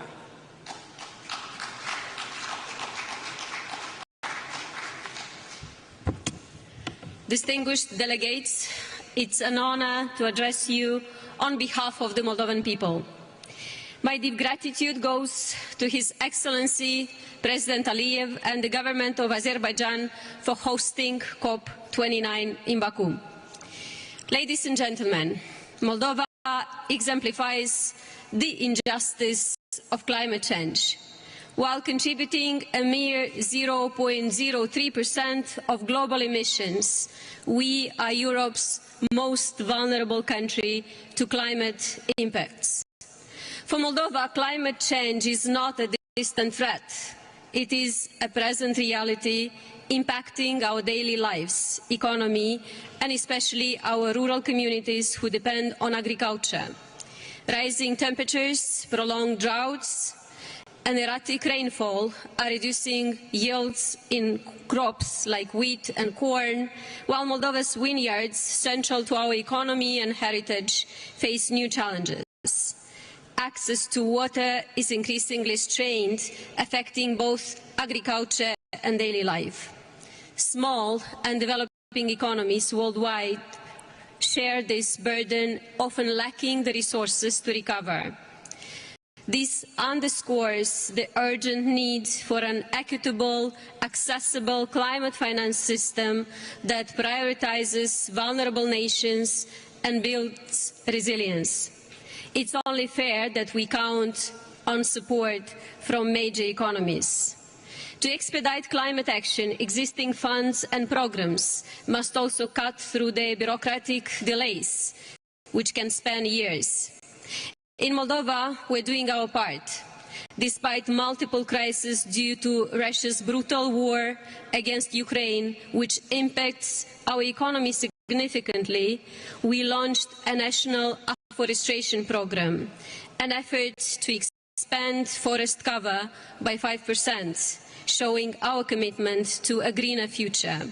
Despite limited resources, we pursue this goal for the health of our planet and future generations, improving air quality, biodiversity and land.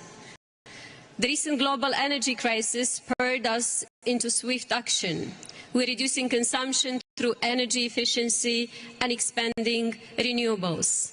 Yet, afforestation and decarbonization are costly, and with greater support, we could accelerate this existential work. Ladies and gentlemen, time is running out. Global warming won't wait until other crises are resolved. History will judge us if we fail to act, risking vast areas of our planet becoming unlivable. Our solidarity today will shape the Earth's future. Thank you. Thank you, Your Excellency. It is my pleasure to welcome His Excellency, Mr. Geraldo Ackman, Vice President of Brazil. Your Excellency, you have the floor.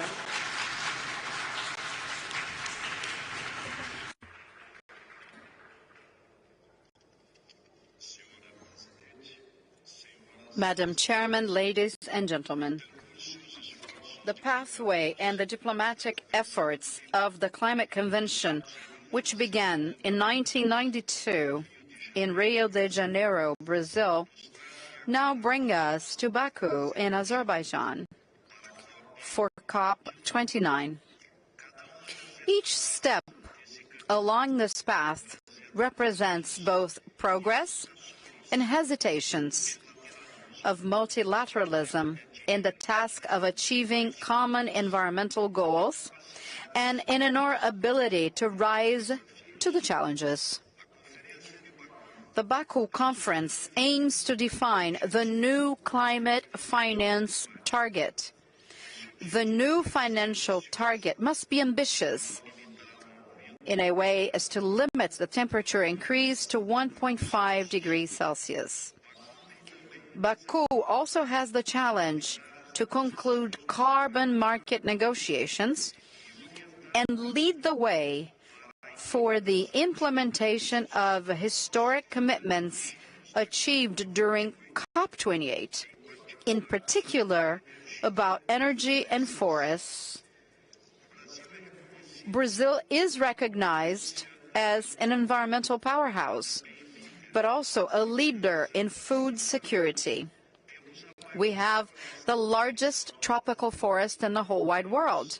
We have the cleanest energy matrix among the major economies, efficient and green agriculture, and above all, we are aware and committed to the fact that there is no future without sustainability.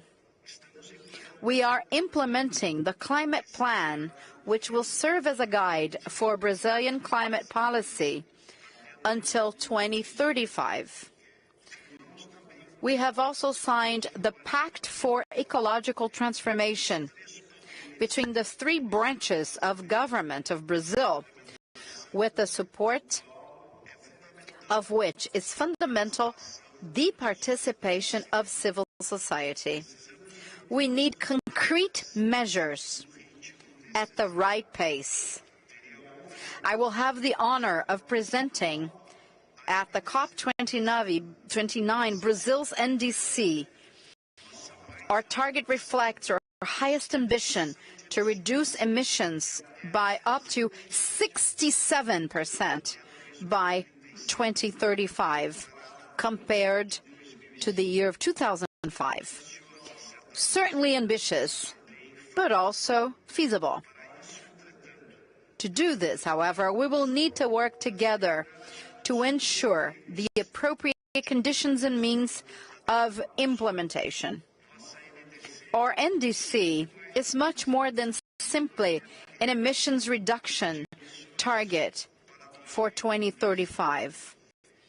It reflects the vision of a country that looks to the future and is determined to be a protagonist in the new global economy with renewable energy, fighting inequality, and commitment to sustainable development. The success of COP29 is fundamental to the success of COP30, which we are proud to host in Belém, in Brazil, and also for the global response to climate change. Failure to act now will cost us dearly later. On behalf of President Lula, I hope to see you next year in Brazil. Thank you. Thank you, Your Excellency. It is my pleasure to welcome His Excellency Mr. Philip Isidore Mapango, Vice President of the United Republic of Tanzania. Your Excellency, you have the floor.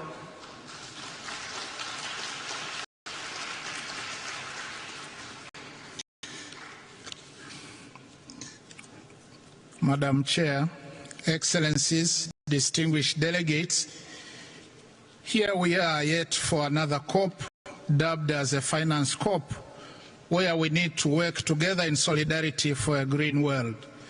We meet at a time when the greenhouse gas emissions and temperatures are rising to record-breaking levels with dire consequences, particularly to developing countries.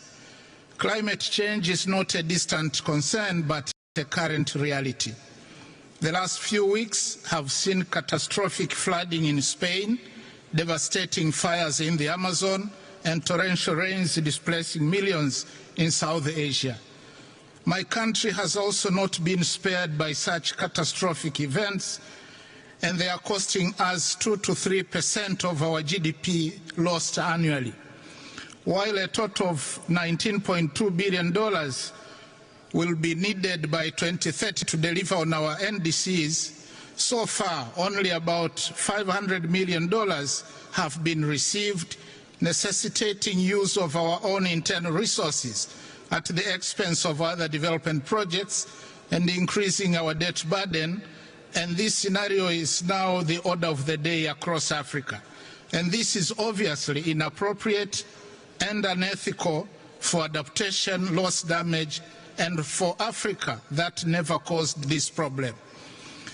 Since Copenhagen, the promise of real finance has been elusive. The finance COP, therefore, must move from empty rhetoric and come up with bold decisions that address the financing needs of countries corresponding to the urgency of the climate crisis. We look forward to a fit-for-purpose new collective quantified goal to replace the $100 billion goal agreed in 2009. This is indeed an opportunity to drive systemic change in climate finance, because what will be agreed will inform climate action or inaction for years to come.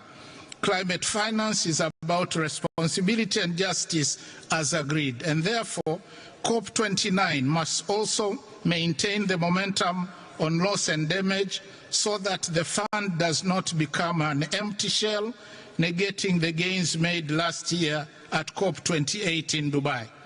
Excellencies, Tanzania remains committed to contribute to global efforts to combat climate change. We are using own resources on projects that foster development and those that supply clean energy, environmentally friendly transportation systems, improved early warning systems, and waste management.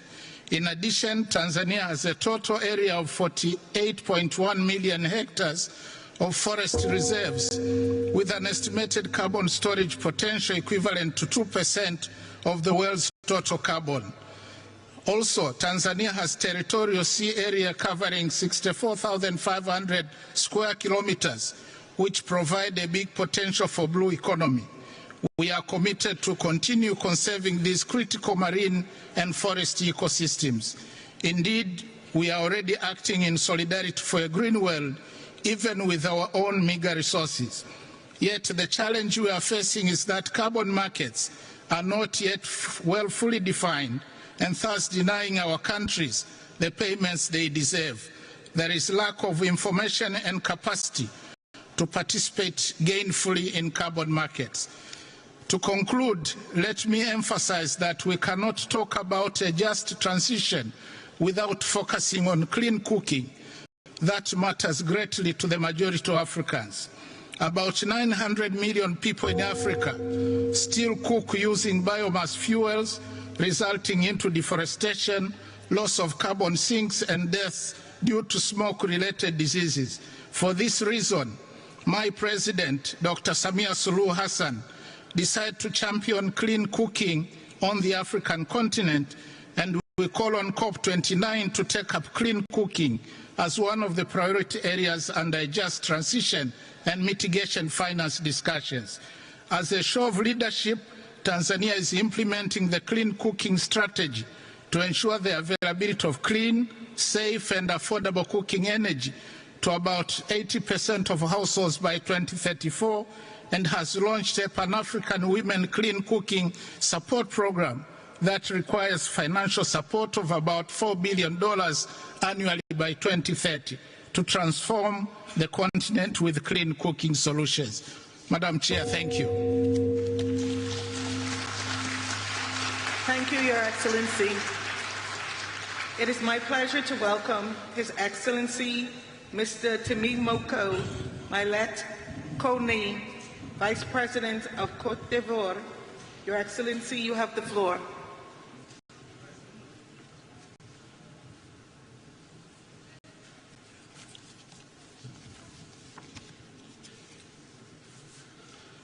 Madame la Présidente, Excellences, Mesdames et Madam Chair, President, ladies and gentlemen, our meeting is being held at a time when the climate crisis has reached an unprecedented level. The last United Nations climate report is alarming. Our planet is heating at a worrying pace, which means that the objective of 1.5 Celsius is unreachable or unlikely to be reached. We are now at a decisive juncture, and we must take rapid and collective action to tackle climate challenges which are increasingly destructive. No country, I must add, is spared.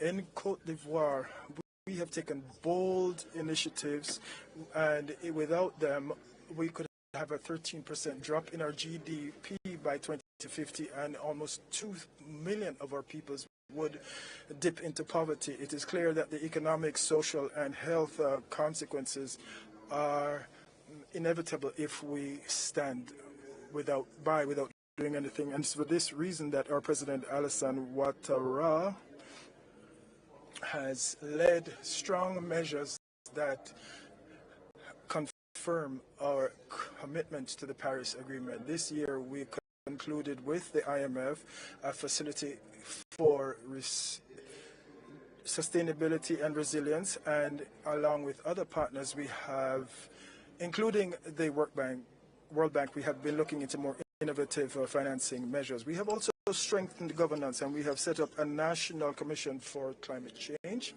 and a Carbon Market Bureau. We also adopted a draft law on climate. Today, Côte d'Ivoire stands ready to join the international carbon market with emission reductions linked to the conservation of our forests. Your Excellencies, ladies and gentlemen, we must face the facts. Climate disasters, as well as the rapid biodiversity loss, are threatening our common future. Given the gravity of this situation, Côte d'Ivoire calls for us to stand by our COP28 commitments and previous conferences as well, especially our pledge to fund the Loss and Damage Fund and to mobilize resources from Africa, mobilized by developed countries for Africa to tackle climate change. But beyond that, the major economies must drastically reduce their greenhouse gas emissions to facilitate access to climate technology and to accelerate the energy transition. Countries with strategic natural resources must have enough resources to facilitate their energy transition without going into further debt.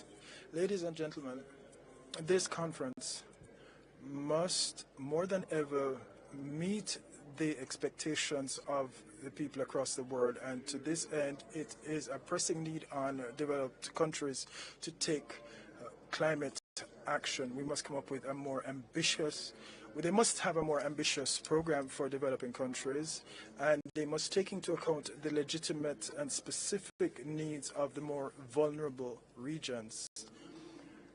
The heavy toll paid by our populations because of increasingly violent climate disasters means that we must come to urgent agreement on financing so that we can have lasting solutions and ensure that this COP29 marks a critical juncture where we can forge a path towards protecting our planet and ensuring a sustainable future for future generations. Thank you. Thank you, Your Excellency. It is my pleasure to welcome His Excellency Mr. Hamid Abdullah Afi Didi, Vice President of the Seychelles. Your Excellency, you have the floor.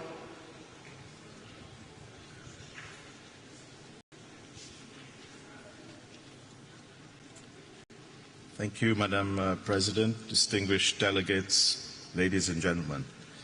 It's a great privilege to stand in front of you and to present the position of Seychelles. Tiny group of islands of only 100,000 people, 115 islands. Most people live on about 3.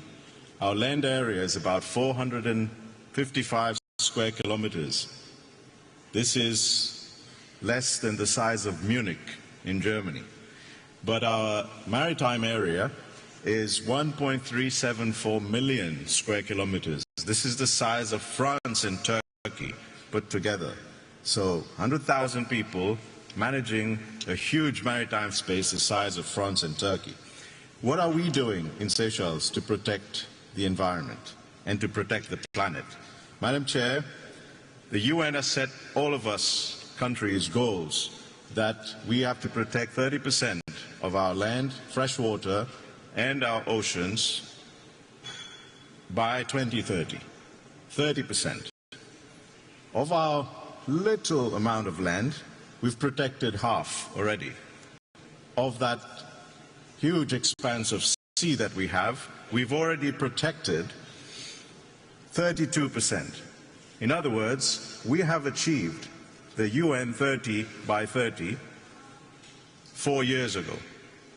So the Seychelles has performed. And in fact, of the sea area that we're protecting, there's an area called Saya de Mala, which is the size of Switzerland. And it's actually a seagrass meadow.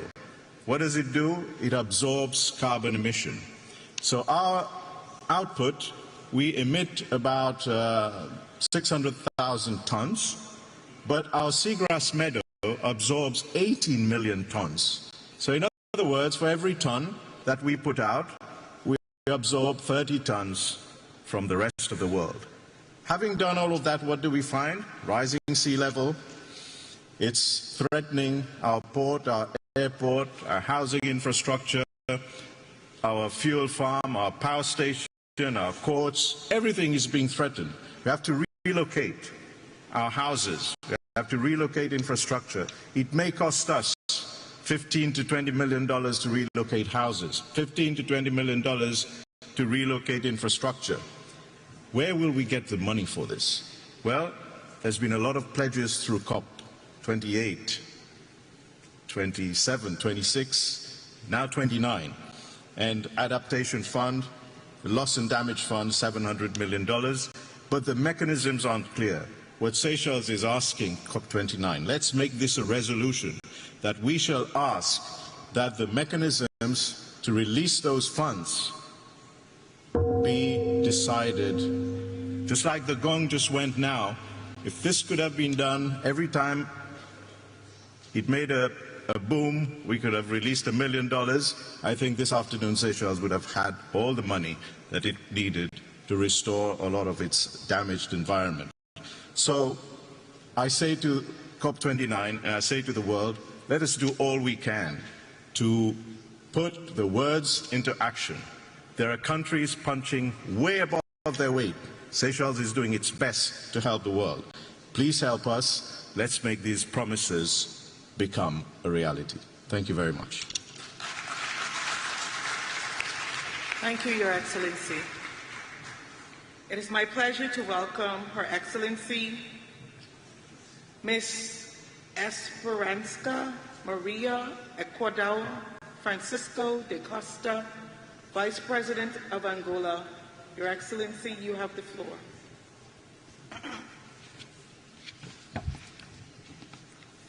Thank you.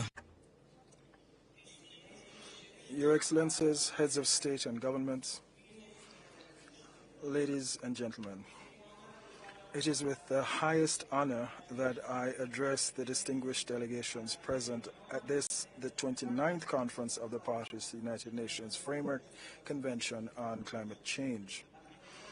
Conveying the greetings of His Excellency João Manuel Gonçalves Lourenço, President of the Republic of Angola, whom I have the honor to express our gratitude to represent at this event. Taking this opportunity, allow me to express our gratitude to His Excellency Ilham Aliyev, President of the Republic of Azerbaijan, for the hospitality extended us since the arrival of our delegation in this beautiful city of Baku. I also commend the Secretariat for the hard work and dialogues maintained, which have allowed us to bring closer the importance of the global milestones attained since the signing of the Paris Agreement and previous conferences. Each conference of the parties is an opportunity to protect the progress achieved at COP20 and turn the commitments made into concrete actions. We will only be able to meet the goals of the Paris Agreement if all countries have the means to accelerate climate change, mitigation, and adaptation measures. We consider it essential to make greater efforts to rapidly increase adaptation financing and ensure that international carbon markets do work for everyone. Create mechanisms to monitor and ensure that pledged funds are dispersed, as well as fully operationalize the loss and damage fund, identifying simplified and efficient access mechanisms for financing to developing countries which are the most affected by climate impacts. Ladies and gentlemen, the Republic of Angola, like other countries in the African region, has been facing various challenges generated by significant impacts of climate change. The 2022 to 2035 National Strategy for Climate Change includes mitigation and adaptation measures by mainstreaming climate change issues into national policies, reflecting a comprehensive commitment of Angola to environmental sustainability. And we also share data to respond to different problems linked to climate change, including forced migrations. Drought and desertification in the southwest of Angola continue to be the main concern of the government, as they have negatively impacted communities and development programs. Angola continues to implement the program to combat the effects of drought in the southern region of Angola by building new dams, and we aim to promote agricultural development, strengthen food security, and provide greater resilience to communities. On the other hand, the National Plan for Adaptation to Climate Change is being developed, and our 2025 NDC is under review, focusing on the transport and energy sectors. We would like to highlight efforts aimed at strengthening the national energy matrix with renewable energy, currently accounting for 66% of energy from photovoltaic and hydropower projects, expected to scale to 72% by the end of 2027. This reflects our commitment to address pollution, emissions reduction, and to promote a transition to a low-carbon economy. We consider that the enhancement of forests in a new vision will benefit the creation of green jobs so that youths and communities can be included in the management of forest ecosystems. We continue to make efforts to increase terrestrial conservation areas, and we have started a vast program to identify ecologically significant marine zones that will allow the creation of a network of marine protected areas, which are key factors in the development of the blue economy. Thus, we have devised differentiated strategies, programs, and projects to intensify global commitments to climate goals, while simultaneously ensuring the improvement of living conditions for our populations, reducing poverty, and equally fostering an environment of harmony in the southern African region through fruitful cooperation by shared management of transboundary water resources. Ladies and gentlemen, our goals cannot be achieved amidst tensions and conflicts arising in the international context. We therefore need to increase our commitments to stability and to the Pact for the Future we Want, adopted at the United Nations Summit to build a better future and reduce the climate crisis, hunger and poverty, and promote the improvement of food systems, a low-emission economy, gender equity, education, innovation, and peace as new decisions and indeed a legacy for future generations. Thank you very much for your attention. Thank you, Your Excellency. It is my pleasure to welcome His Excellency Mr. Abdallah Alamini Bazwa, Vice Chairman of the Presidential Leadership Council of Yemen. Your Excellency, you have the floor.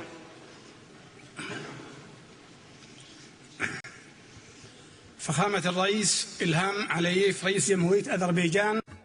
Your Excellency, President Aliyev, President of Azerbaijan, ladies and gentlemen, heads of government, Secretary General of the United Nations, ladies and gentlemen, may the peace of God be with you. First of all, I would like to express my deepest thanks to the government of Azerbaijan for the warm welcome and excellent organization of this major UN conference, which is indeed a fine opportunity to bolster international cooperation to combat climate change, which today poses a threat to humanity. And here we are in Baku with the heavy responsibility of protecting our planet. We are convening in this room to protect our planet, our common cradle, given the dangers posed by climate change. Many have already spoken from this podium, and I would like to take this opportunity to refer to the risks facing Yemen. Yemen is experiencing major crises, humanitarian, security-related, and economic, among many others, which are compounded by climate change through things like drought, heat waves, and the increase in sea levels, not to mention many cyclones.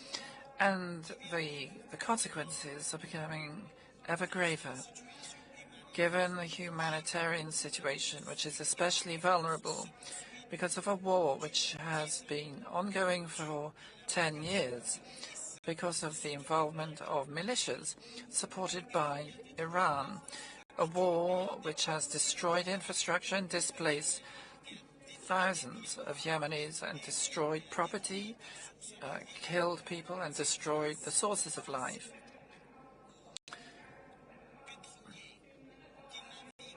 And there are constant threats to oil tankers sailing in the Red Sea.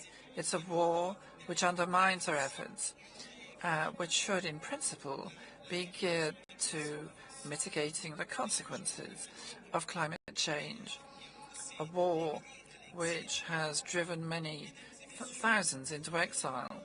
Ladies and gentlemen, the Yemeni government today is standing up to these challenges with all its strength and all its resources to honor its commitments to protect the lives and dignity of Yemeni citizens in the face of terrorist groups and their followers.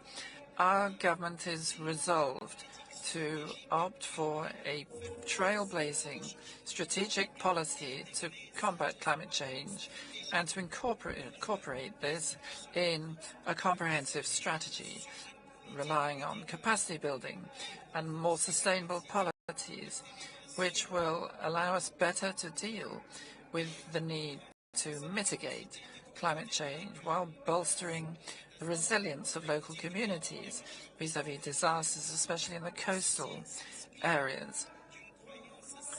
This is based on our sincere belief that investing to combat climate change can only strengthen peace and stability. And in conclusion, on behalf of the people of Yemen, I would like to salute Saudi Arabia and the UAE, fraternal countries who have invested hugely in our capacity to deal with climate change. And we expect similar from the international community. Madam Chair, protecting our planet and making every effort to this end must mean vanquishing war and putting an end to war. First and foremost, the Israeli aggression against Gaza, which must be brought to an end because it's a crime against life.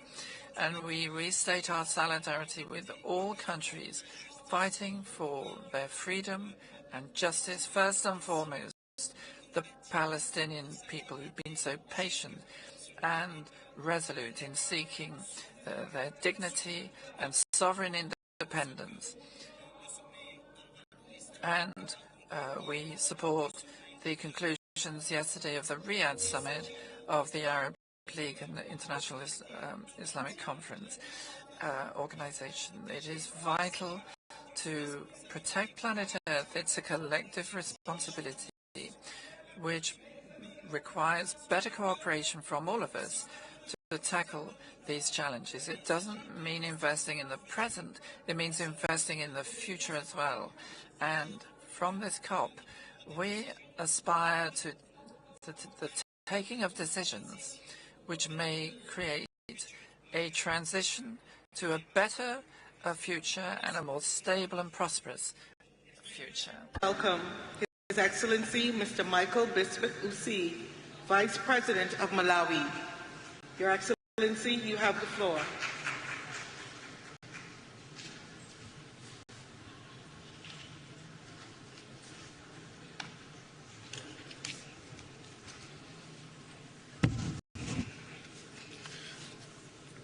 Madam Chair, Your Excellencies, I bring to you greetings from the President of the Republic of Malawi, Dr. Lazarus Makathi Chakwera, and the people of Malawi. It is an honor for me to join you here today in Baku at this COP29 summit. This gathering is a powerful reminder of our collective duty. The duty is to secure a healthy, resilient, and sustainable planet for generations to come. Your Excellencies, I'm also profoundly honored that at this conference I am wearing two hats, representing my country, Malawi, as well as the voices of 45 other nations in the least developed countries group. Excellencies, in Malawi, the climate change is not a distant abstraction. We see its effects firsthand, and we feel its impact each day. Devastating floods, prolonged droughts, and unpredictable weather patterns continue to disrupt lives, destabilize livelihoods, and threaten the well-being of future generations. For a country like Malawi, the consequences are not only economic, but also deeply inhumane. The catastrophe comprises food security, public health, and infrastructure development, exacerbates poverty, and undermines our hard-won development gains. However, in all these hardships and obstacles we are facing, Malawi remains steadfast in its commitment to climate action. Yes, as we said, we are a small country with a big heart, the big heart to surmount our hardships. Through our national determined contributions, we have committed to ambitious targets for reducing greenhouse gas emissions, enhancing climate resilience, and transitioning to sustainable energy sources. Yes, with adequate resources and partnerships, we believe these targets can transform our communities, strengthen food security, and empower our people to thrive in the face of climate changes. Your Excellencies, like I said earlier, that I am also speaking on behalf of all least developed countries. I would like to make the voice louder that the hour for change is now. COP29 is not simply a conference, it is a call to action, a defining moment for our collective future. This conference follows a landmark decision and a global stake we made last year in Dubai, which reinforced that we must do more and we must do it with great resolve. As LDC's community, we call upon all the parties to implement the recommendations from the global stock take, particularly enhancing climate finance, accelerating clean energy transitions. We must collectively accelerate our transition to renewable energy and reduce dependency on fossil fuels, strengthening adaptation, prioritizing loss and damage. This fund must be designed to directly benefit those who have suffered the most and with flexibility to meet the specific needs to each affected nation. I thank you all. Thank you, Your Excellency. It is my pleasure to welcome His Excellency Mr. Jeremiah Kapang Young, Vice President of Liberia. Your Excellency, you have the floor.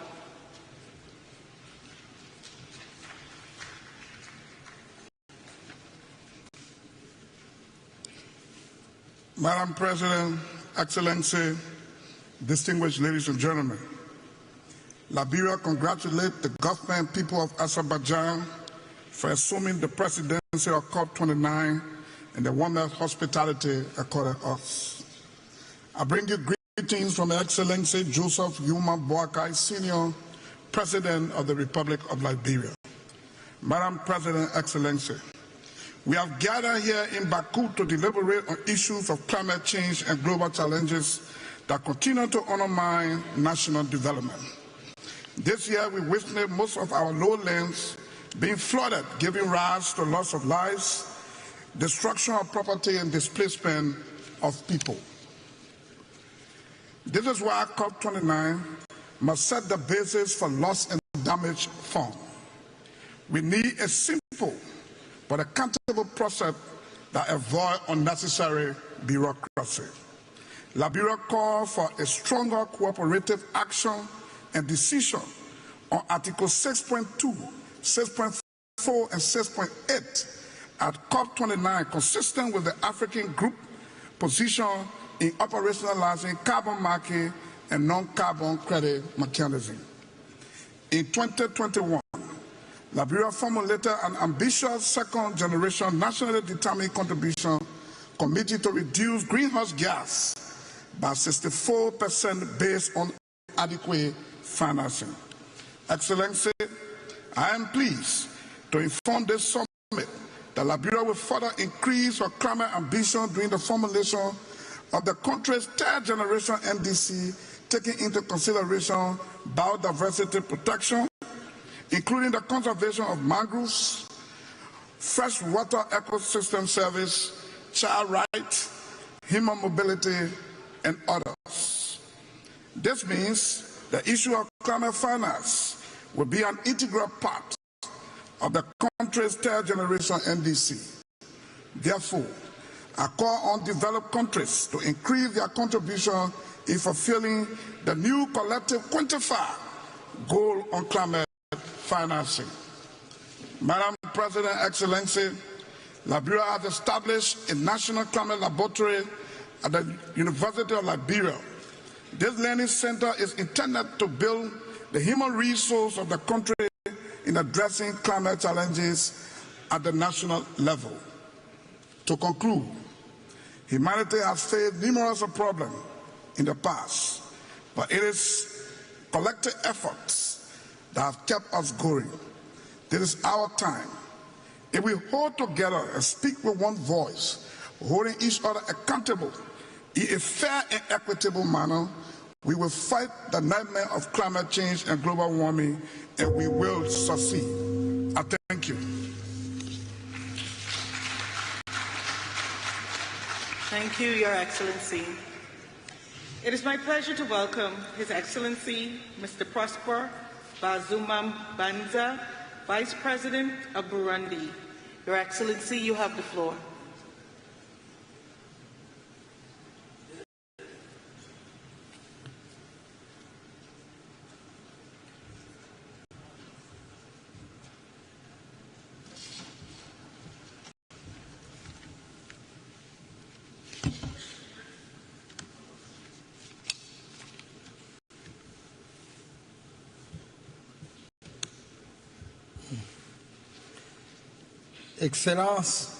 Excellencies, President of COP29, heads of state and government, distinguished heads of delegation, it is an honor and a true pleasure for me to address you on behalf of our President and head of the government of Burundi at such a crucial meeting as COP29. But at the very outset, allow me to rightly commend the warm welcome that we have received, I did myself, as did my delegation, from the government of Azerbaijan. Excellencies, ladies and gentlemen, Burundi is a country of 1,000 green hills, of savannas and forests, is, however, being confronted by the impacts of climate change like other countries in the world. This in our country takes the form of heavy rains and periods of dry seasons that have become longer and longer. Burundi is strongly committed, alongside countries that are signatories to the Paris Agreement, through the NDC document at our national level and the National Development Plan of Burundi 2018 to 2027. Through this document, the government of Burundi aims for ecosystems to adapt naturally to climate change. Priority actions for adaptation and mitigation to the impacts of climate change are included in all policies and programs through a multi-sectoral approach. And here, if I may, I would like to mention a program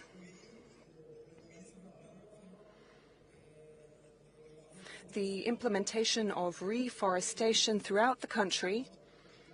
This is a vast national program of tree planting, and in French this is called, in Burundi, a greener country. To ensure better operationalization and effectiveness of this program, planning and monitoring tools have been developed. In addition,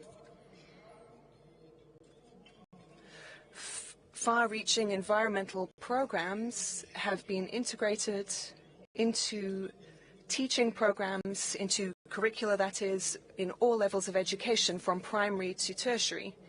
Burundi aligns with the common position of the countries of the African continent and that of the LDCs. And in accordance with the 2030 agenda and the emerging Burundi agenda, emerging by 2040 and developed by 2060. Ladies and gentlemen, Burundi would like to take this opportunity to ask the stakeholders involved in the implementation of the Paris Agreement to meet their obligations to support the countries most exposed to the impacts of climate change, including Burundi. In conclusion,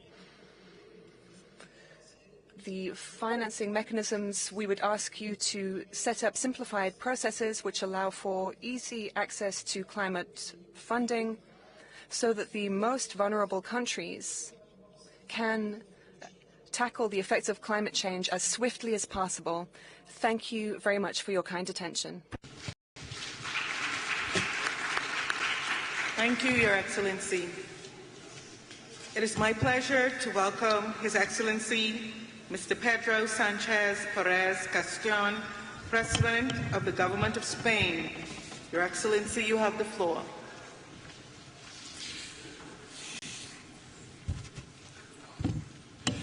Excellencias. Excellencies,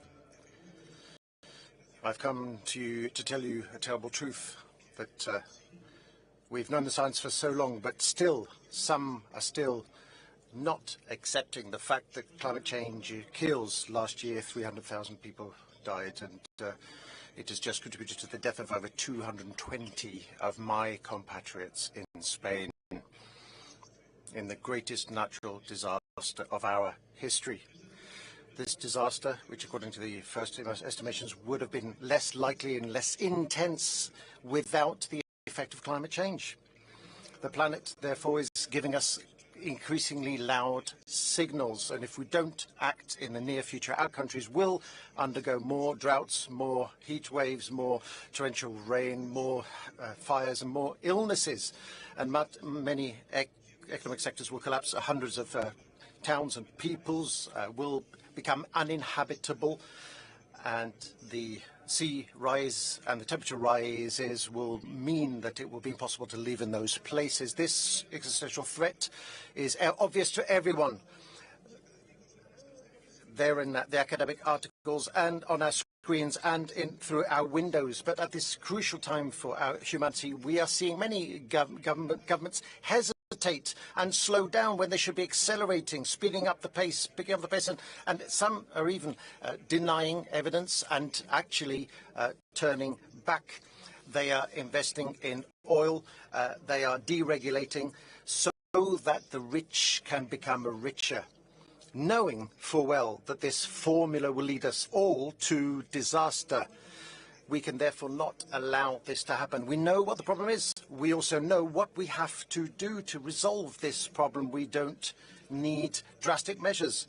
We need drastic measures. We need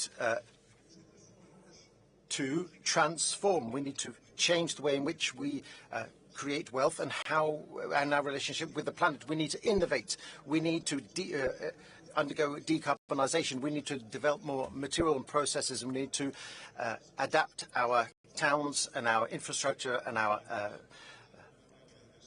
and adapt ourselves to new realities, climate realities. So it's not all about giving up growth, but growing more responsibly. It won't be easy, but it's possible, because evidence tells us that in my country, Spain, this is what we are doing over the last few years. We've undergone an ecological transition. We have brought about modernisation. We've reduced by 40% our emissions and our consumption of natural resources. And at the same time, we have been the economy of the OECD, which has most grown in the last few years, and we can grow equitably and respect the planet. So don't listen to those who say that the transition is incompatible with the well-being of nations, or that it is bad for the middle classes and the lower classes, the working classes rather. Rather the opposite. If we do not conquer sustainability, unless we do all of this, and if we do not live in tune with sustainability over the next 10 years, we will all fall. The first to suffer will be the middle class and the working classes, because they are the ones who work in the most threatened areas. And that's what happened in Spain, specifically in Valencia, where still some people remain unaccounted for, and many towns covered with mud. This is why, ladies and gentlemen, we must help victims. We must ensure that this does not happen again. We must ensure that natural disasters do not multiply or replicate. I can assure you, we will do this. We will continue to ensure that before 2050 we are a carbon neutral economy, and that we will abide by international standards. But we will only succeed if we all do it, because we've only got one atmosphere, and all our climate patterns are interconnected. And we'll conclude with this. as one of the most vulnerable countries to climate change, let us stop dragging our heels, denying science, and let us do what we promised to do 7 years ago in Paris. Let us save our citizens, let us save our economies, let us save the planet. Thank you very much. Thank you, Your Excellency. It is my pleasure to welcome His Royal Highness Al Hussein bin Abdullah II, Crown Prince of Jordan. Your Royal Highness, you have the floor.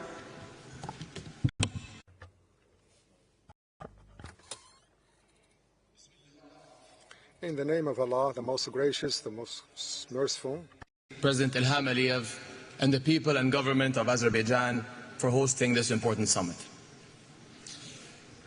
We have gathered here under the banner of solidarity, the family of nations joining as one to protect the planet we share. We all know that without common action, we are destined to fall short. Yet, we meet at a moment when faith in our ability to stand together is broken, when global norms, including the UN Charter and the Geneva Conventions, are being flouted with impunity, when trust in the international community to stand up for its own values has collapsed, when humanitarian violations are broadcast daily for the whole world to see, yet continue to be ignored and dismissed without consequence. Saving our planet must start from the premise that all lives are worth saving. The solidarity we need depends on embracing that truth. Yet, over the past 13 months, the world has stood by as thousands of Palestinians have been killed in Gaza, the majority women and children. How can we work together for our shared future when some are deemed unworthy of one? The ongoing violence in my region undermines peace and security beyond its borders. In the end, this will benefit no one. My part of the world is already exposed to the harsh realities of climate change, to heat, to drought, to loss of biodiversity. The war is compounding environmental challenges for Gaza and beyond. A recent United Nations Environment Programme study highlighted contamination of land, water and air. Sewage and waste management systems have been destroyed. Entire communities are now graveyards of debris. Another study found that rebuilding Gaza will result in total emissions higher than the annual emissions of more than 135 countries. An inclusive, just approach to the climate challenge requires that we address the links between climate, peace and security. Nowhere is this clearer than among global refugee communities and their hosts, who are some of the most vulnerable to climate change. During COP29, His Majesty King Abdullah II launched the Global Climate Refugee Nexus Initiative. 58 countries have signed on to date, and we invite others to join. 1 in every 3 people living in Jordan is a refugee, and our infrastructure is feeling the strain. We face rising demand on stressed resources and services, including water, health, and education. And while we in Jordan have made significant strides in clean energy, water conservation, and climate-smart agriculture, these efforts are not enough.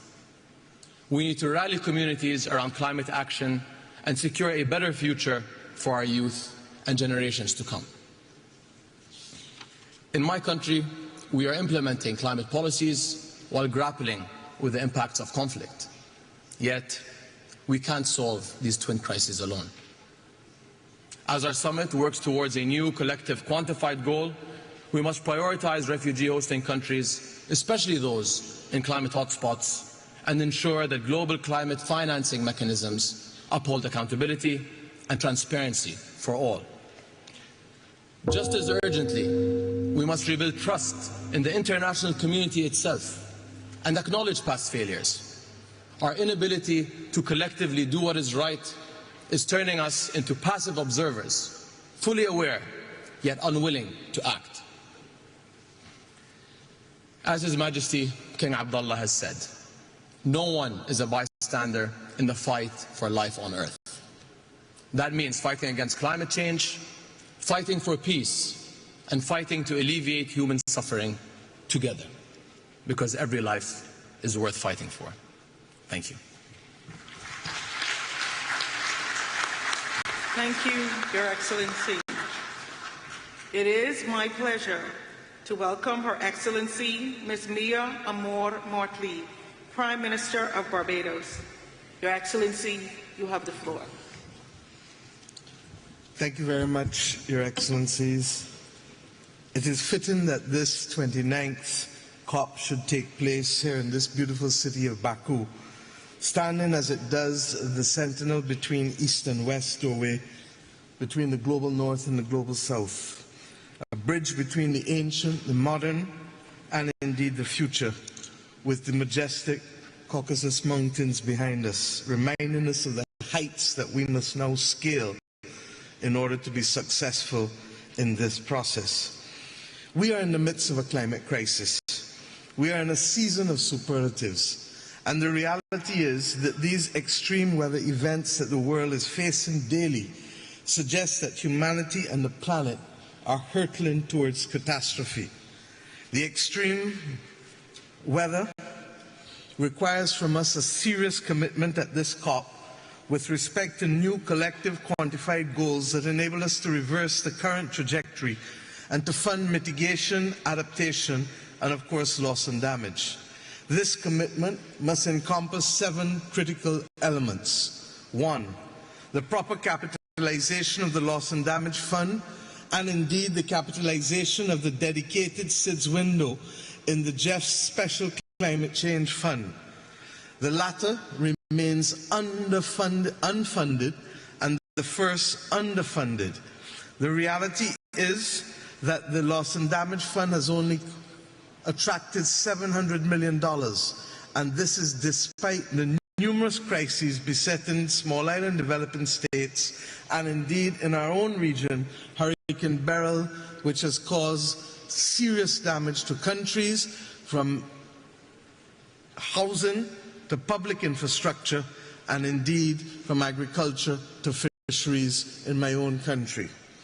Secondly, proper capitalization of developing countries must also include and have access to cheaper, longer-term capital in circumstances where they can scale up investments for adaptation.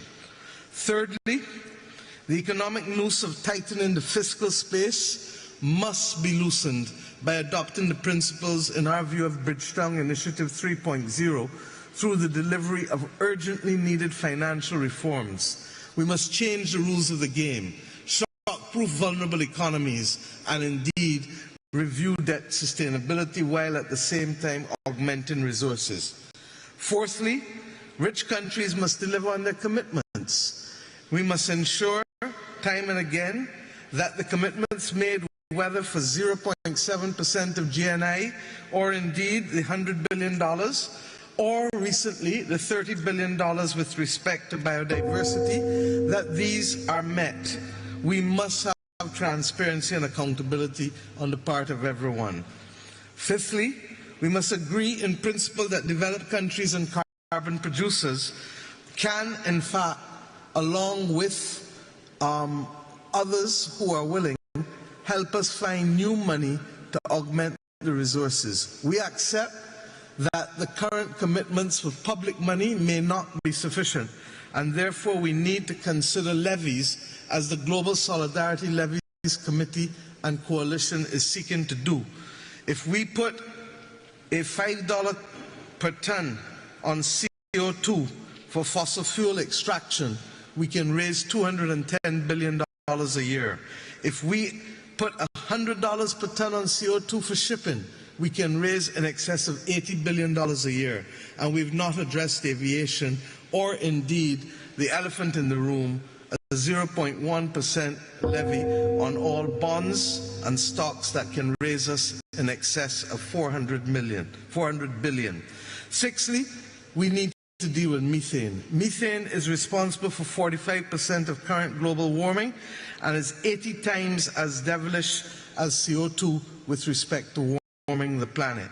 This makes mitigation of methane the most effective way to slow the rate of warming in our world. And I trust and pray that we can have a global methane agreement, as Pope Francis led the call earlier this year for us to see a parallel track to decarbonization. Finally, we need high-integrity carbon markets to ensure that there is fairness, and that we need a universal carbon pricing mechanism to remove the disparity between countries in the north and south. My friends, every COP must make progress irrespective of the geopolitical dynamics. There is an urgent need to reform this COP process, and I hope that we can meet that as we go forward. As we leave this city of winds and land of fire, may we ensure that our ambitions are not only high, but our actions mimic the ambitions which we have, if we are to ensure that our people are not to be the victims of this awful climate crisis. Thank you. Thank you, Your Excellency. It is my pleasure to welcome His Excellency, Mr. Alexander De Croo, Prime Minister of Belgium. Your Excellency, you have the floor.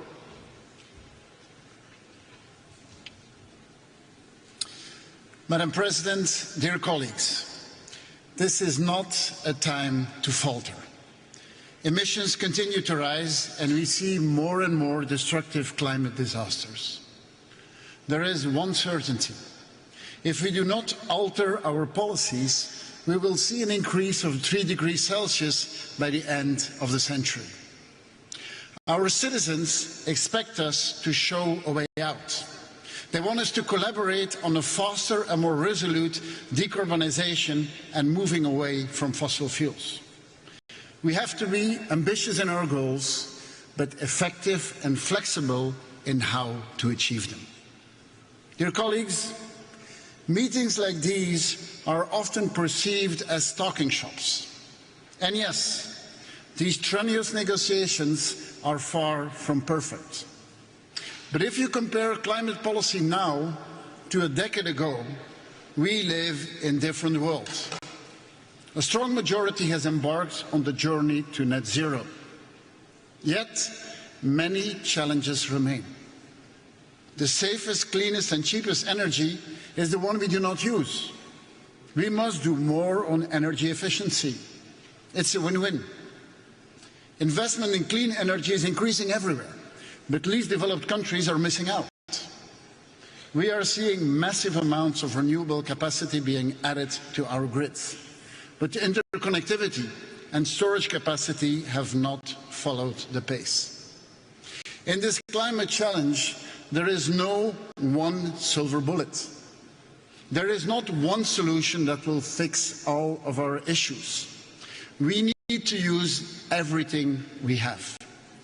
Not a policy of less, but a policy of more. More growth, more cooperation, more innovation, more investment, but affordable and achievable for everyone. This is our political objective in order to ensure a just transition. Citizens will buy electric cars and will insulate their homes, but only when it makes economic sense. Allow me as well to emphasize the importance of ensuring a just climate transition. Global competition needs to be fair. In this regard, Belgium and the EU will redouble efforts to strengthen the competitiveness and the sustainability of our economy. A just transition also matters domestically, as a transition for our economies should leave no one behind and should ensure the creation of high-quality jobs. Ladies and gentlemen, let us turn to the objectives for COP29. First, this must be the enabling COP. Let's implement what we agreed upon. Future national plans should align with the 1.5 degrees goal. Second, this is also the financing COP. the new collective quantified finance goal will be its most important deliverable. In reaching this goal, we should prioritize the needs of the least developed and the most vulnerable countries.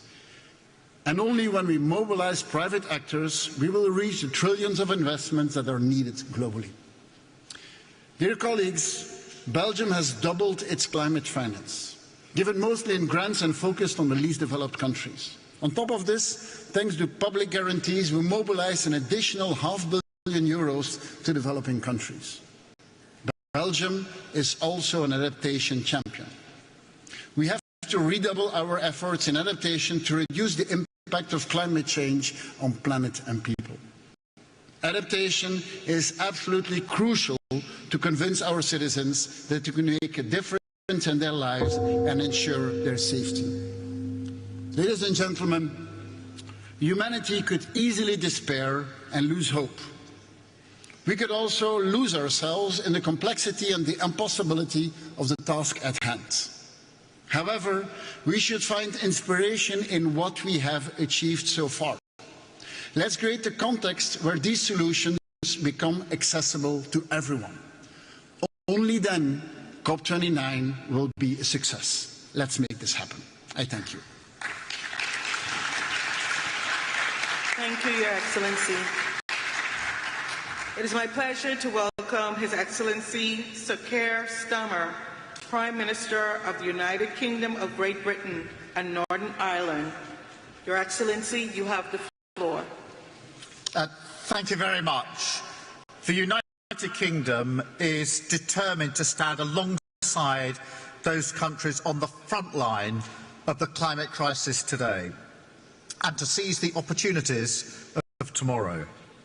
Because action on climate now is the route towards economic growth, energy security, better jobs and national security in the long term, to deliver on the Paris Agreement and keep 1.5 degrees within reach.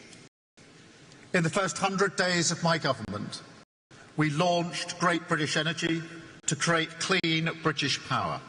We created a national wealth fund to invest in the green industries and jobs of the future. We scrapped the ban on onshore wind, committed to no new North Sea oil and gas licences, and closed the UK's final coal power plant at the end of September, becoming the first G7 economy to phase out coal power, in line with the international agreement at COP28 to transition from fossil fuels, and the UK's ambitious goal to be the first major economy to deliver clean power by 2030. Today I can confirm, 3 months ahead of the deadline, the UK's 2035 international target, our nationally determined contribution to reduce all greenhouse gas emissions by at least 81% on 1990 levels, aligned with 1.5 degrees. And we urge all parties to come forward with ambitious targets of their own, as we all agreed at the last COP. We will work in partnership to support other countries to develop their own commitments and transition through our forthcoming Global Clean Power Alliance. And finance will be its first focus. We will honour the commitment made by the previous government to provide £11.6 billion of climate finance between April 2021 and March 2026. But we must use public finance as a multiplier to unlock much more private investment and reform our international financial institutions. Today we launched the new CIF capital market mechanism listed on the London Stock Exchange, with the potential to mobilise up to $75 billion in additional climate capital for developing countries over the next decade, putting the UK's role as a global financial centre at the service of driving the green finance and green energy transitions. Climate action is at the heart of this government's mission for the protection and prosperity of Britain and the world, writ large across our domestic and international priorities. we are taking the urgent action needed to protect our planet and its people. Thank you very much. Thank you, Your Excellency. It is my pleasure to welcome His Excellency Mr. Viktor Orbán, Prime Minister of Hungary. Your Excellency, you have the floor.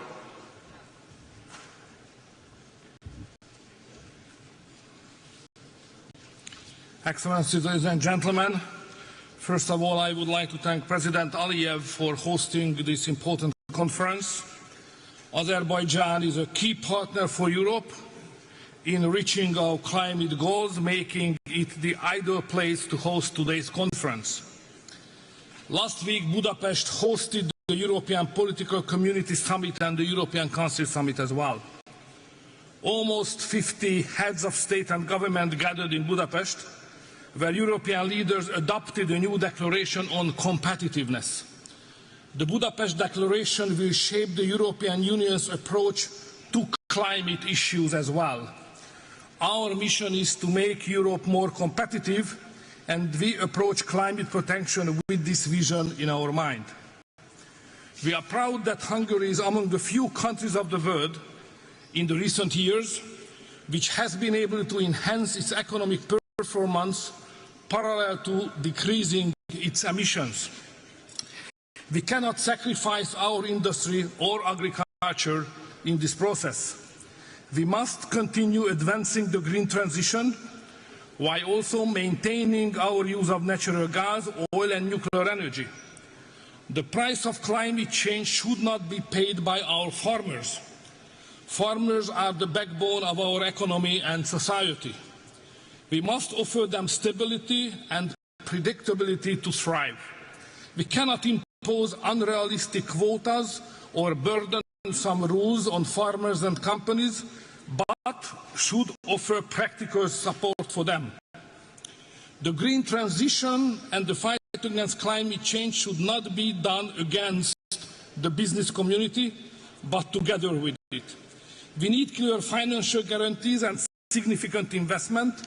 Large corporations must contribute their fair share to climate protection.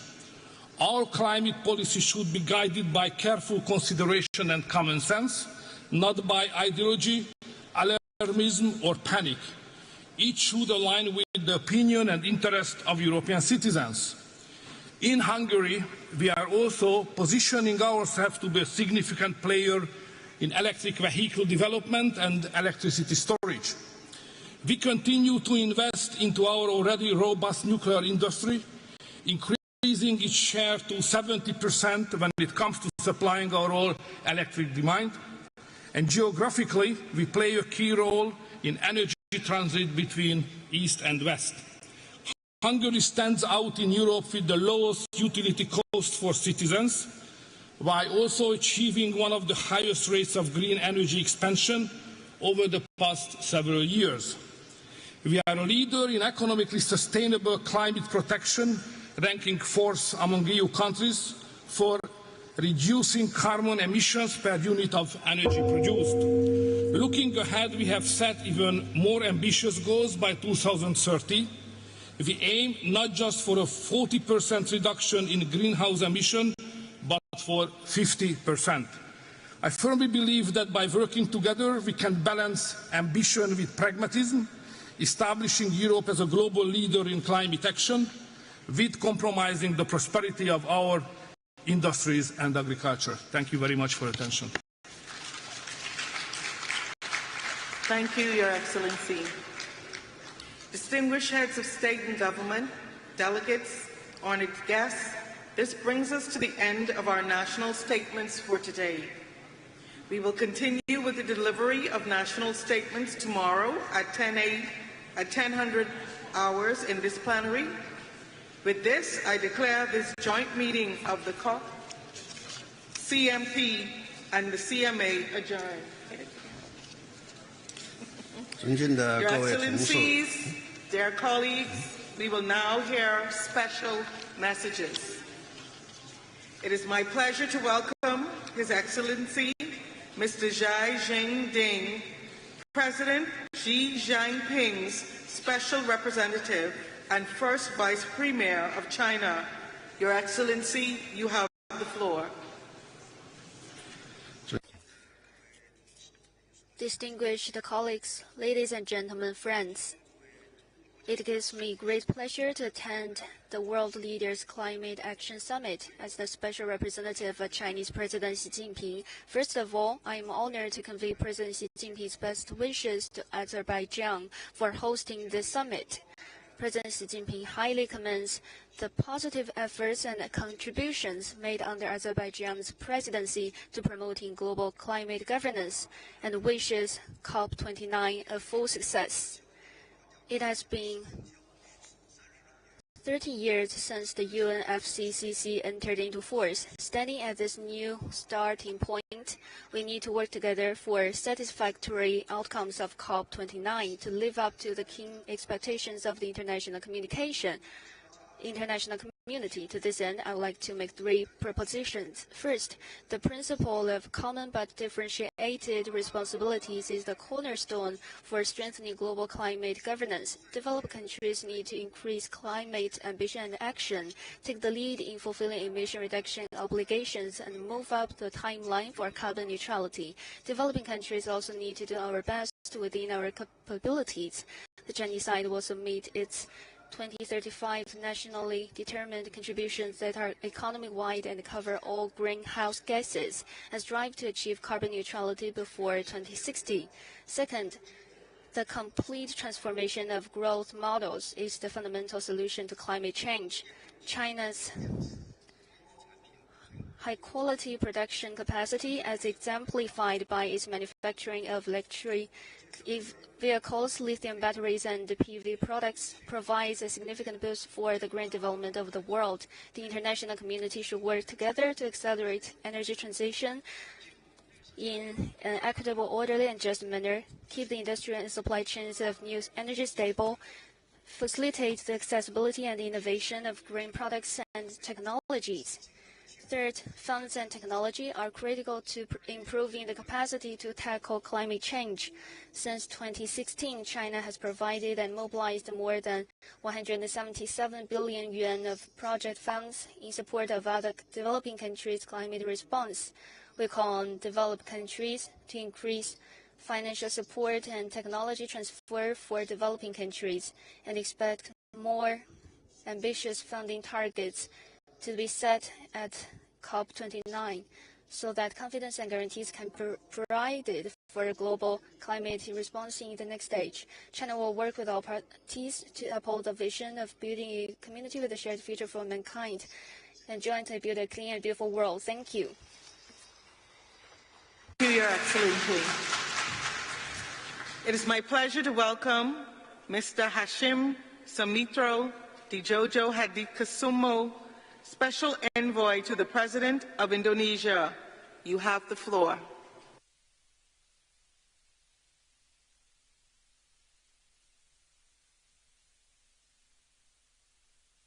I am representing my President, Prabowo Subianto, who unfortunately cannot attend this important event due to prior commitments.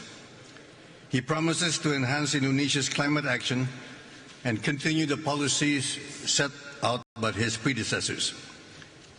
President Prabowo envisions economic growth beyond 8% per year and ensures green, resilient, and inclusive development for all of our people. This vision determines our ambition to reduce greenhouse gas emissions towards net zero by 2060 or sooner, and avoiding 1 billion tons of carbon dioxide emissions. We are shifting from fossil fuel-based to renewable-based development with 75% of additional power generation capacity. 70,000 kilometers of smart transmission lines will be constructed to transmit energy across Indonesia's main and most populous islands. Indonesia will also develop a green smart grid, adding 42 gigawatts of wind and solar power, tripling energy capacity totaling 75 gigawatts. Affordable clean energy will be provided to accelerate growth, create more jobs, ensure food security, and alleviate poverty for the people's prosperity, while balancing growth with environmental sustainability. We will commence to reforest more than 12 million hectares of severely degraded forest over time, revitalize degraded land to increase food production, protect our oceans for prosperous blue economy, and empower our local communities for climate resilience and quality green jobs.